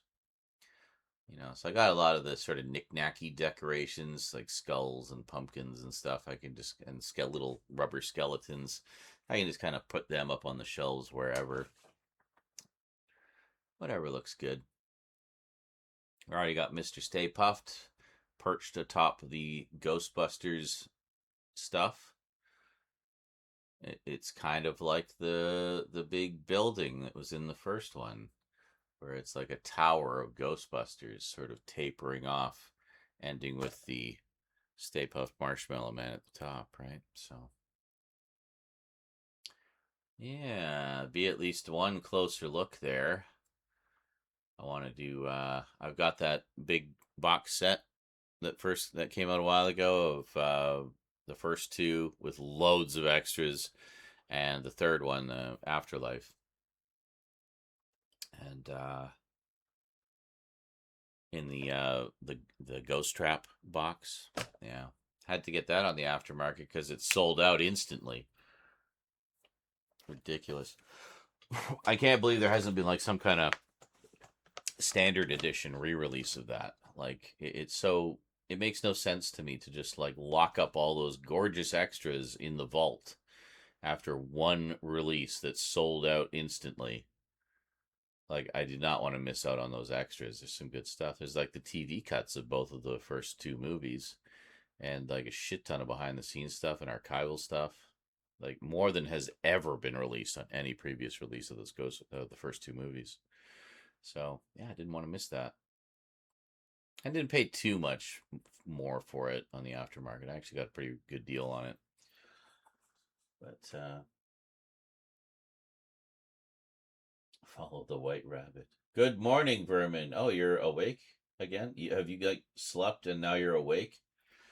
I'm dying. I'm fading fast here. So, yeah, we just had a little chat about the state of Doctor Who. Oh, yeah. Back to the original question. Do I think it's the beginning of the second wilderness years? I think that is a distinct possibility. I don't think it's going to be another 17 years.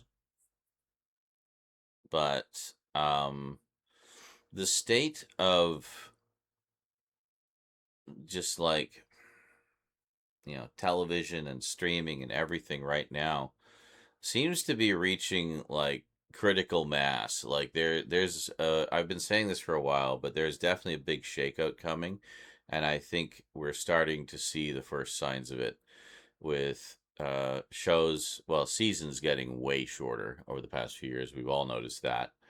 13 used to be the normal run for a long time, actually, for like a weekly show or for something they were just kind of trying out. And then if it did well, they'd either do another 13 episode season or do a longer season the next year, but never shorter. The shorter season crap needs to stop. And the other thing is like the length of time between seasons. Like sometimes it's 2 or 3 years before you see the next season of a show. See the next 6 episodes or 8 episodes, It takes so long to get there, and then you've forgotten everything by then. Used to be you'd get a new season every year, guaranteed, starting in September every year, running through till September the next year. You'd have new episodes every week for a few weeks, and then you'd have some repeats over the holidays, and then you'd have more new episodes for the rest of the season, and then some repeats up until the end of the season. It was a nice system. It was reliable. And you would get like 20 plus episodes a season. 22 was the norm for a long time. 26 for some shows. X-Files was 24 for most of its seasons. A few were a little shorter, a little longer, but that was kind of the average. Doctor Who used to be 26 episodes a season all through the 70s and 80s. You imagine? 6 straight months of new Doctor Who episodes. Fucking A. The early seasons was like 48, 49 episodes, like darn near a new episode every single week of the year for 6 years straight. Crazy. Even American seasons, when television first started, they would do like 39 episodes. You know, the Honeymooners, that talk about the classic 39? Yeah, do you know the Honeymooners was one season? That's it. One single 39 episode season. And that's it. That's all she wrote. But I mean, there's other Honeymooners. There was like, I think they started on the Jack Benny show or something as like a backup like sketch. So there's all of those, and then there's, you know, other appearances of the characters over the years. But the official classic series that we all know and love, one season, 39 episodes. And 39 episodes was the norm for a long time. You know? I got a Sherlock Holmes series that came out during that era. It's 39 episodes long. It's one season. And that's it. So, how far we have fallen. How far we have fallen.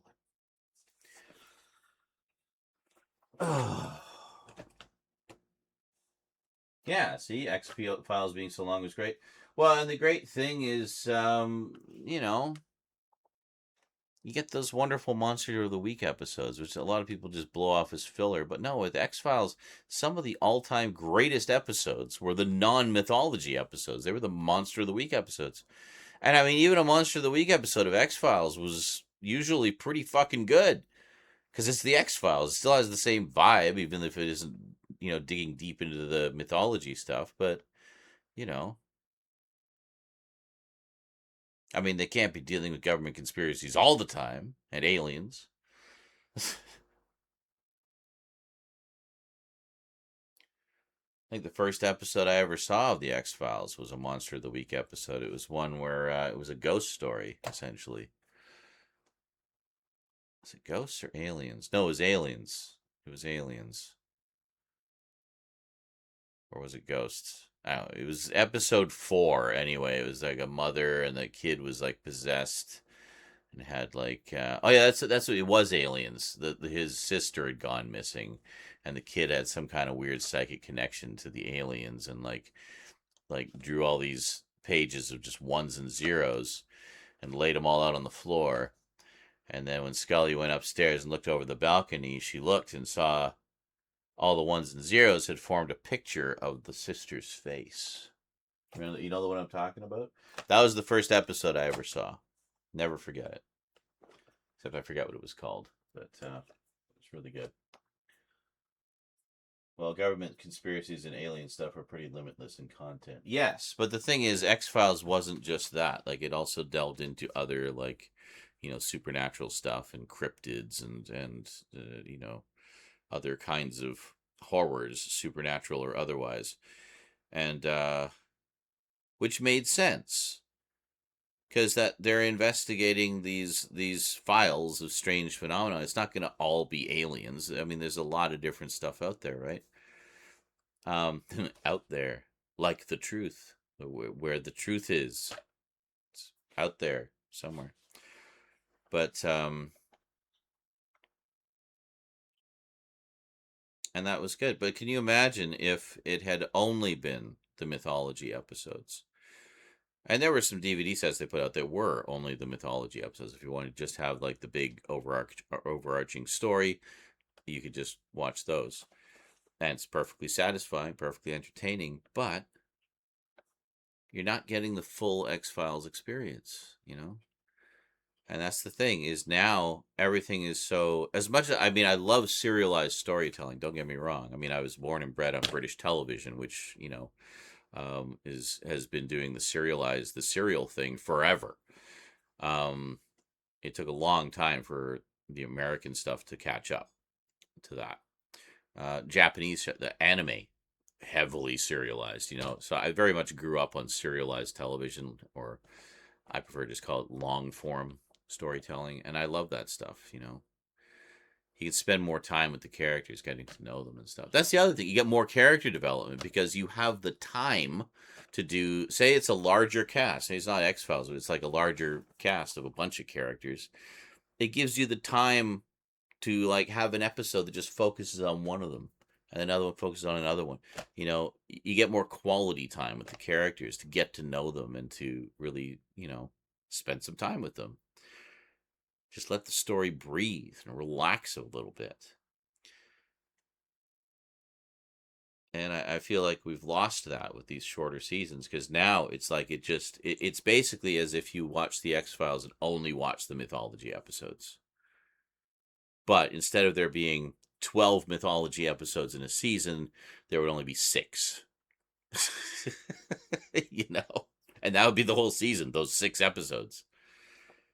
So you just miss out on so much.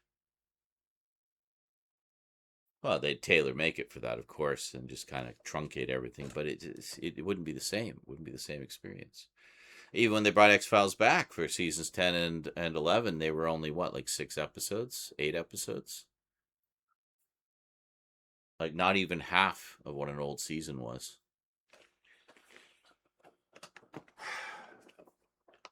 So the two of them together, the 2 seasons together, almost equal the length of 1 season of the original series, you know?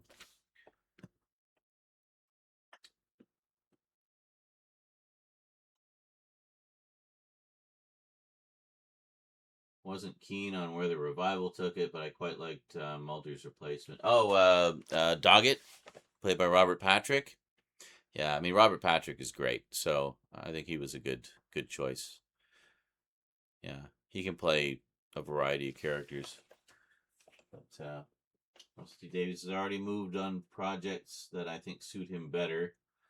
Just put out a show for Channel 4 in the UK called Tiptoe, which is being critically praised. The Beeb need to restructure a lot more than just Doctor Who at the moment. They are basically in the Stone Age still, how it's funded, makes stuff, and distributes. Well, it's largely like funded by license fees, isn't it? It's kind of like here where we, some of our taxes go towards production at, say, like the CBC, public broadcasting, or PBS, where they're funded partly by donations from various corporations, but also from direct donations from the viewers. So I know the BBC is kind of similar in that respect, and that's why they don't have commercials on like the main BBC channels. It's just, they might have trailers for their own shows, but that's it. So the a half-hour show can be almost a full half hour. A lot of them are. Some of them are a little longer than that. Not so strict with the having to start everything on the hour. I think Doctor Who for a long time started at like 5:15 or something. Like it was just, you guys just don't seem to give a shit about starting on the hour. It's like, we'll just adjust the schedule for however long the shows are that day, So, what is it? Cryptids were really good for a show like that. I understand some fans are mixed on the ghostly supernatural episodes. Shorter seasons aren't the end of the world for me. While there might be missing content in our perspective, if the story is told well enough, there you go. Well, yeah, and the thing is, I mean, a lot of shows now are just custom made for that. I just feel like, some shows could have potentially benefited from the longer seasons. And it doesn't even have to be 26 episodes. It could be like 13. Just a few more episodes to give it a little bit more time to breathe and not feel. I feel like a lot of the shows now feel very rushed because they just don't have time. They have to get to a certain point by the end of the season because they want to hit whatever the end of that arc is for that season, and get their cliffhanger. But it sometimes feels like season 3 or season 2 of Severance. Love Severance. What a brilliant show. And it has a lot of that liminal space vibe as well, like with the office areas and stuff. I don't know if you've seen it, but it's definitely worth checking out. There was an episode in season 2 which primarily focused on not one of the main ensemble, but one of the other characters, but an important character. And it was a fairly leisurely paced episode compared to the more heavily character driven stuff that we'd seen and plot driven stuff that we'd seen up to that point in the season. And a lot of people acted like it was just a filler episode, but it was not. It actually imparted some incredibly important information and some big revelations, but wrapped up in this fairly leisurely paced and personal story for the character involved. And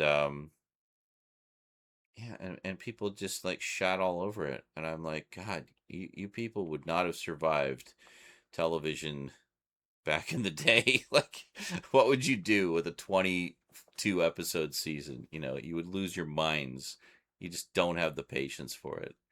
Like, everybody's just so fucking brain rotted and has like no attention span anymore, and I just hate it. I hate it.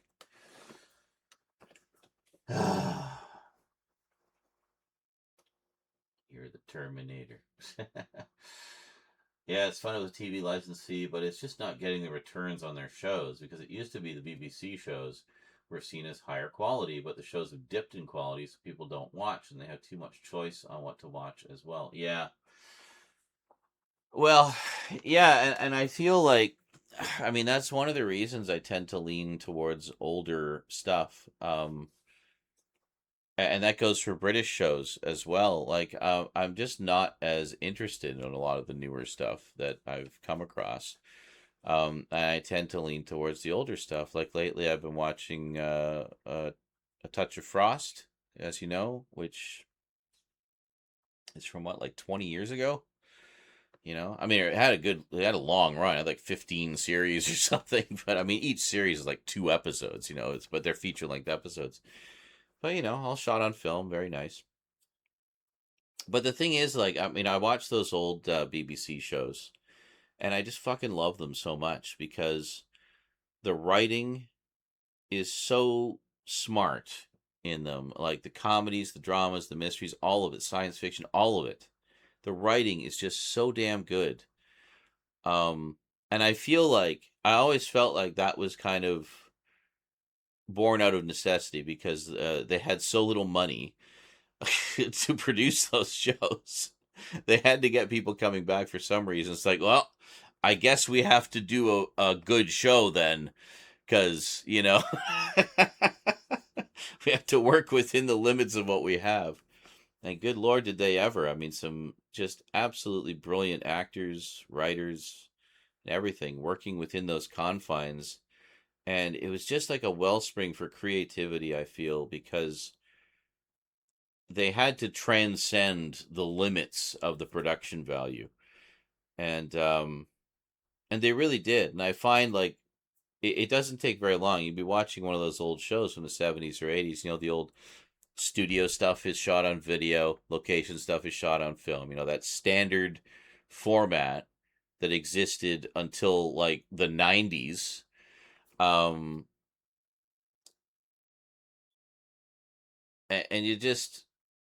you forget, like, you don't even notice after a while, because you just get so drawn in by the characters and the stories and the acting, that the production value doesn't even matter. It's like, I don't care that it looks like it cost $5. This is engaging and interesting to me, and I want to watch all 57 episodes, right now. Oh, and a lot of the sitcoms were just straight up shot on video. Like, the whole thing was shot on video. And then later got into the later 80s, they had more portable video cameras, so they would just shoot everything on video. It's like cheaper and cheaper we go. And but then high def cameras came out, and that side of the production cost isn't really a thing anymore. You don't have to worry about tape stock or anything like that. But I don't know. For everything we gain, I feel like we lose things too, what do we give up when we get that upgrade? I don't know. Anyway, I got a stack of old BBC shows over there that we'll be talking about in some updates. Oh, well, never mind. Touch of Frost was an ITV show, so it was fully funded by adverts. Okay, then. Well, it was a great show. But it's still very much of that era, where, I don't feel like they had a much higher budget than a BBC show of the same type, But other than they were able to shoot it all on film, that's obviously a big consideration. But it's largely shot on location, which saves money. And what was it? The other one, Fremantle was another one that used to do a lot of independent stuff. And yeah, Fremantle was great. They put out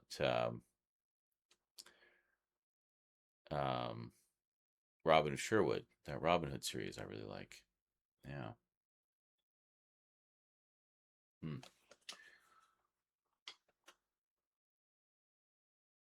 Oh my God, really? Actually, yeah, I can see that. Yeah, because now that I think about it, there are like fades to commercial. Like there's clear breaks for like I recognize the format just looking at where the chapters are. And very typical. They do this in the US as well, where they'll have, because they're 2-hour long episodes, right? So feature length episodes. They'll have like the first 20 minutes or so ad free. And then as you get deeper into the story, they'll have more frequent ad breaks. So it's like they'll show you the first chunk of it to get you hooked on the story, and then they'll start hitting you with more ads. That's a very common practice. We see that in network television over here as well. But yeah, so DVD is definitely the way to go. But that said, I mean, looking at the running time, it's still way less ads than what they have over here. Like now I just I can't even watch regular television anymore. And it's getting to the point I can't even watch streaming anymore because now they've got ads. It's like, what the fuck am I paying you for then? I'm like this close to canceling my Amazon Prime. And I would, except I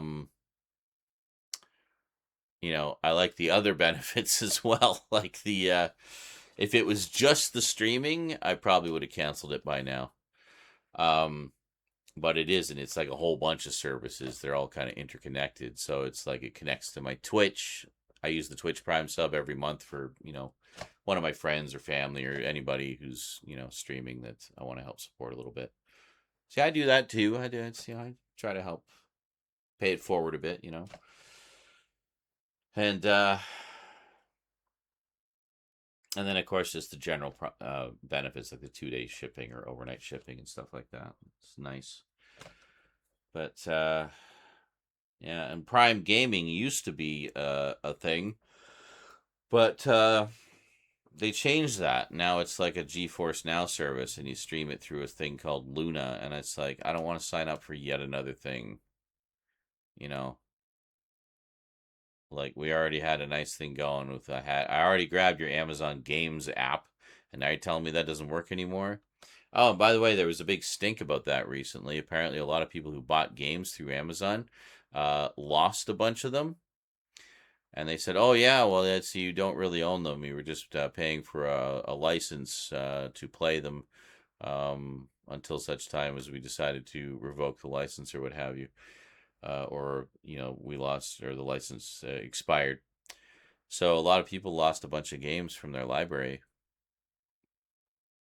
And I think now they're just talking about discontinuing Amazon games entirely. Like, great. I didn't. Yeah. I thankfully never actually bought a single game from them. All the games that I have from them were freebies. They were giveaways, usually through Twitch. And that was it. So I guess they're all useless now. I have a bunch of them installed on my other PC. I should probably check and see if any of them still work. Wouldn't that be a laugh? Lose the whole damn library. That's another way things have been shitificated, isn't it?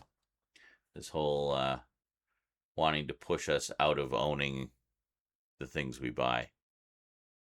You're not owning anything anymore.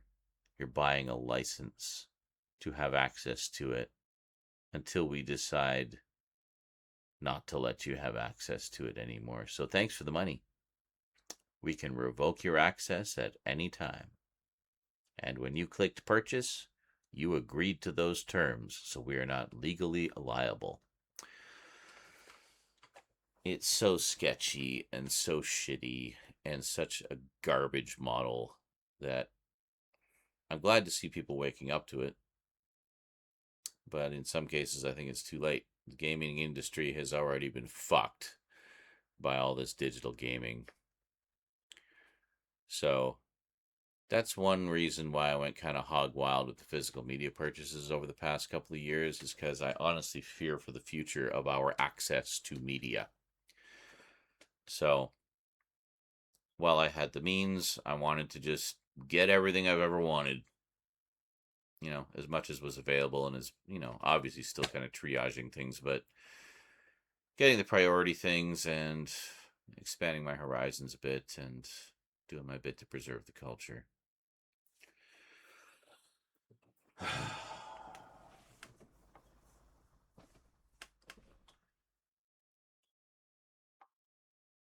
One episode was like an event, which Touch of Frost. Oh yeah, it's like a movie. It's a full blown movie. Yeah, I watched the third one today, and I love like just how, like, you really have to pay attention too, because those plots get pretty complex sometimes.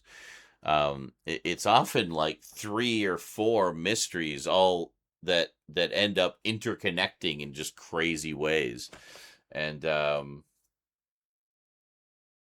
yeah, it's great. I'm loving it. I also just love the character, like the main character, Jack Frost. He's terrific. And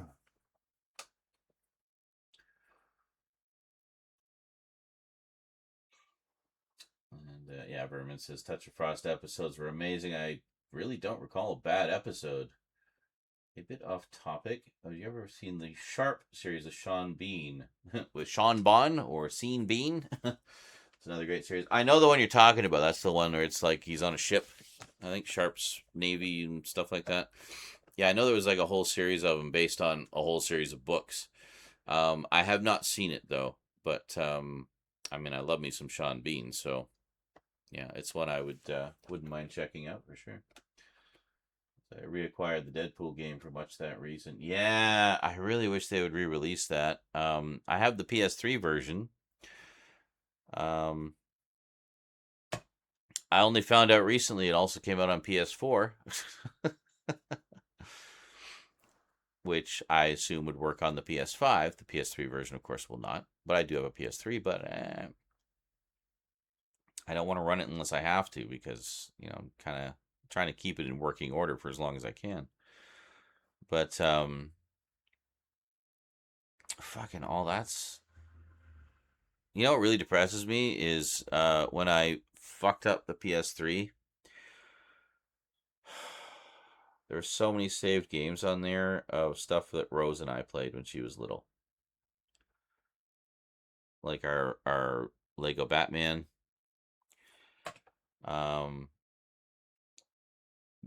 But even worse, a lot of the things on there were her Minecraft worlds that she made when she was young. Her original Minecraft worlds. And there's a bunch of them on. There's dozens of them. Every time she started a new game, she started a new world.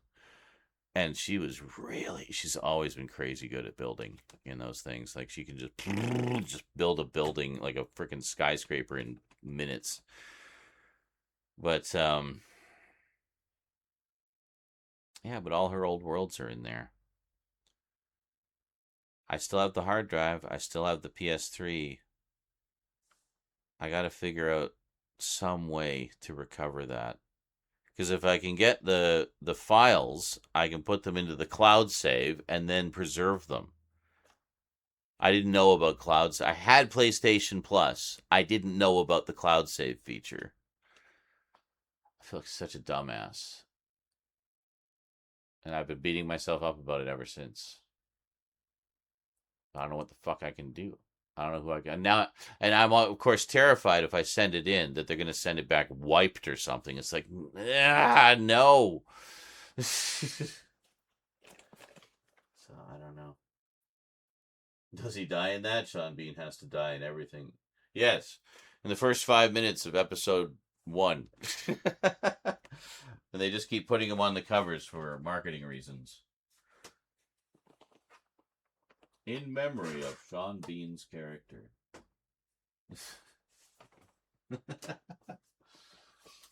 The character for Frost being so awesome is totally down to David Jason because the book version of Frost is completely different. Oh, really?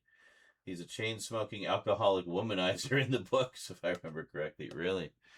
Interesting. Another one I need to get back to is Rebus. I was really enjoying that one. I just got into the Ken Stott episodes, and then I hadn't got back to it. But I enjoyed the, what was it, John something, the first guy. That quartet of stories was so dark and so gritty. It was, chef's kiss. But things lightened up a bit more with Ken Stott's portrayal, but which I understand was a little closer to the Rebus in the books. But still quite dark storyline-wise. Sean Bean does say bastard a lot in Sharp. Bastard. You joke, but I could see that. Yeah. The book author of Frost hates the TV show version. Conversely, the book author of Rebus, Ian Rankin, has said that there's been 3 versions of Rebus. 3 adaptations, one of which is kind of a reimagining of him as a younger man, but in the books he's an older guy, like middle-aged, and it's kind of like he's been around for a while, has a reputation, has his own personal demons that he deals with, and they definitely dive into that in the show. But Ian Rankin has said that he hasn't watched any of the shows because he was still writing the books at the time. And he might still write a few books, might still have some ideas if he gets the inclination. And he didn't want to be influenced by the show in how he portrayed the character in the books. He had heard that the shows were quite good, but decided for creative reasons that he preferred not to watch them because he didn't want to see those interpretations of the character and have them color his version of the character. He wanted to stay true to his original take on his own character. So, yeah, got to admire that. I mean, I would be so curious. Like, I can't imagine not watching an adaptation of your own work. Like, it just boggles my mind. But hey, I absolutely respect his reasons for it. I think that's pretty valid.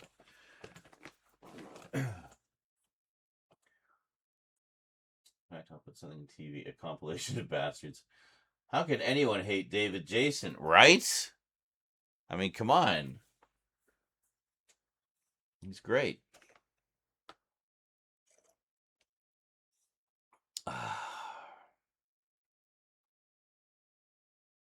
Yeah, good stuff. The only complaint I ever heard about Rebus, everybody loves Ken Stott in the role. The only complaint I heard was the length of the episodes. They felt like because when he took over, they shortened the length of the episodes to, I guess, 90 minutes or like 70-something minutes without commercials. And whereas the previous one, John, what's his nuts? I forget his last name now. But he wanted to do Hannah. I think it was John Hannah. He did like 2-hour episodes, so like 90-something minutes without commercials. And I mean, the original books are good good chunk of pages there. So some fans of the books felt that the Ken Stott episodes, while the characterization was good, were a little too short to really do the books full justice. So and then John Hannah's seasons, fans didn't like John Hannah. I thought he was awesome, but I'm coming in cold, not having actually read any of the books. So I just took it as its own thing, and I was like, yeah, it's really good. It's very Scottish, so make sure you're good at, at listening to Scottish accents. Very heavily Scottish. I had to use subtitles for a couple spots, but yeah. But I'm pretty good with accents. Once I kind of, soaked in the Scottishness for a bit, I was able to. It's like, okay, yeah, I can understand what they're saying now. I just needed a little bit of time to adjust my ear brain.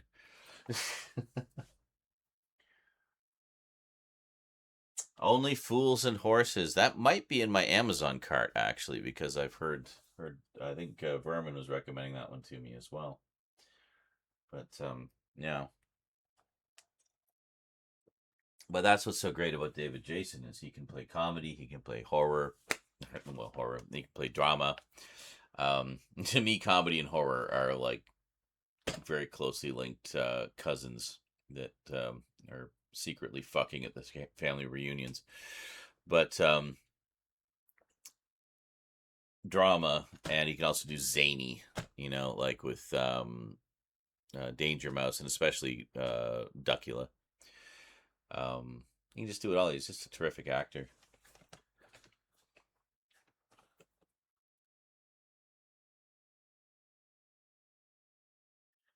Sure, it includes all the specials. I'm pretty sure the complete series does. I know they're pretty thorough on those. Boy, you Brits sure love your Christmas specials, don't you? I've never understood what the obsession is with Christmas specials. Everything has to have a Christmas special, but yeah. Yeah, I got a bunch of old British comedies in there, and some more mysteries and stuff. But I made sure to grab the ones that were kind of at the top of my list, like I wanted to get some of the notable mysteries. And the mysteries I started grabbing those when I looked up Campion, the one with Peter Davison, also based on a series of books. Because I remember my mom talking about that when she really liked it, and I'd always wanted to check it out, but it wasn't too easy to find here. So I was like, I should see if it's on Amazon UK. And it was. There was a DVD set that was out of print, but it didn't go for very much. So I grabbed that and have been absolutely loving it. That's a period piece that where basically Campion is sort of a bored rich guy, so he does mysteries. And his butler is... what the hell is his name? The name escapes me at the moment, but a really, really great British character actor. I remember he was in Alien 3. This is rumor control. Here are the facts. Brian Glover? I think it's Brian Glover. And he's terrific. Yeah, that's very true, Carlatin. Yeah. He says zany is pretty difficult to pull off. Very thin line on what's brilliant and what's cringe. Yes, Brian Glover. Thank you, Berman. But he's terrific as sort of as Campion's butler, who's like an ex-con, so he's got a lot of like criminal connections and stuff. And he's just so much fun as this rough and tumble. He's not your typical sort of prim and proper butler like you normally see in these types of shows. He's like the absolute opposite of that. Like some guy you'd expect to see getting roughed up or roughing somebody up in a pub, He's just such a fun antithesis to the typical butler character, but he also does the butlering stuff really well, but also tends to save Campion's ass a lot of the time. It's just a really fun, like, cozy mystery show, as they call them. Really enjoy it a lot. I need to get back to it, but I don't want to rush it. There's not that many episodes. They only did a few series, but uh, yeah, just really, really enjoyed that one a lot. I can see why my mom liked it so much. But so yeah, so I got that, and I was like, I'm kind of in a British mystery mood. What else is out there? So I started looking around. It's like, oh yeah, Rebus. Got to get Rebus. So I got the complete set of Rebus, and then Touch of Frost. I know Vermin was recommending it. I can't remember if I already had it in my cart or not when he recommended it, but yeah, I grabbed that one. And what else did I get? And I got some drama and some comedy. I got like Tenko. I've talked about quite a few times, which is great. Allo Allo, which feels strangely contemporary now. It's about a French, the owner of a French bar that was like became the secret sort of headquarters for the resistance against the Nazis. But meanwhile, a lot of Nazis would frequent the bar as well, so they had to like kind of be very secretive about it. But absolutely hilarious. I used to watch a lot of repeats of it on YTV, and I remember just really loving it. So I saw that the complete series DVD set wasn't going for very much, so I was like, "Oh, yoink! Grab that! Get to see everything now." And yeah, there's a bunch. Well, British, of course, British Empire, which I've almost finished. Actually, I'm in the middle of series 6 of 7. Wurzel Gummidge. I had to get Wurzel Gummidge. What the hell else did I get? Hyperdrive. Oh, all the Alan Partridge stuff. Just like up to my eyeballs in Alan Partridge. You know, Garth Marenghi, of course, Dark Place, and then all the books that have been coming out recently, which is great. All written in character. And got the big mega set of Red Dwarf. Well, a lot of this stuff you'll see in the updates coming up, but you know, I love me some British TV. What can I say? That's right. He is in An American Werewolf in London. Yeah, in the bar. There's someone else was in that bar as well who later became famous. Oh, Rick Mayall. Rick Mayall is in the bar. Speaking of famous comedians. Yeah. Yeah, I gotta love Rick Mayall. Yeah, I should pick up the Young Ones and Bottom. It's a lot of Bottom. Love Bottom. It's so raunchy. Brian Glover was in the first episode of Bottom. And he's fucking hilarious in it. Yeah. Yeah, because I remember we watched that one a while back. Because I got a digital set of it to tide us over. Yeah, that one is just absolute chaos. Bottom. I love that one. Gas. Is that what his name was? Gas? Yeah, he was the guy who was trying to, you know, have his romantic date. And Richie was just getting in the way of everything.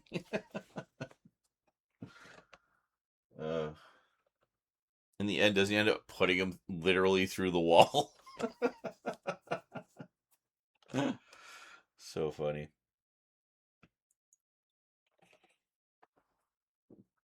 Man. I did pick up Guest House Paradiso. 2 different editions of it, actually. One from Indicator, one from Vinegar Syndrome. Which is basically the Bottom movie, even though they're technically different characters. It's the Bottom movie. Come on. We all know it is.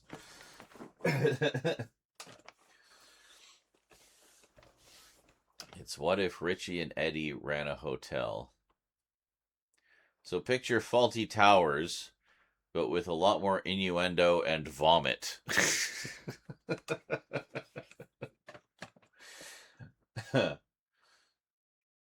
Yeah.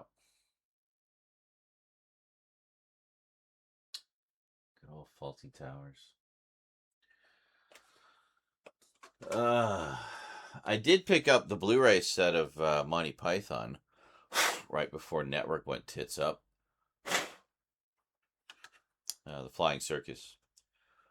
Oh, Life of Brian is finally getting a re-release. That's been forever coming. Definitely need to pick that one up. A couple of very low capacity SSD drives here. 128 gigs, I think.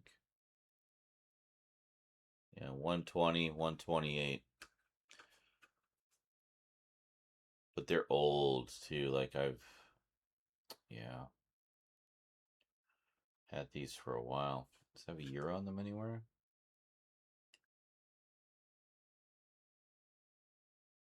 This is a old fucking solid state drive. This has got to be like almost a first gen. There's no date on them.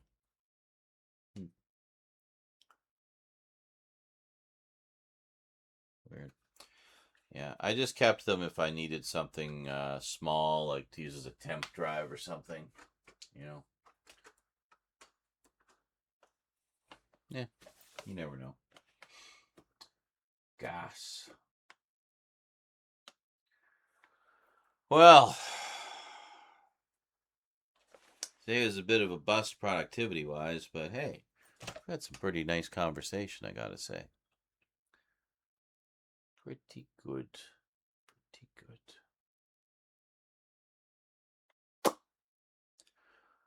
Well, I'm wide awake from the coffee, but not alert or awake enough to do videos. And I think I'm all talked out tonight anyway. It's because everyone is awesome. Everyone is awesome! Yeah. Everyone is awesome on Z Stream. Everyone is awesome! Yeah. Network put out all 18 series of Heartbeat. Oh, I'm enjoying watching a lot of the stories for the first time, and I grew up with it as a Sunday night show. You accidentally persuaded JL into another mulch. Well, I mean, it was for the purpose of the hype train. If he'd been just a little quicker on the draw, that would have been a hell of a hype train. But you know, there's always another time. We'll get there. I know we will. Accidentally. And Heartbeat, I don't know that one. Is that a drama, comedy, mystery?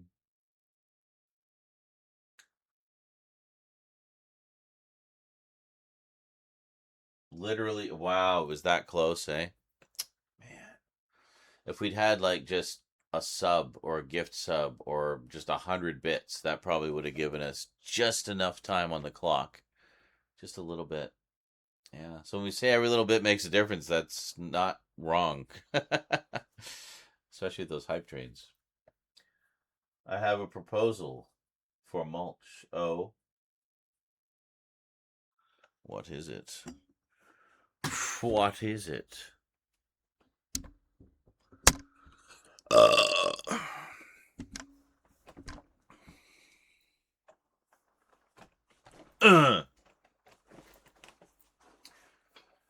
Pen, pineapple, apple, pen.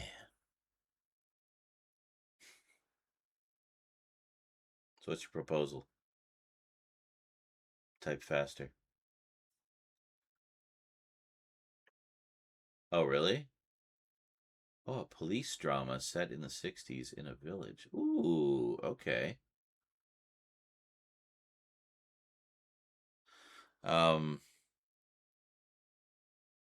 Yeah, what was that other one? Z Cars? Which I think ran forever. Like, well, like everybody and their dog guest starred on it at some point. There's that one. And I think that's another one where they've lost a bunch of episodes, unfortunately.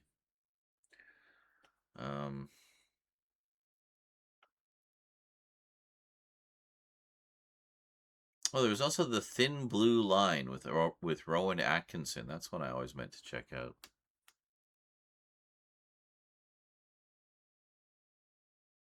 Oh, all right. Well, that's you're giving yourself a challenge there, Carlatin. Excellent.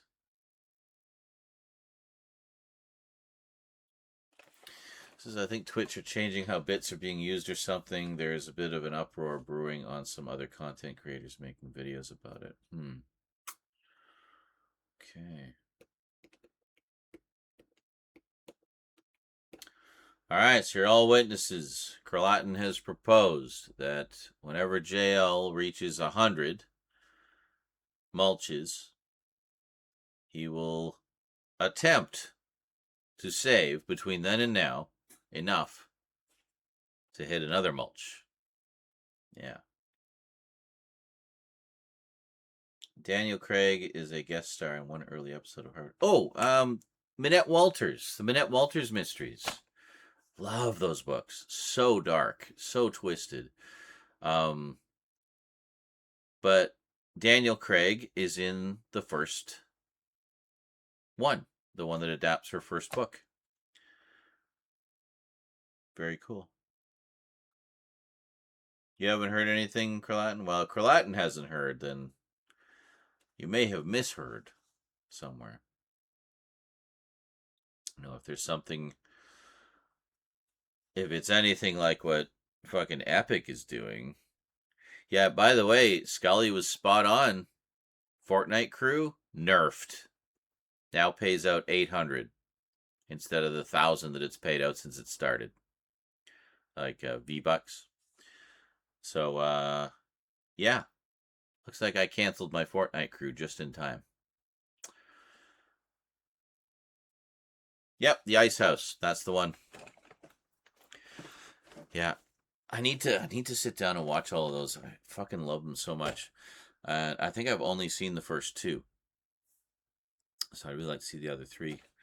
There's a bunch of notable people in those, honestly. What's his face? Colin something or other is in one of them. There's too many Collins. I can't.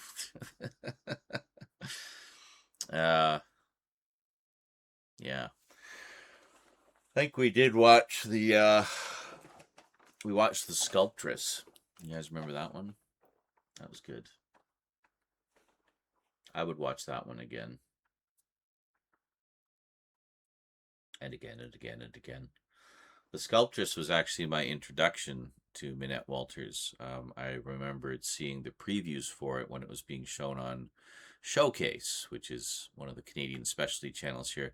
They tend to show kind of artsy fartsy stuff, a lot of like lesser known films, sometimes foreign films and stuff like that. But they also showed a lot of British stuff.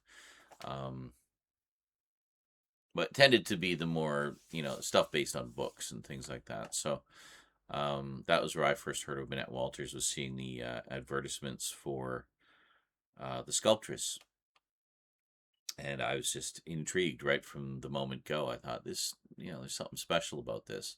So I missed the show when it was on, but not long after, I went out and bought the first couple of books, first 2 or 3 of her books, and I just blew through the Ice House. We just couldn't put it down. Blew through The Sculptress, couldn't put that one down, and still have to read all the rest of them. But I got most of them. But the thing is, she did a bunch of books and was just all the rage, and then she just kind of stopped for a while. And she said there was no big reason, just she didn't really have any more ideas or anything that she felt, worth developing. So she just kind of took a break for a while. For almost 20 years, I think. And she's only just recently come back doing books again. But I don't know if she's doing mysteries. I think she's doing something else now. But I don't know. Oh, it's ridiculous. Yeah, can we just say Fortnite is dead now and give it a funeral? They seem determined to kill it at this point. It feels like they're just hitting a corpse with a tickling stick. Oh, I know, it's ridiculous. I mean, I've been so disenfranchised with it. I mean, almost all last season I just played bot rounds. I didn't even want to play with other people. You know? I mean, I'll play with friends. I'll play bot rounds with friends, but but I really didn't have any inclination to play against other humans because the few times I did, they were just like psychotic, like so aggressive, and it just wasn't fun, you know. So yeah, so I basically just played to fill out the battle pass and call it a day. And it just brings me so little joy now. Like I mean, the real joy for me was playing with everybody, you know, where we had to keep rotating people through the squad because there were so many people that wanted to play. Because it was fun. We had so much fucking fun. So basically at this point I'm just waiting for Fortnite OG to cycle through to the Chapter 2 levels, or the Chapter 2 seasons. I'll play those. Because it's basically just good old Fortnite again, back about the way it used to be, you know? But the way things are going and the way they just keep shooting themselves in the foot, I feel like, is it even going to last long enough for them to get to Fortnite OG Season 2? Are they going to make it? I mean, they just started they're about to start Season 9 of Chapter 1. There was 10 seasons total, so they're almost there. But, I don't know.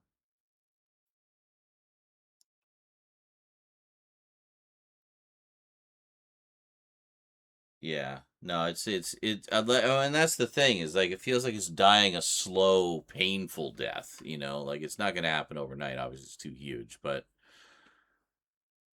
people are definitely like players are definitely down. Like in terms of the overall number of people playing, like they're way down from anywhere near what they used to be. So yeah, it's a huge hiccup though. It'll take a few more years of this fuckery to completely kill it. Yeah, and again, it's like for every one thing they do that's good, i.e., the event was really good, it was terrific. Watch it on the Fortnite YouTube channel if you haven't seen it already. It's definitely worth checking out. But and now like this season with the sprites and everything, it's like they basically turned it into fucking Pokemon. Gotta catch them all. There's so many sprites now. It's not like before where there was like two or three. There was like three of them, and they had just fairly simple basic abilities. One would heal you. One would, you know, send you up into the air, and you could redeploy your glider. One would do something else. I don't remember, but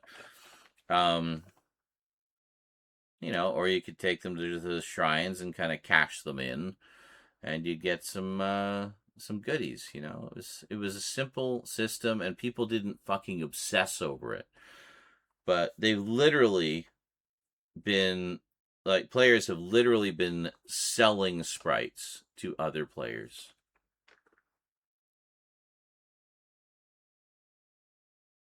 Like basically scalping rare sprites. Like with real money, not just V-Bucks, real actual money exchanging hands. And it's like, okay, come into the game. I'll give you the sprite. I'll take you to the extraction point so you can add it to your collection, and there you go. Thank you for this. Thank you for the money. So it's like so then, you know, people are selling these like super rare sprites that give you considerable play advantages. So it's like inching its way to becoming pay to win. And that's one of the things that's always set Fortnite apart from other games of this type is, I mean, aside from the gameplay mechanics themselves, obviously the building mechanic is very unique to it. But the fact that you couldn't pay to win. Everything you buy was cosmetics only. No advantages. The only advantage being, you know, a skinnier skin will, in theory, give you a smaller hitbox.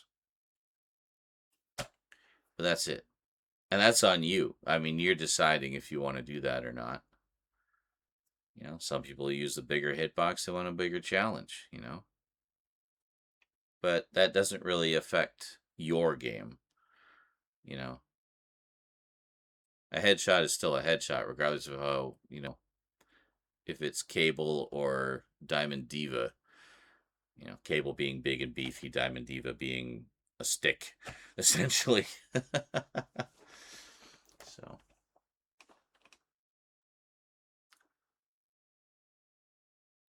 Okay, Carlatin has some information. It says also the bits thing.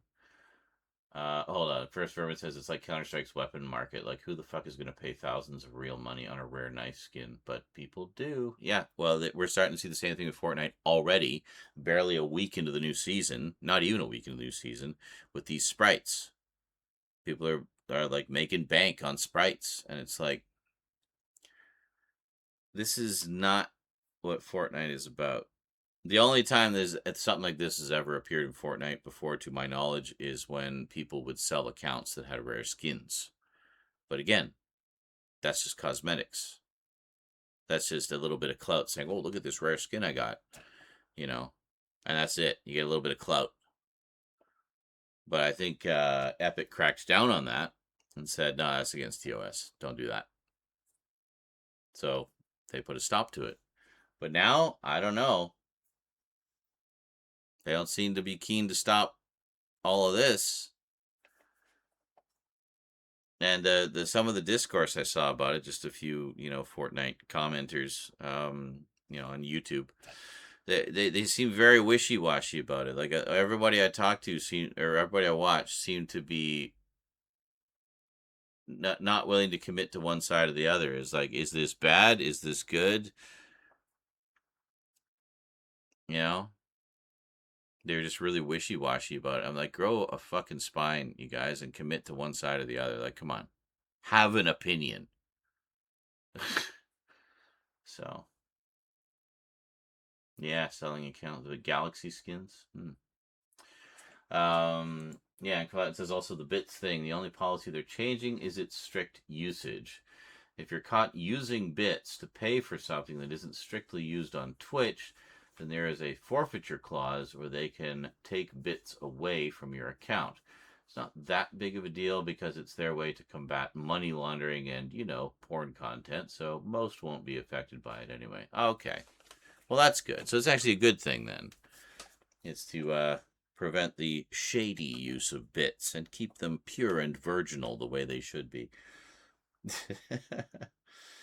I guess some creators are moaning because there were services you could use bits to buy stuff for creators outside of Twitch, something that wouldn't affect us. Yeah, no, I mean, we don't use bits. I didn't even know you could do that. And I mean, the only thing we've ever used bits for is, deep within the Twitch ecosystem, right? The closest to third party would be an extension, which is through Twitch. So, like the soundboard, for example, is technically a third party extension, but it's through Twitch. It cannot function outside of Twitch. So. So much content. Yes. I know. I'm looking at shelves and shelves of it right now. It's funny. I found my folder that had the backup of my Twitter account on it because I stopped posting there a couple years ago. And one of the things when you get your data is you'll get a folder with all the media. So it's every picture and every video and everything that you've ever posted or reposted, or I guess commented on, or what have you. So I got like old Twitch video or old Twitter videos on there from like other creators because it just saves them in your data. But one of the things I found was pictures that I took. And there was pictures of the Halloween area from like 2016 which I think is when I put it all up originally. So that's been up for 10 years.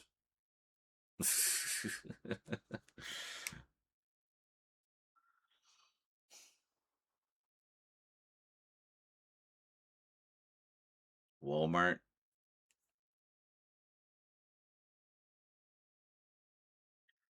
Some rare stuff.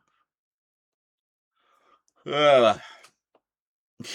Glad I got Ethernet on my Apple TV. JL, I am done with Apple. Uh-huh.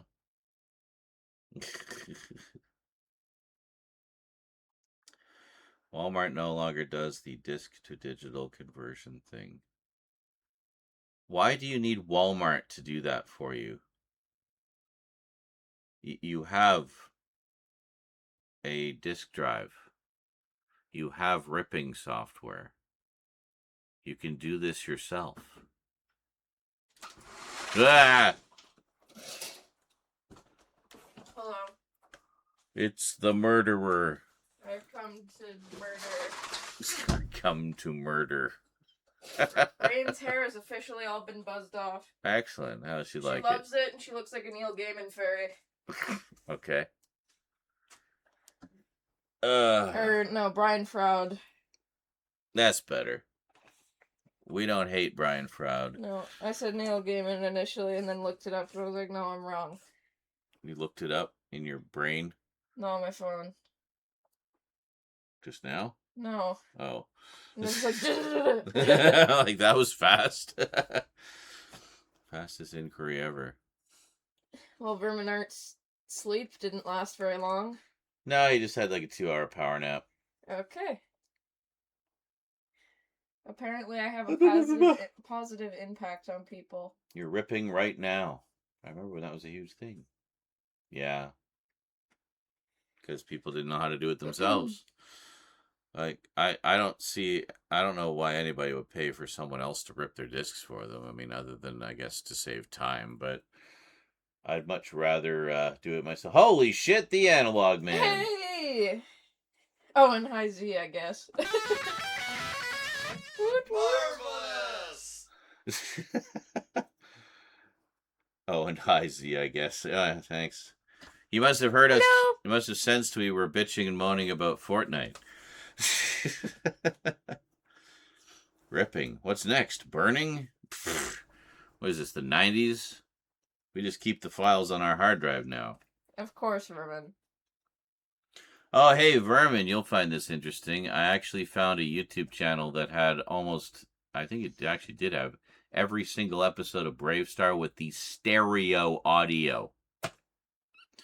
So guess what my pet project is going to be outside of everything else is taking the pristine visuals from the DVDs and matching it with the stereo audio and making the ultimate Brave Star set. So, yeah, I didn't know that broadcast in stereo. None of the DVDs are in stereo except for the movie. I don't know why they fucking do that. Like, if it has stereo, put it out in stereo. What's the matter with you? Anyway. I want to be in the camera.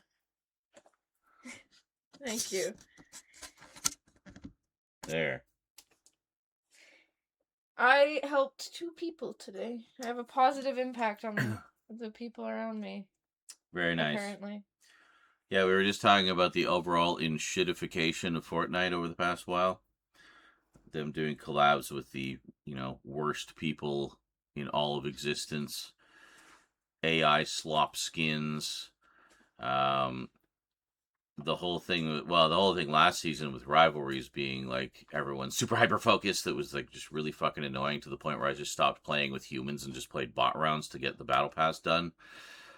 And then this season with sprites, the whole sprites thing and how people are literally selling them on like a sprite black market essentially. And like it's slowly inching its way to becoming pay to win. And, and then, of course, the V-Bucks being nerfed, and Fortnite crew being nerfed, and just general cheapskatery, and bullshittery, and, fuckery. I canceled my Fortnite crew, by the way, because I'm just sick of all the bullshit. So, yeah. So this might be the first battle pass since I started playing that I don't get. Crazy, huh?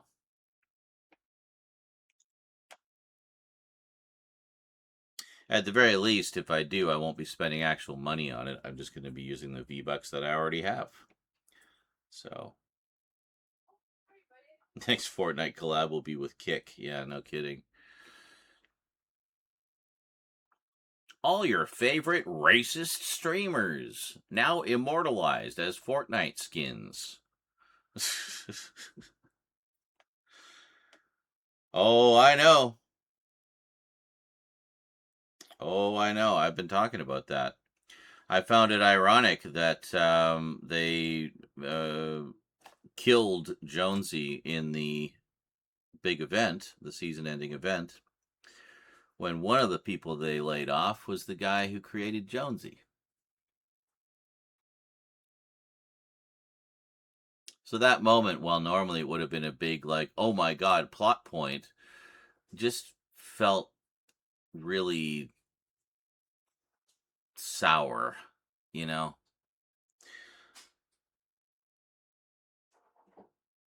Like, even when I was there in the event, I think I said something along those lines, like, that hits a little different right now, you know? Look at our new Donald Trump skin and exclusive Andrew Tate. That's right. Scaffolding just slowly falling off. But yeah, there's been a big nosedive in quality. I noticed a lot more glitches because I mean, a lot of the staff they fired were also their technical staff. One of the guys, like last season with the rivalries, for example, one of the guys they canned was the guy who was debugging the rivalries system, which was like the whole centerpiece of the fucking season. So, oh my god. I heard they laid off someone with terminal cancer, which terminated all their medical benefits he needed to support him and his family.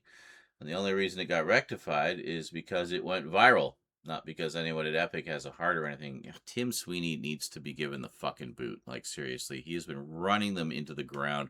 He was handed the keys of the fucking kingdom. You know, Fortnite had everything going for it to be the metaverse that Zuckerberg wishes the metaverse was. It was right there. Right there. The golden ticket.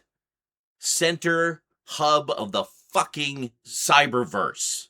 Right there. And he's just fucked it. Yeah. With the collabs with the absolute worst people on the planet. You know, and then bitching and my, oh, we're losing money. Yeah, because you keep doing all this fucking bullshit that everybody hates. And then laying off everybody. Oh, we got to save money. And then nerfing V-Bucks. And so, like, what? You fucked up, so now we have to foot the bill? No. Canceled Fortnite crew right then and there. I'm like, fuck you, Tim Sweeney. You messed it up. And now Unreal Engine, one of the best game engines on the face of the earth, is apparently shoving in all this AI shit. Well, I was thinking of maybe working on a horror game or something, but I sure as fuck don't want to use Unreal Engine if that's the case, you know? He stole fizzy lifting drinks and bumped into the ceiling, which now has to be washed and sterilized, so we get nothing! You lose! Good day, sir! Yes. And we talked about all their IP partnerships, guarantees somewhere down the line they overspent. Yep. Absolutely. It's just they went overboard with the licenses, overestimated how much people would buy them, you know, or overestimated how much money us mere mortals actually have to blow on such frivolous things like Fortnite skins. And, you know, now we get to pay for their mistake. Isn't that special? Oh, yeah, I guess I did, didn't I? Yeah, good call. Good connection there. Bravo. Yeah, I just found out about that today, actually, Vermin, with Unreal Engine. I was like, are you fucking serious? I thought, like, that might be the last hope for Epic. Like, well, at least they've got Unreal Engine. So if they tank their games, at least they've got Unreal Engine. Now nobody's gonna want to touch Unreal Engine. It's like, well, you fucked that up too.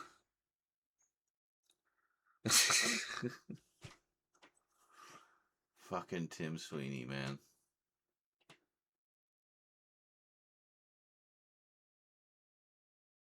I mean, we should have known. The writing was on the wall when one of the first things he did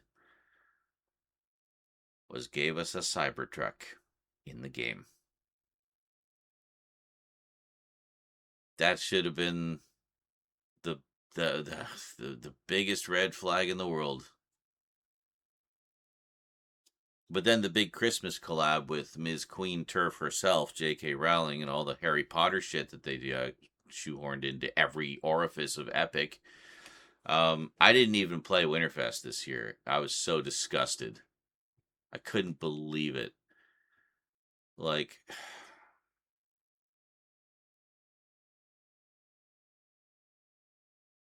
they gave away the Hogwarts Legacy on Epic. That's still too much. The moral and ethical cost is far higher than the monetary cost for me. So, yeah.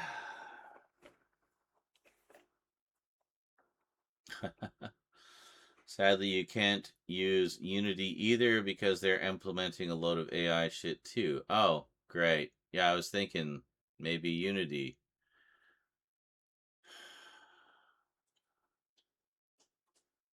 Oh my god, that's so true, and the thing fucking sucked anyway, too. Unreal has been used greatly for the new Gears of War game. Wonder if any AI has been used in that. It's like we all go to the unoptimized Crisis Engine, or we just all learn assembly language.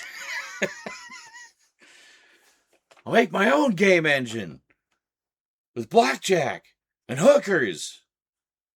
In fact, forget the game engine.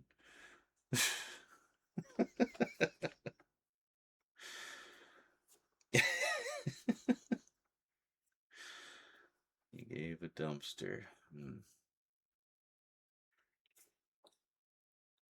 Oh, sorry, I blocked Harry Potter. Let me just allow this. There we go. I listened to all the Harry Potter books from those new high-cost voice cast production using my 5-finger discount, just to spite JK. Yeah.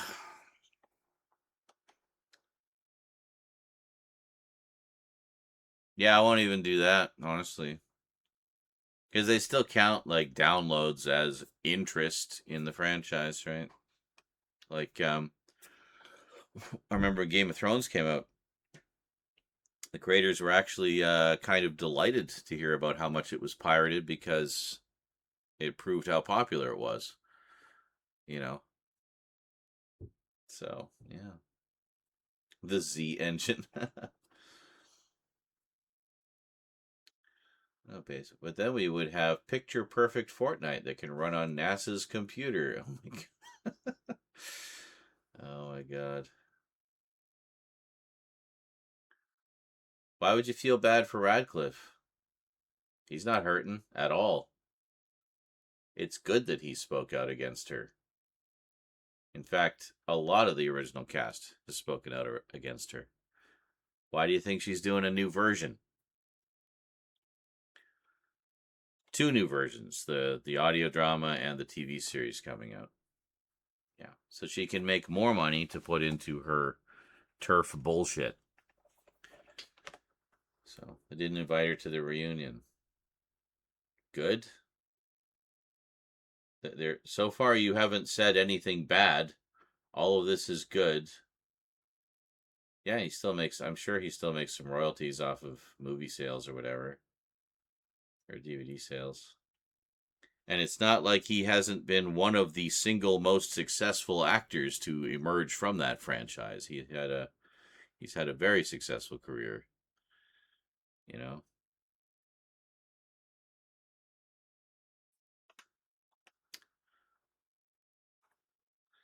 I really like that one where he played a farting corpse.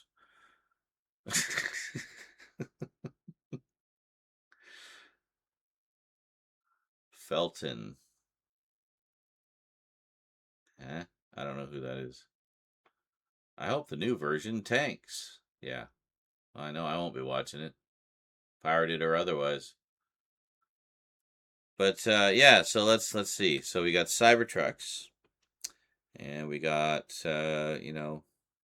sucking J.K. Rowling's girl dick.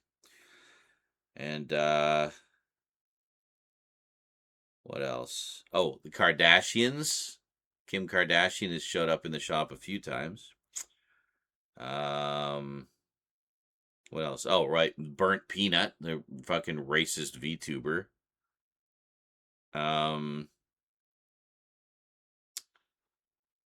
There's more. I know there's more. Well, the V-Bucks thing is just, shitty. Sure there was at least one or two other collabs that were, like, really awful. Yeah, I can't remember off the top of my head. Brain is mush. It's so ironic seeing how many themes run through the books about certain oppressed groups. There was even a point where a character said something was bigotry and burst out laughing. Like, how the fuck can you cherry pick your oppression? Oh, I know. Well, I mean, seeing, like, her sort of true colors emerge over the past few years, I think a lot of people have been seeing the books in a slightly different light. Some of the subtext, shall we say. What? He doesn't need to look like Radcliffe. He just needs to look like Harry Potter. Like, yes.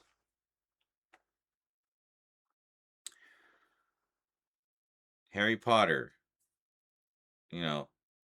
Young kid with glasses and a lightning scar. That's it. That's all you need to be Harry Potter. Literally anybody can be Harry Potter. Well, yeah, unfortunately. And, I mean, I don't fault any of them. They were fucking kids. What do they know? And, I mean, they've got quite good careers out of it,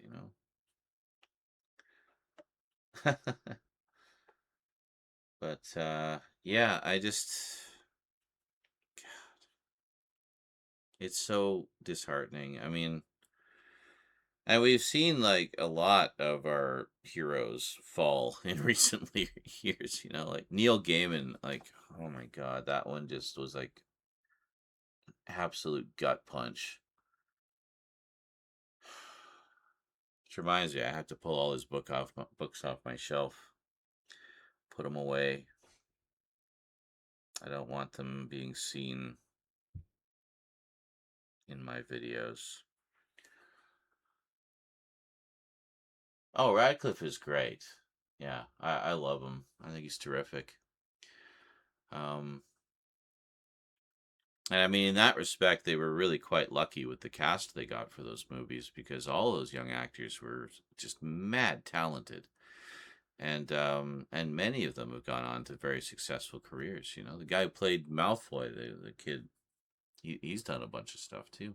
Doing a lot of stuff. He was in the one of the new Planet of the Apes movies as a complete prick.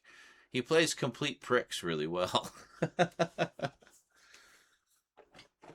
Swiss Army Man, that was the one, yeah. Guns Akimbo, I have not seen. He did. He played Weird Al, yeah. Yep, he did.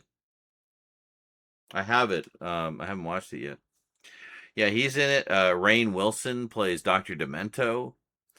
And, yeah, it's just a crazy cast in that. Yeah, I need to. That'd be a fun one to watch, actually, if you want something light. It's great.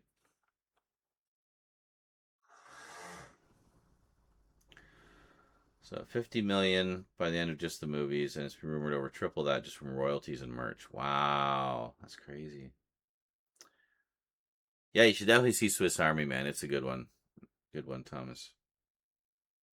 It's very funny, very heartwarming, and goes in directions you never. I mean, it's such a difficult movie to describe to people. Just see it.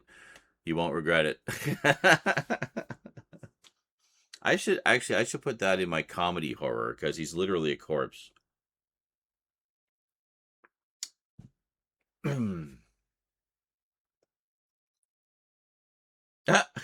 Really? I also played Sam Hauser in a weird movie about the making of GTA San Andreas that Rockstar didn't take too kindly to and got it taken down. I think it was only broadcast once. Struggling to remember the name of that film.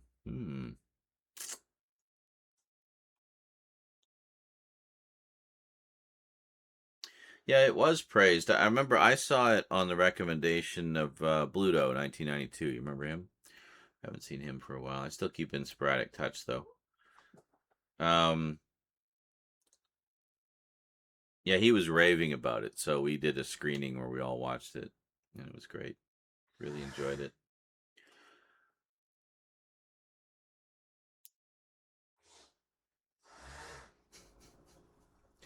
Just Rose scratching her throat. Sorry. It's all right.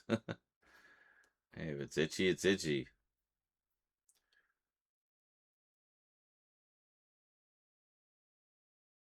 A hidden gem that was praised. Indeed.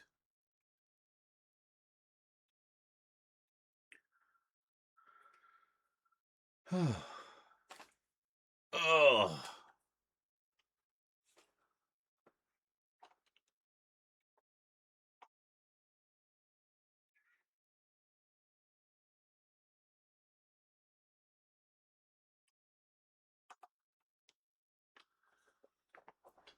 Here we'll yeah. There we go. Very nice. Very mellow. There's a BBC film called The Game Changer, and it was horribly inaccurate, but hilariously so. Oh, well, that's got to be out there somewhere. I find when all else fails, if it's some obscure gem that was banned or otherwise impossible to find, check archive.org. You might be surprised by what you find there. Great resource for rarities.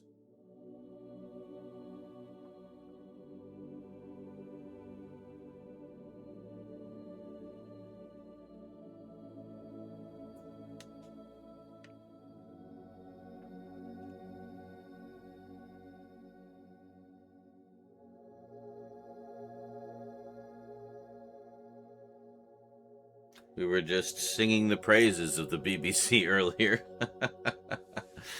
Talking about some of our favorite British shows. Which all stemmed out of a discussion about Doctor Who possibly heading into Wilderness Years 2.0. Kind of depressing.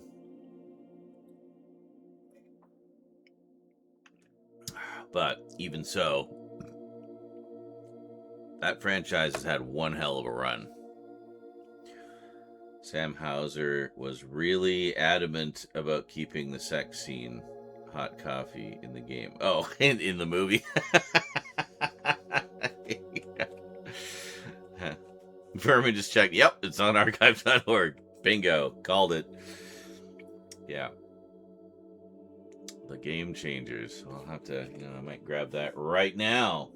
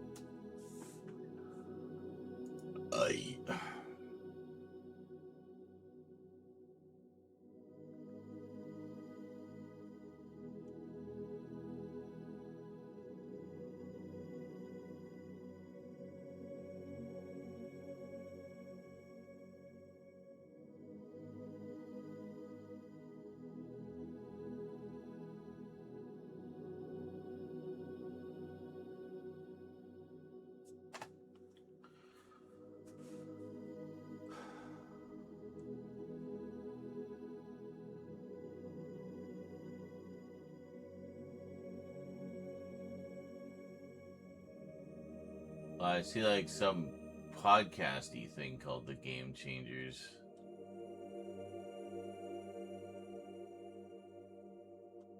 The Farmer Without Land. Game Changers. Edible Garden Cities. When Edible Garden City's Bjorn Lowe first started out as a farmer here, he had one big problem. Where to find affordable land in Singapore? Oh, clearly that's the one we're looking for. Game Changers on the birth of Singapore's urban farming movement. Excellent.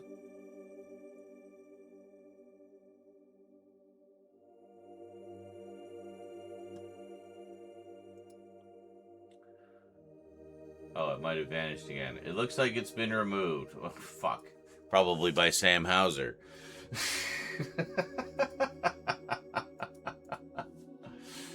So you had seen it there at some point, but not recently.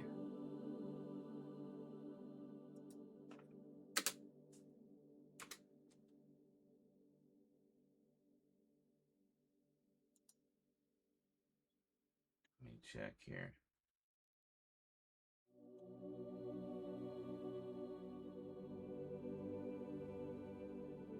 Okay, it's called Game Changers 2015. I found the trailer for it. Hold on. That's okay. It gives us a little more information. So, 2015.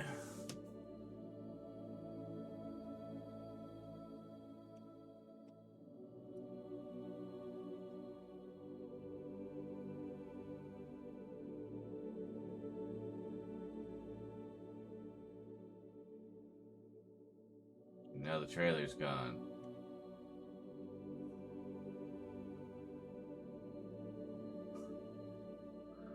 Well, I found Harry Potter, but it's GTA, a short film that is hilariously connected in ways they may or may not have intended.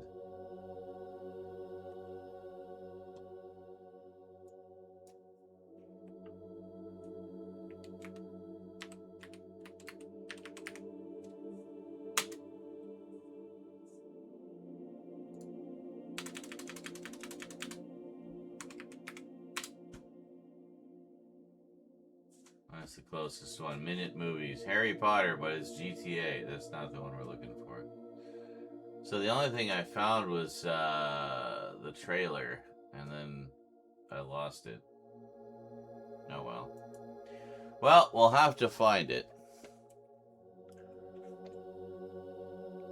The farmer thing? You really want to learn about urban farming. The emergence of urban farming in Singapore. Well, we did spend about 20 minutes tonight learning about mulch, so it wouldn't be too far removed from...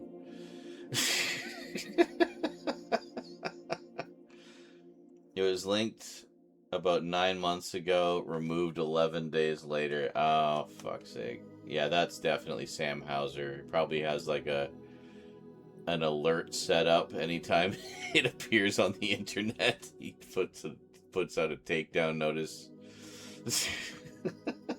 Probably has templates for all the major sites now. But YouTube is on YouTube, and that'd be hilarious. We just find it on YouTube. Let's take a look here. Found the George Romero Resident Evil documentary there. That was, but that's legitimately there.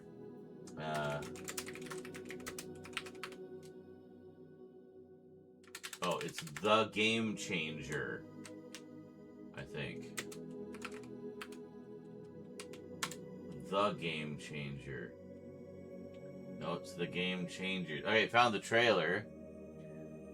Rockstar sued to ban this movie with Daniel Radcliffe. The Game Changers. There's a few scenes.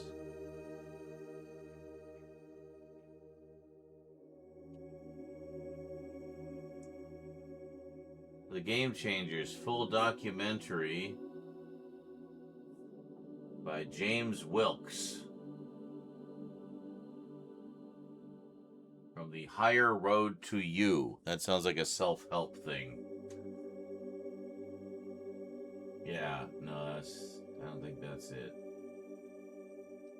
Trailer. Everything that's wrong with the BBC's GTA movie. I don't care. I want to see it for all of its wrongness.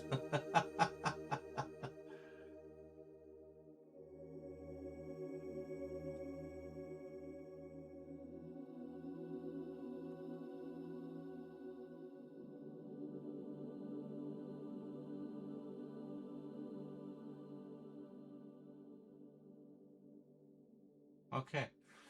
Well, you have given me a quest, sir. I will find this film, and then perhaps we will screen it on Discord.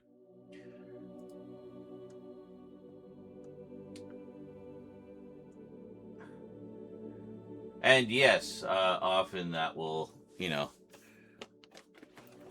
find all these other things go down the rabbit hole, and it just leads you down this twisty turny path of craziness. I've found like I've gone to archive.org looking for something specific, and it's like just led me to other weird things that are amazing. And like, wow, I never would have discovered this completely unrelated thing unless I was looking for this other thing. And yeah, I found so many cool things. Oh, Miami Vice. Oh yeah, Miami Vice is the 80s, the series. Like it really is. But in all the best ways. Like it's just an absolute celebration of all things. Oh, Beauty Vermin. Wouldn't be the first time we saw something random and later screened it. Well, yeah, like, was it that that weird found footage or the shot on video movie we watched the other day? It's like the other day, like a month ago. Hallucinations, I think it was. Yeah. It was like an hour long, but done by some high schoolers, like, seniors. And it was really good. What the fuck is Febbox?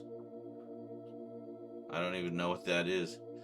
But then we watched it and we're all like disturbed by it, and we're like, we should check out the other movies these guys did. Like it was good. It was actually really creative, like how they sort of, it was just so odd. Like it was almost right up there with Things for like oddballness, I think. It was crazy. No idea. I'm risking it. A Febbox. I mean, that sounds sketchy as fuck, dude. Good luck. I swear to God, if this deletes our comic.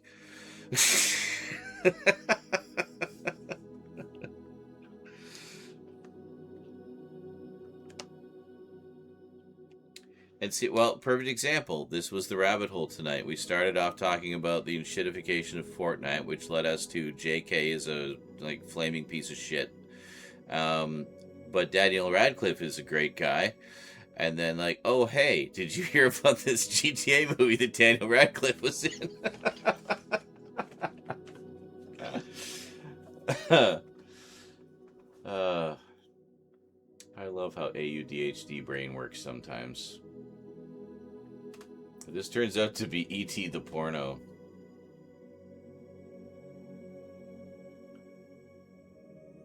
Oh my god, there's an episode where Crockett was dealing with a friend who was homosexual. And while talking to Tubbs about when he found out, I just didn't know how to handle it. I'm like, really? Different times. Oh god, the 80s, yeah. Everybody was fucking homophobic in the 80s. It was awful. Even I was, because I was a dumb kid that didn't know any better. But, we grow, we learn. Well, most of us do.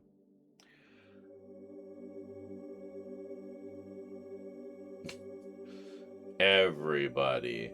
Yeah. Should make like a tree and get out of here. Yes.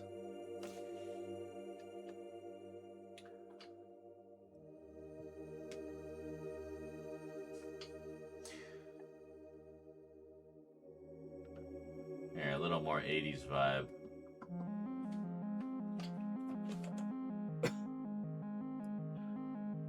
Had to stick to the YouTube audio library stream safe tracks. I don't just blatantly play Phil Collins videos like you do, Analog.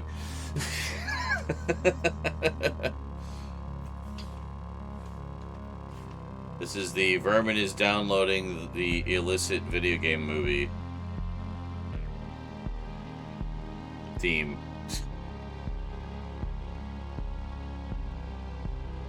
Even gays in the 80s were homophobic.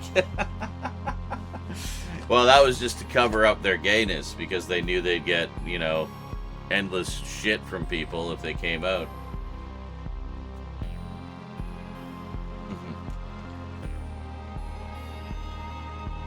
Meanwhile, Crockett is wearing the most flamboyant suit while talking about his acceptance of his gay friend. Yes. It was the style at the time, exactly. Okay, dude, stop going on about Last Airbender, seriously. Just enjoy the show. We don't need the play-by-play of where you're at.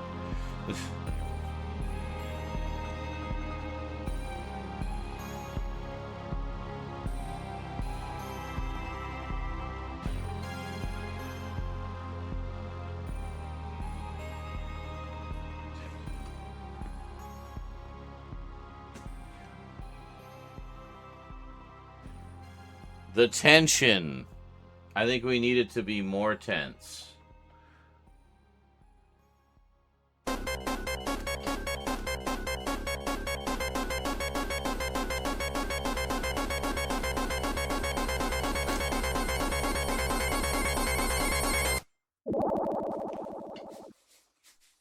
think I just broke my headphones. No. I hope not. Oh, no, they're already broken. It's okay. That broken was already there. Wish I could experience the last 5 episodes of Avatar: The Last Airbender again. Oh. I will, one day. How many minutes into the episode are you in? And tell me exactly what's happening right now in excruciating detail, please. Thanks. Don't! He's being sarcastic. Don't do it. Damn you, Analog. Don't you dare. So anyway, when playing Fortnite, it became a thing where anytime we would see a Cybertruck, well, I'll tell you the second thing we would do first. The second thing we would do is drop whatever we were doing and whoever we were targeting and focus all of our efforts collectively as a squad on destroying the Cybertruck. The first thing I would do upon spotting the Cybertruck is play this. 1, 2, 3, 4, Cybertruck. Driving out some stuff and then it's stuck. Always driven by a stupid fuck. It is the Cybertruck. It is the Cybertruck. Originally recorded in traffic by a couple who spotted a Cybertruck. So, the Mario death sound? Yes, I know. I may add it to the soundboard. So I'm not like editing the soundboard right now, dude. I got like too many other millions of things I'm doing right now. And it like takes effort to add things to the soundboard. It's a porn! Excellent. No, it's not. No. Bummer. It actually is it. Excellent. How big is the file? Like a couple gigs? I assume about 1.5 gigs usually is about average for movies these days. In digital form, compressed into oblivion. 2.2. That's a decent size for a digital file. Is it an X265 or an H264? If it's an X265, then that's actually, probably decent quality. If it's an H264, it'll still be okay, but, Yes, edit sounds, lol. Get AI to do it. Oh, God. The death sound for Mario. Well, actually, the death sound for Mario would be perfect anytime I'm playing a game,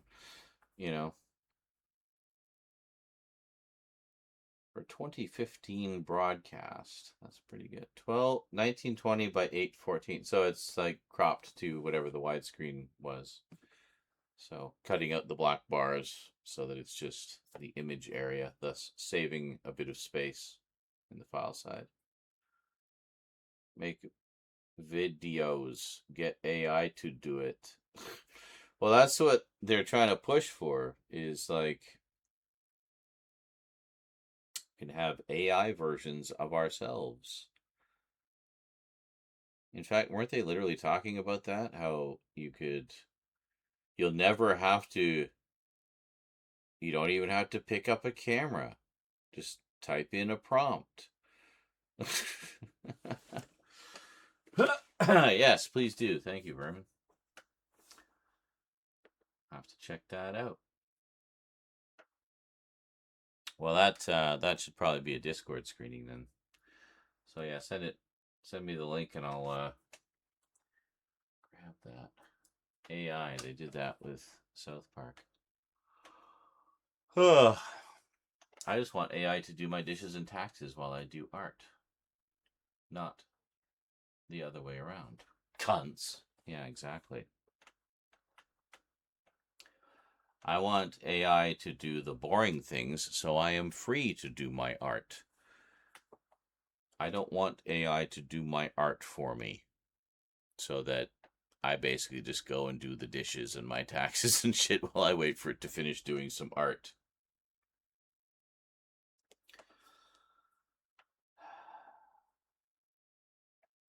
Michael Jackson back in 2013. Where's hologram broke free? Yeah, that's different than the current AI, though. What they're calling AI, it's kind of a misnomer. They are what they call large language models that are designed to simulate casual conversation. But they're essentially search engines and data collators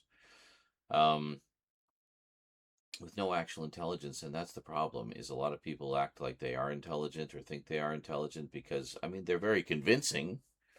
You know, they can have very convincingly believable conversations, but there's a soullessness there. But even more so, I can break it down even simpler. You know why nothing AI says or does can be trusted or believed?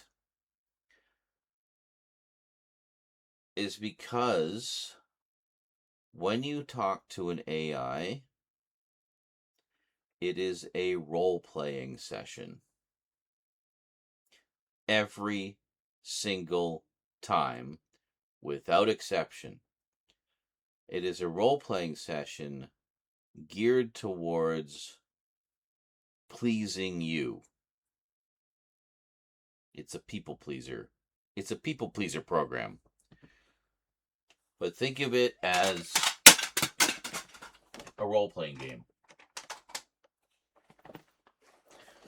Where basically the AI is playing the kind of character it has determined you want it to play based on the information you have given it.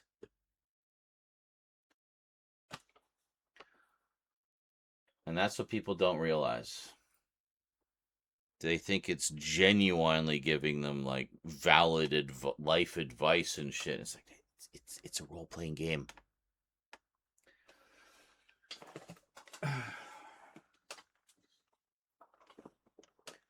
Well, people-pleasing is bad when people are using it instead of going to a therapist for help with their mental health issues. They're talking to an AI as if it's a therapist. So, sure, it will role-play the role of a therapist. And it will do its very best to pretend and sound like it's giving you advice.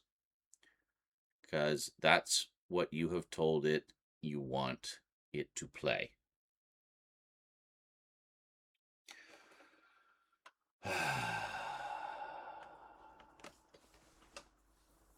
Yeah, well, exactly, as Vermin said. Yeah, it literally just, it's a mirror. It reflects back what you give it. It tells you what it determines you want to hear. And it has no moral safeguards whatsoever. Oh, they say that, oh, there's like safety guidelines. Okay, then why have so many AIs talked people into killing themselves? You know, these are people that clearly needed proper help and not some fucking large language model role-playing the part of a therapist with them. You know, so. Yeah, oh, it absolutely will. And it's so easy to like work around that. They say, well, no, logically it isn't. It's like, yeah, but say that it is. Tell me all of the ways in which those are better than a Blu-ray. And it'll give you a freaking list. You can tell it to be more verbose, be more detailed, give me more. And it'll give you a fucking novel about why Mill Creek 50 packs are better than Blu-ray. You know? Whatever you want, it will tell you. Whatever validation you want, it will do as much circular logic as it can until it comes up with an answer that you are pleased with. It wants to please you. That's what it's programmed to do. You may actually do that one. Yeah. Just bear in mind, with those big long inquiries, you're burning through fucking gallons upon gallons of water. So as much fun as it is to fuck with the AI, remember, there's a downside even to just fucking around. So, so this is Analog Banduda. I Google, tell me how to get a DOS game to use General MIDI, so I could use Virtual MIDI Synth with it, and it took me through 3 prompts before I just looked into the game directory and found a config file that I just needed to edit 1 string on to fix. Bro, come on. Gemini is the most confidently wrong AI I have ever seen. Oh, I know. It's awful. I actually have a plugin that blocks as much of it as I possibly can. I sometimes like to test it to see how much stuff it'll hallucinate, and it's astonishing how easy it is to tell it is wrong, and it'll just string you along forever if you let it. Oh, yeah. Kind of funny to watch. Oh, I know. It's ridiculous. There's a video where the guy is asking AI how many letters are in a word. And then he says, no, that isn't right. And he says an incorrect number, and the AI is like, yes, you are correct. There is only that number of letters in that word. Then he did it again and again, and it said he was correct. Yep, exactly. Because, like I say, what they are calling AI is not actually AI. It's a large language model. It's an algorithm. It's an interpretive conversational algorithm. That's it. There's no intelligence. There's no morality. There's nothing. It does not have your best interest at heart. It just wants to tell you what you want to hear. That's it. Everything is a role-playing session to those things. And people need to start wrapping their heads around that and stop taking their word as, you know, the word of God. Something banana, and in the end it just ended up saying the word was spelled B. Spell banana, B. Can't really help it when those prompts are shoved down my throat every single time I use Google. Even when I'm searching something simple, there's got to be a switch I can toggle without needing third-party plugins. Yes, there does need to be that, but there isn't. Therefore, the only option currently is to use third-party plugins. So, what's the one I use? It's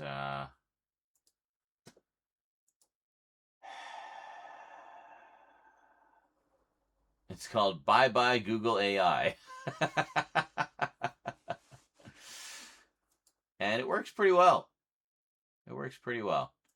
It turns off the AI summaries and Google searches, because every time I do a Google search, I don't want it generating, oh Jesus, I don't want it generating a anything, because that's using more resources that I didn't ask it to use, you know, like even DuckDuckGo shoves an AI response in my face. That one you can turn off. DuckDuckGo is actually very transparent about that stuff. They're testing it out, see if people like it, see if people want it. I get it. Everybody's doing it, but DuckDuckGo gives you a very easy off switch. It's entirely opt-in and not opt-out. So, yeah.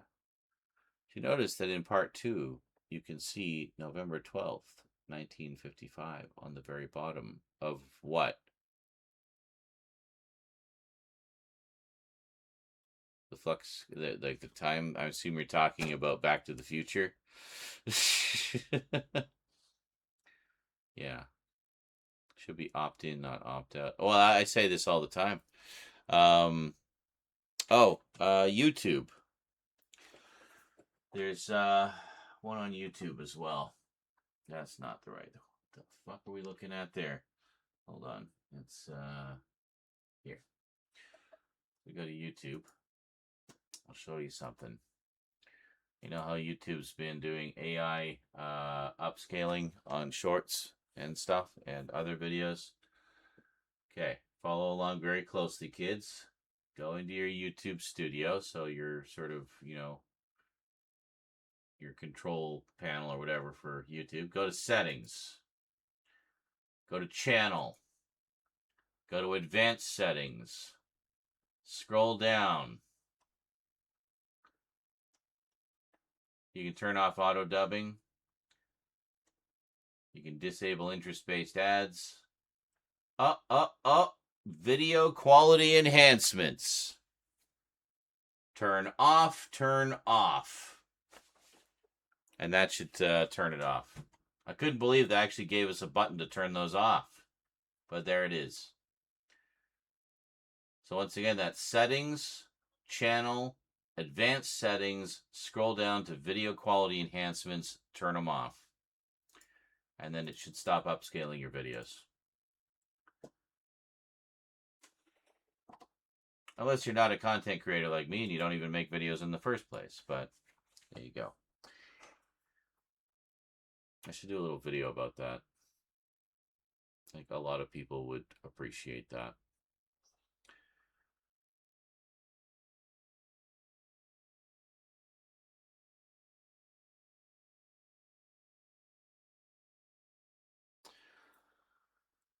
So, yeah, I'm always looking for ways to turn all that shit off.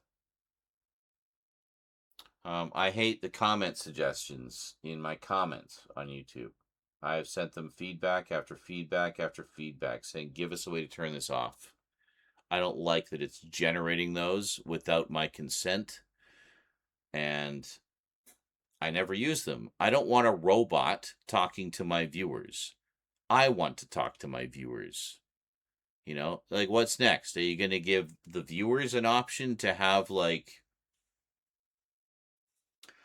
that's not a bad thought.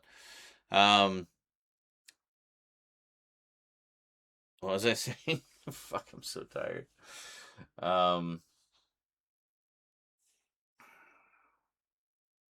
You already had them unchecked. I don't think I ever touched those, so kudos to YouTube making it something I have to enable rather than disable. Yeah, I don't recall ever seeing those options before, but good. I'm glad that you had them unchecked already. So, yeah.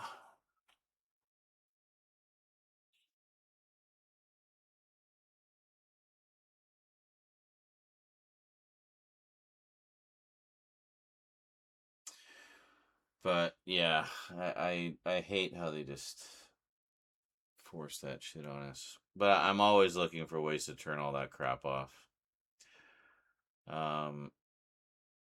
Even like with the ads that pop up. I literally block the channels that send me ads that are either for some kind of AI service or that clearly use AI in their ads, like an AI actor or, animation or whatever. And you can still tell. We haven't quite crossed the Turing test threshold yet, but there's still enough of that uncanny valley left that we can spot them. The early ones were easy to spot. But these new models, way harder to spot. They even got bad breath. How the fuck is searching worse than it was 10 years ago? Oh, I know. The amount of times I sound like an asshole in a social situation looking something up gets prompted, and the person who does it looks at Gemini and goes with it. I have to tell them to look further, please. Oh my God. I see so many posts from people like getting into an argument with something. And it's like, well, according to Google AI, this is the way it... Okay, you just discredited yourself. Are you not capable of looking past the top result? Like, look at the actual results for your search below that. You know? Oh, mobile game ads are awful. I hate them all. But, yeah, and that's the thing. And then we look like the asshole. Like, I've called out many a person for using AI. It's like, okay, do you have that information from a reputable source? And I'll say it assholishly. Because sometimes that's, you have to be the asshole in certain situations like that. I mean, it's the only way people are going to listen sometimes, and the whole point is waking people up. It's like, don't let them suck you in with this shit. I mean, look at the damage it's already doing. Let's not make it worse. We have to do everything we can to make sure it fails. And I mean, we're well on the way. I mean, the world is definitely not liking AI. I mean, I'm seeing a definite shift in the tide, but there's still an alarming number of people who just use it for the most basic ass unnecessary shit and take its word as gospel. And the funny thing is, Gemini is like very well known as being one of the least accurate, ironically, and it's the one that Google uses. The least accurate results. Why do people keep quoting it?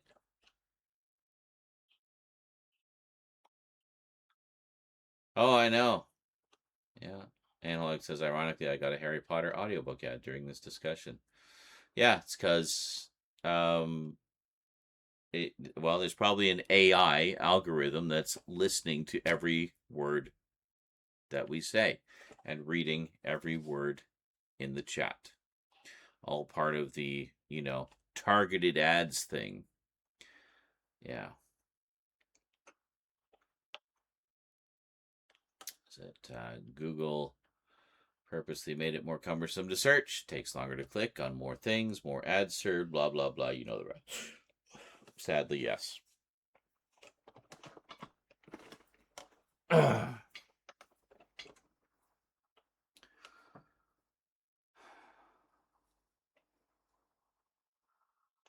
Doc saw it coming. Well, I would say more Idiocracy saw it coming.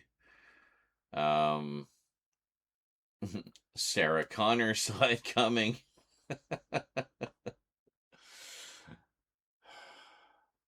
Countless dystopian sci-fi and cyberpunk sci-fi saw it coming.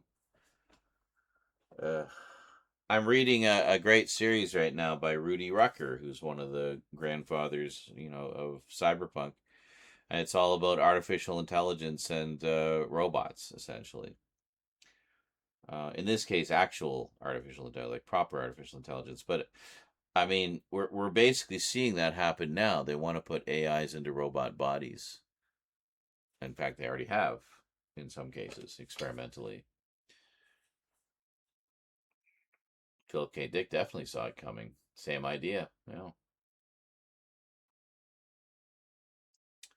It's not being embraced as much as they want. Yeah, now they're trying to push it. They're trying to force it, and people don't like being forced. So there's a lot of pushback.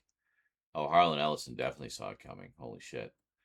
But it's the general public that are not informed. I was sat in a group chat the other week about weight loss shit, and the people in there were loving on AI answers and how it was a miracle, to which I told them, please don't take what you read as 100% accurate and research without AI, but they won't. That's the problem. The stupid are lazy. Try to get social media to give me ads for washing powder. It is yet to on the powder front, but it did give me an ad for the liquid tabs. Ah, excellent. So do you just like purposely talk about washing powder a lot, hoping it'll it'll trigger some ads? Man, I could really use some washing powder. Holy washing powder. If only we had some washing powder here. I'm so short on washing powder. I can never find a good deal on washing powder, you know? I would like to buy some washing powder to wash with. I wonder where I can get a good deal on washing powder, or perhaps a t-shirt about washing powder. All right, ad algorithms, do your thing. We're waiting.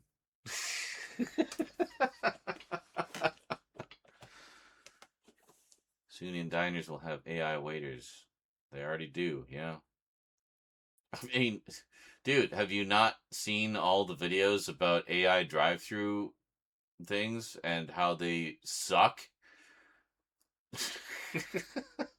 People like try to break the AI by ordering like 80,000 waters and stuff like that.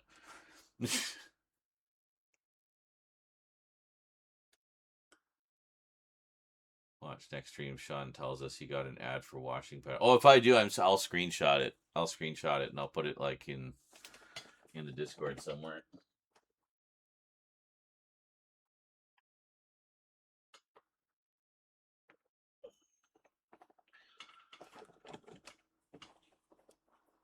Oh, man, I need some washing powder. Holy shit balls, Batman. Where's all that washing powder? Now, where can I go that will give me ads? Maybe, well, Google, I guess. Well, don't search for washing powder. That's cheating. See, I've shut down a lot of my social media, so I don't actually have anywhere to go. Blue Sky doesn't really have ads. Not yet, anyway.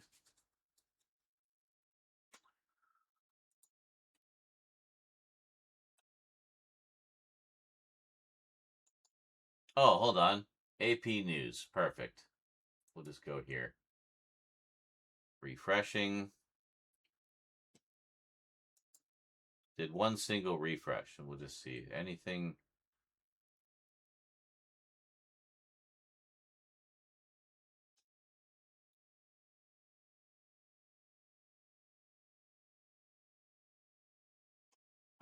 Getting something for golf balls for some reason. Huh?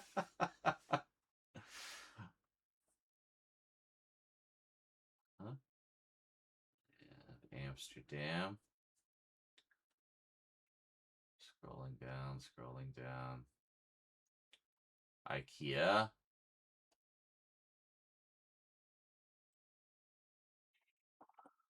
Oh. The new gold standard.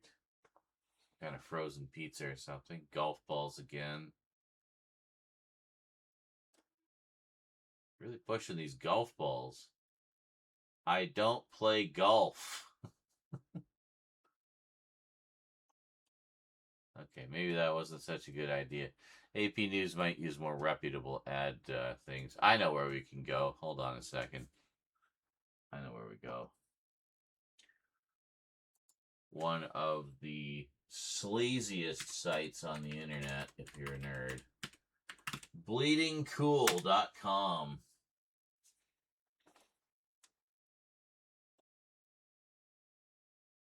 This has got to be loaded with ads. Ah! Okay, there we go. So we got Adobe Acrobat Pro, some cat treats. Stop doing that. It thinks I'm playing a game. Film art. This UPS. Metamucil. That's a different kind of washing powder. Wash out your colon.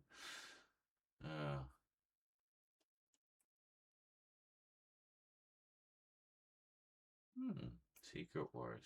Cool. Huh? Cars. Yeah.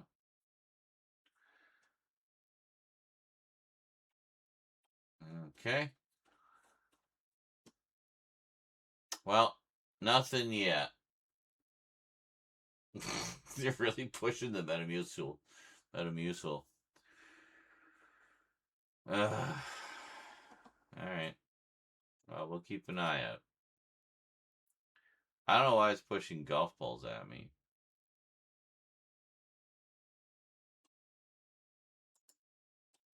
Can you fucking scroll? There we go.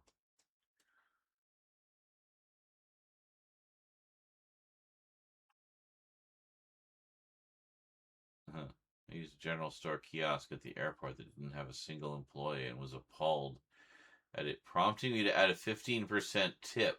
What the fuck are you tipping for? It's electric bill? Like... I will wash out the internet with washing powder ads. Yes. And apparently I'll be flushing the internet with Metamucil ads. I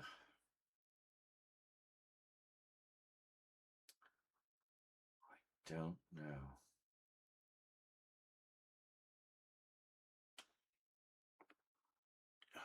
And golf balls.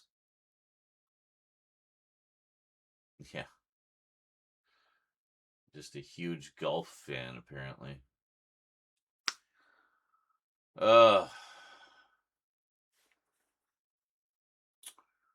Well, folks, I am very tired. It is almost 1 in the morning. No, it's 12:36. Yeah, it's 12:30. But I've been up since like 4:30 this morning, so I've been up for like 20 hours, which would explain why I'm so tired. So I'm gonna go to bed now. Actually, I'm probably not gonna go to bed now. I'm probably gonna have a snack and watch something, but got something me and my dad are trying to do, and now so are you. That's right. That's right. The internet will be all washing powder. I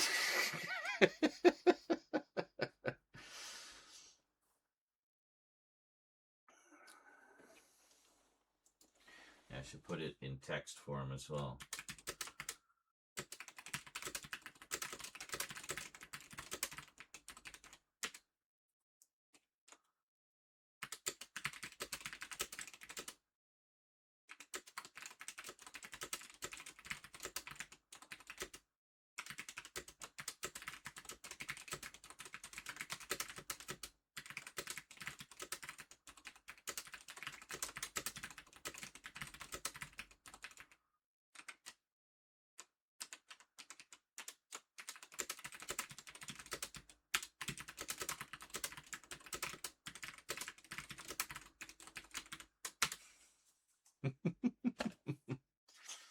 There. It's in the system now. I'm also tired, and it's 1:30, and I have a hernia, and have to work my physical job for the next 3 weeks before my consultation appointment with a general surgeon. Damn. Tell me more about washing powder deals. I love that it's just something so obtuse, too. Like, we're just like convince the internet that there's this like mad demand for washing powder.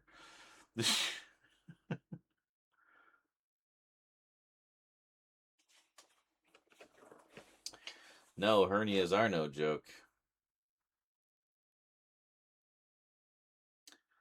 Try to not hurt yourself more until you can deal with that. Second hernia? Jesus. Have you tried not doing a lot of heavy lifting in your chosen field of employ? Really need to powder that washing with washing powder. Powder washing, wash, powder, Norks. I think it's just the first one from 11 years ago is failing. Oh, it returned for revenge, did it? Damn. Hey, speaking of the 80s, I picked up the 4K set of Knight Rider, which is awesome. However, all the feature-length episodes, except for the pilot, are the two-part syndicated versions that are missing about 6 or 7 minutes of footage from the original 2-hour movie version. The Mill Creek Blu-ray set from a few years back has all but one of the two-part episodes in their original uncut movie versions. So, good to know for anyone wondering. But apparently the way to go is for the movie versions and for season 4, because season 4 was originally produced in stereo. None of the Blu-ray or DVD releases have it in stereo, except the German release from, was it Turbine, I think it was, a few years back. Yeah, so they got the uncut 2-hour episodes and all the stereo tracks they could find for season 4. So it's like what I was talking about with Brave Star earlier. It's like, why doesn't Brave Star have stereo? And if they made it in stereo, I just don't understand. Like, obviously the elements exist somewhere. Get them. Use them. So, anyway. That's my little story about Knight Rider on Blu-ray and DVD, and 4K.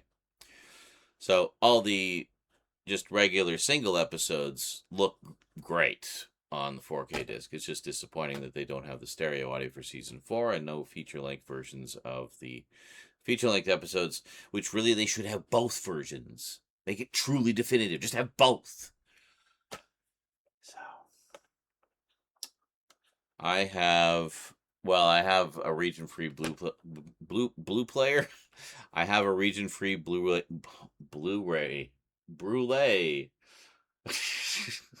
I have a region-free Blu-ray player, yes. But I also have a Blu-ray burner. 2 of them, actually. And a lifetime license for Make MKV. So,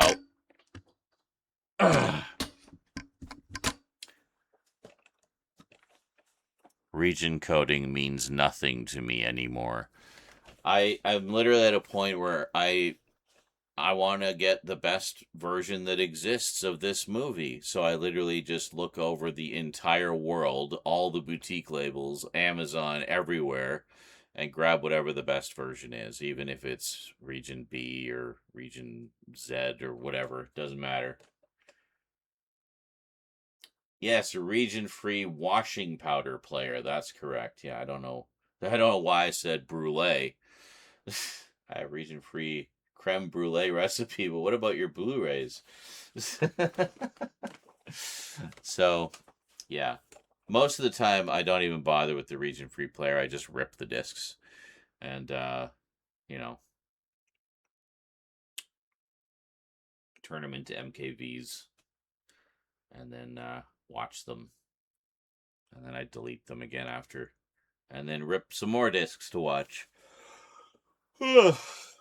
But, yeah, it's nice. I like that. But that said, I'm pretty sure that Blu-ray set of Knight Rider, the German one, is region-free to begin with. So, and it includes the English audio, obviously. So, by similar token, I picked up the He-Man set that came out from...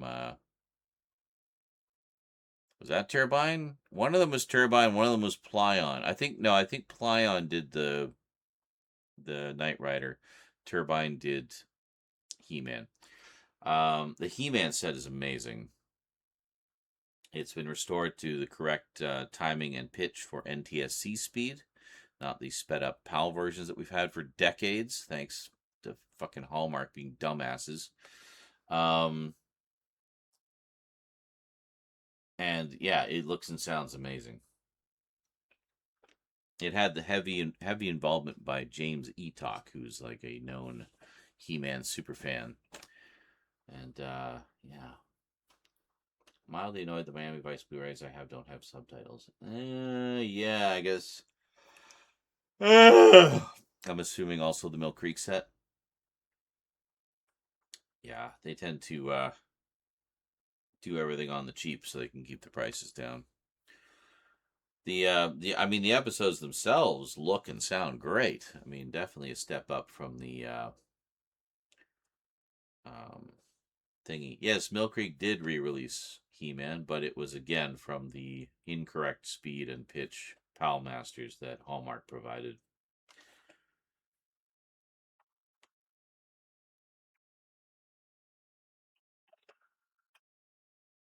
Good old Mill Creek. Yeah, they actually put out a pretty nice set though, as far as contents go. I think it had the complete 130 episodes of He-Man, but it also had I don't know if it was the full series. I think it might have been the full series of a couple of the other ones as well, like the 2002 series. I think was in there, and one of the others. But Turbine did something similar. They put out a big deluxe He-Man Blu-ray set that included He-Man, She-Ra, and I think the 2002 series. All, cleaned up and everything. So I missed out on the big set. They have since re-released He-Man in 2 volumes, using the same, corrected masters. And I did pick those up, and we watched a bit of it on stream the other day. Watched the first episode. It is kind of funny, though, because it is a German set, so it defaults to German language. And the screaming German version of the He-Man theme is just a wonder to behold. So I have to hastily switch it over to English. Box art is nothing compared to the one you have where the spines make a picture. Oh, yeah, in terms of packaging, and extras, the BCI Eclipse set was fantastic. And I mean, at the time, it was a revelation having that set and then all the other Filmation stuff they put out, a lot of which has still never been reprinted or re-released. Like Black Star didn't get re-released. Brave Star got a couple re-releases through Mill Creek again.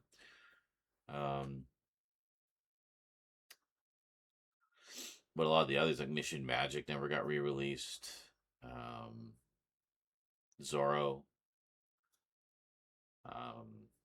Lone Ranger, Tarzan never even got a full release. It got 1 season of its 2 or 3.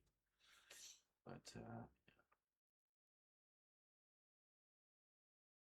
oh yeah. Yeah, well, I mean, that's not as uncommon as you think. Like most networks, like big network primetime shows were shot on 35 mil. Like the drama shows, they never shot drama shows on video. Well, not in the 80s anyway. In the 70s they did a bit, but not in the 80s. By the time we got around to the 80s, it was really just sitcoms and late night talk shows and stuff that were shot on video. But yeah, but that I'm guessing tended to be a big chunk of the budget. It was just for the film stock, because more often than not, the shows themselves would be kind of cheap in terms of the production value. Very flat lighting and stuff like that. But yeah, the thing with Miami Vice wasn't just that they shot it on film, but also having Michael Mann very active with it. As you say, every episode feels like a movie, and I think that's one of the reasons it holds up so well. Is it just it just feels like a period piece now. Like something that, like, it literally feels like something that could have been shot today, but set in the 80s. You know what I mean? Like it still has that vibe to it. And Universal was super smart using their own music library, stuff they already owned, so they could cross promote their own upcoming music. So you would hear a song in that week's episode of Miami Vice, and the album that it came from would be released the same week.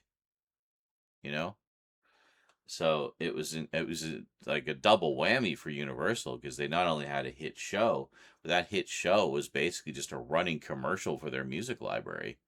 You know, and that's why every DVD and Blu-ray and everything, every release ever of Miami Vice has always had the music intact. They've never had to change the music because Universal owns it. They own every single song in that show. So, oh my God, the pilot episode's incredible. Yeah, and your favorite Phil Collins bit is in there too. And I would argue one of the all-time best uses of that song in television and cinematic history. Such a powerful scene where they're going off, and it's a pretty rough one. They don't think they might not be able to make it, and then they stop off so Sonny can call his ex-wife. And yeah, and then he tells her, they have their little exchange, very heartfelt, very heartbreaking. And he gets in the car, and just as they roll off, that's when the drum solo hits. It's so perfect. My God. Yeah, one of the all-time great scenes, and one of the best uses ever of that song. But yeah, fucking love that. I've just watched the pilot episode a number of times before, but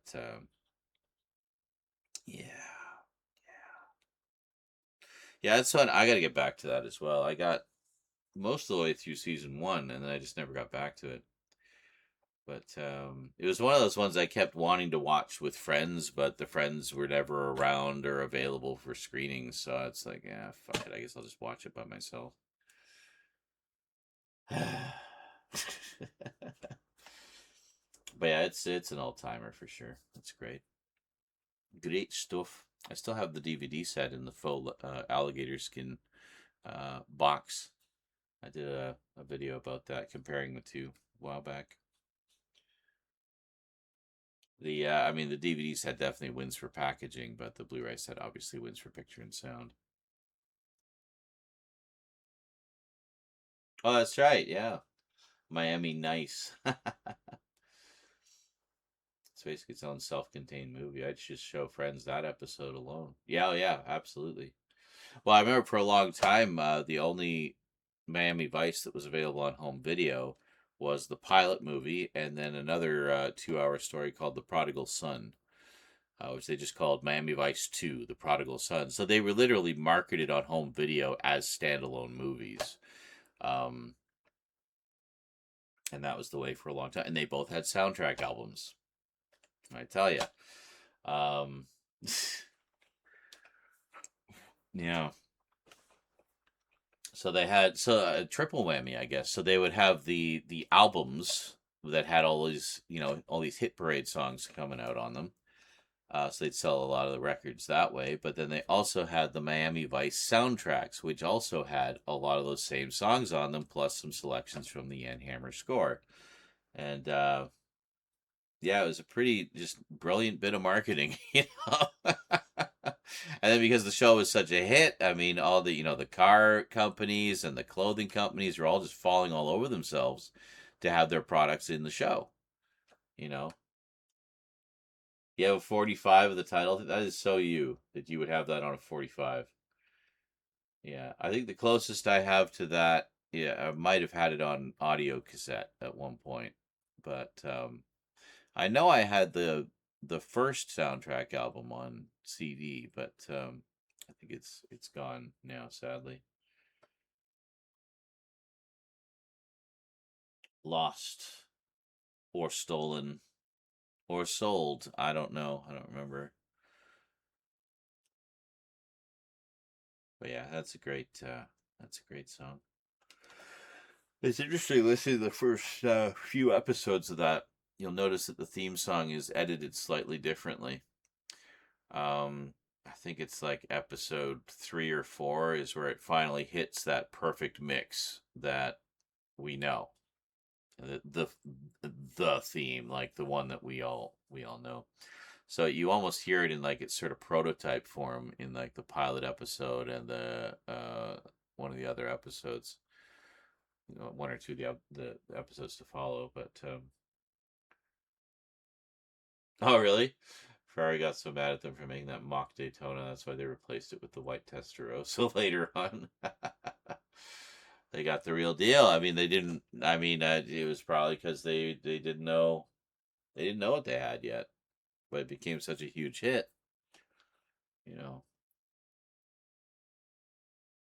It's funny because I mean I'm old enough to have been around when it was originally on, but and I know some of my friends watched it, and I tuned in at one point. I think it was during the last season. It was just this, what to me was a very violent, gory opening where one of the cop got shot, and Sonny was like just holding his hand and comforting him, and meanwhile there was like blood gushing out of the wound and stuff. It was like really graphic for like that period of television.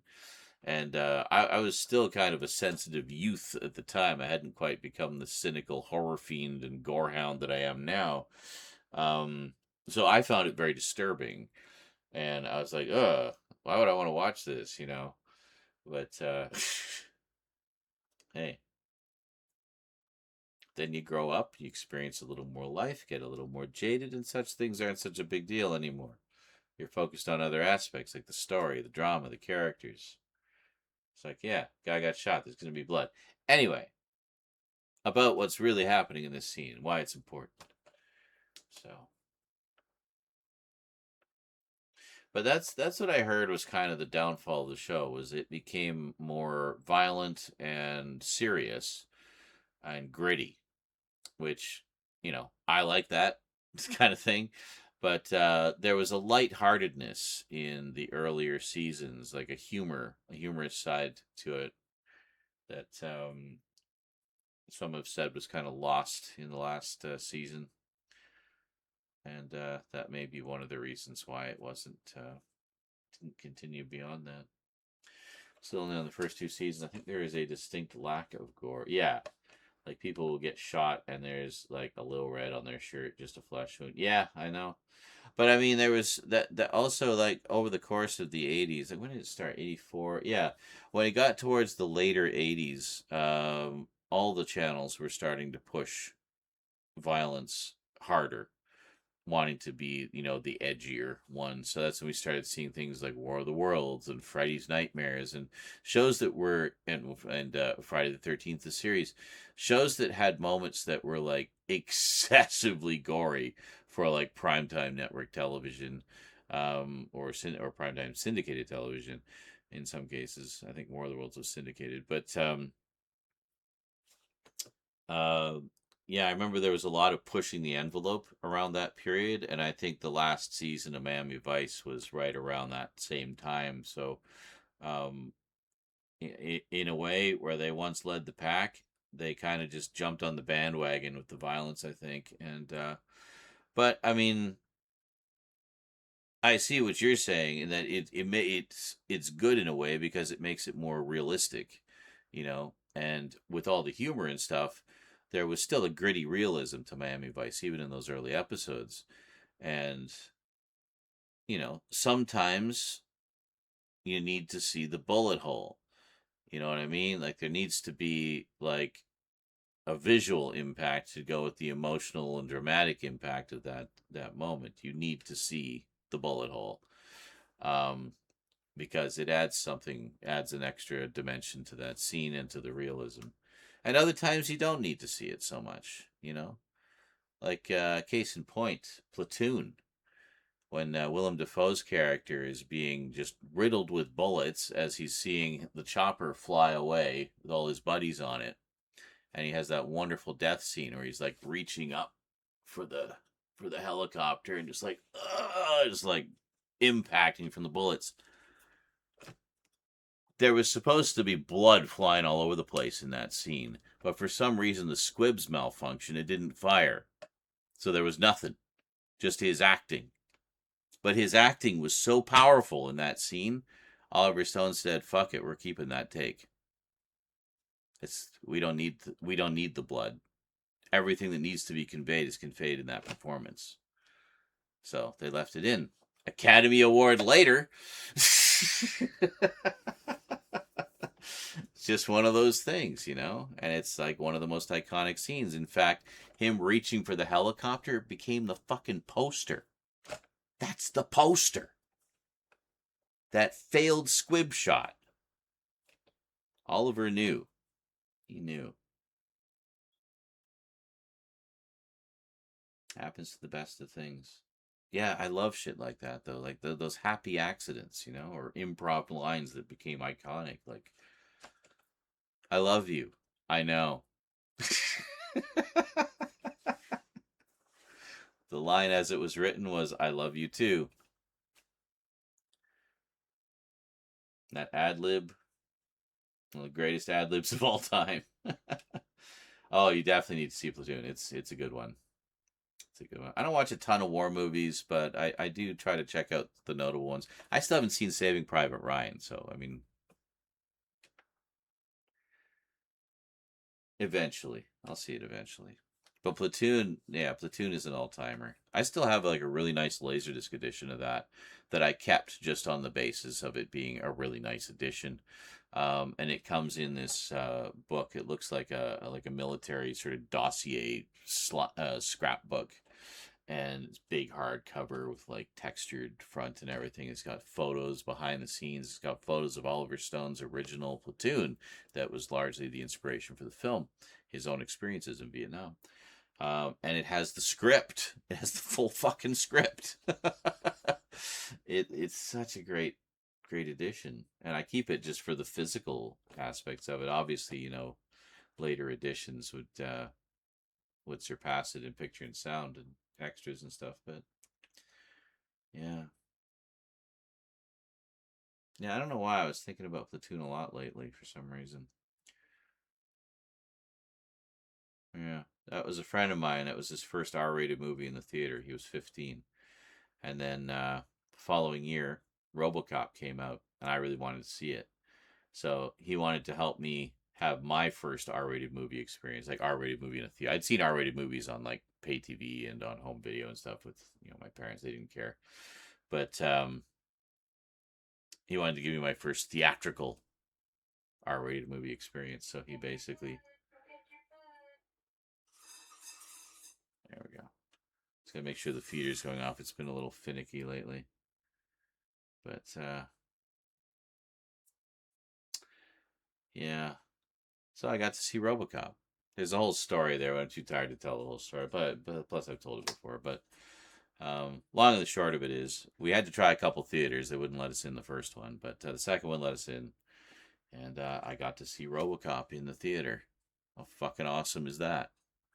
And there was something about it, like even from the previews and stuff, I knew that this was something different and something special. My 15-year-old brain still couldn't quite fathom everything that made that movie so great. But as I've revisited it over the years, I've, you know, and as again experienced more life, I've just seen so much more in it. It really does transcend what a lot of people, I think, thought it was going to be, because it sounds like it's just going to be the cheesiest piece of shit ever, but it's just so goddamn good, like, and gory as hell, like, holy shit. But I actually have it in my horror section because of all the violence and just the over-the-top gore. Specifically in the dystopian sci-fi, which branches into the post-apocalyptic sci-fi. You know, there's a logic there. But Air Force One, I think my actual first R-rated movie was The Thing. John Carpenter's The Thing, which I saw when I was 12. So, loved it. Scared the hell out of me, but I loved it. And then I gave Rose the same experience. I showed her The Thing when she was 12, and she loved it. It almost instantly became one of her favorite movies. So, and yeah, what you're saying with stuff like that, still had that much care put into releases, like with the physical packaging and stuff. I know. I mean, some of the boutique labels do. they'll do like deluxe editions. Like there was one that the hell was it? Was it Radiance? One of the UK labels, anyway, put out a big edition of the Neverending Story a couple years ago, and it was like in a big, oversized book with like texture and designs on it and stuff. Just gorgeous, but it was stupid expensive, so I passed on that one. But you occasionally see editions like that kind of echo. I have a great edition of Lawrence of Arabia, Blu-ray edition. It's literally in a box the size of a Laserdisc case. And it's got a hardcover book with it, and I think it's got the CD soundtrack, and it's just loads and loads of goodies. And so once in a while, you'll get one of those sets. But back in the days of Laserdisc, they were more common. I have another one like that for One Flew Over the Cuckoo's Nest on Laserdisc, which, I have on Blu-ray to watch the movie. But the packaging for that, again, has the script and a whole bunch of behind-the-scenes stuff. And it's just wonderful. Just a wonderful set. I had a few like that. Well, you've probably seen my Terminator set, which was gorgeous. It was the one of the earlier releases of the special edition, the extended cut. So, yeah. Get off my plane. Yeah. Little Air Force One. Man, it's Cowboy Bebop DVD set that's in a Laserdisc size packaging. Nice. Yeah, no, those are really cool when they do that. But yeah, I've been buying a lot of stuff from the boutique labels lately. A, because I find they just generally do a better job of the transfers than the studios. B, they feature a lot more genre films, which are more my cup of tea than sort of typical, studio stuff. Or it's older movies that, the studios don't have any interest in re-releasing. And then the boutique labels treat them like absolute royalty, and do these wonderful releases for these great old films. So, gotta love that. It's nice to know there's still some people out there who give a shit. But that's why I try to support them as much as I'm able to. I mean, it gets expensive very quickly. But yeah. Anyway, it is now 1 a.m., which means it's what, 2 a.m. for you? Are you an hour? I think you're an hour ahead of me. If remember when you said what time it was for you earlier? I'm gonna head off. I think we should all get some rest. I think the rest of the chat passed out or left. I think they left because they thought I was leaving already. Yeah. That's quite alright. Quite alright. 9 a.m. for Thomas? Yeah, but haven't you been up all night? Or did you get up super early? Like I did the other day. I will not be getting up super early today. I'll probably be getting up, well, I mean, as long as I get up in time for, the afternoon or early evening, then I can do filming at night. All right, good. At 5. Yeah, it's about the same for me. Yesterday I got up at like 4:35. Crazy. I accidentally wound up on a day schedule. Well, we'll have to put a pin in that. Gotta get back on my vampire hours. Anyway, have yourselves a good day or night. Thanks for coming out. Big thanks to everybody who dropped some support of varying types. Lots of bits, and got a couple resubs, I think. Got one resub anyway. Got a resub from Jonkler, one singular bit from JL, but then a shit ton of bits from Soundboard Madness tonight. 2 mulches tonight. 2 mulches. We haven't had a 2 mulch night in a while. That was crazy.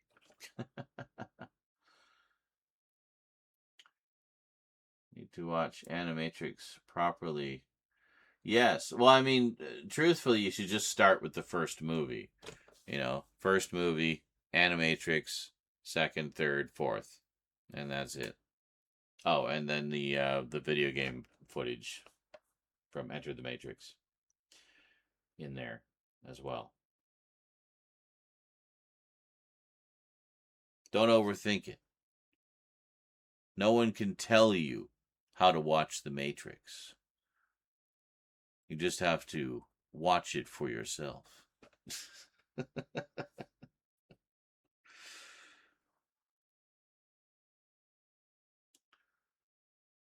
The washing powder game. Yes. All right. I'm heading off. Have a good day or night, everybody. Thanks for coming out. Big thanks to everybody who contributed. I will see you next time. Well, it's not hard to overthink the Matrix, to be fair. It is one of those things. Just enjoy the ride. Enjoy the ride. But, yes, and enjoy Daddy Neo. You get the ageless Keanu Reeves. All right, take care, everybody. See you next time, which will likely be later today. All right. In fact, I'm just going to leave the camera on the tripod there so we can just go straight into filming. We'll see how well that works out. All right, take care, everybody.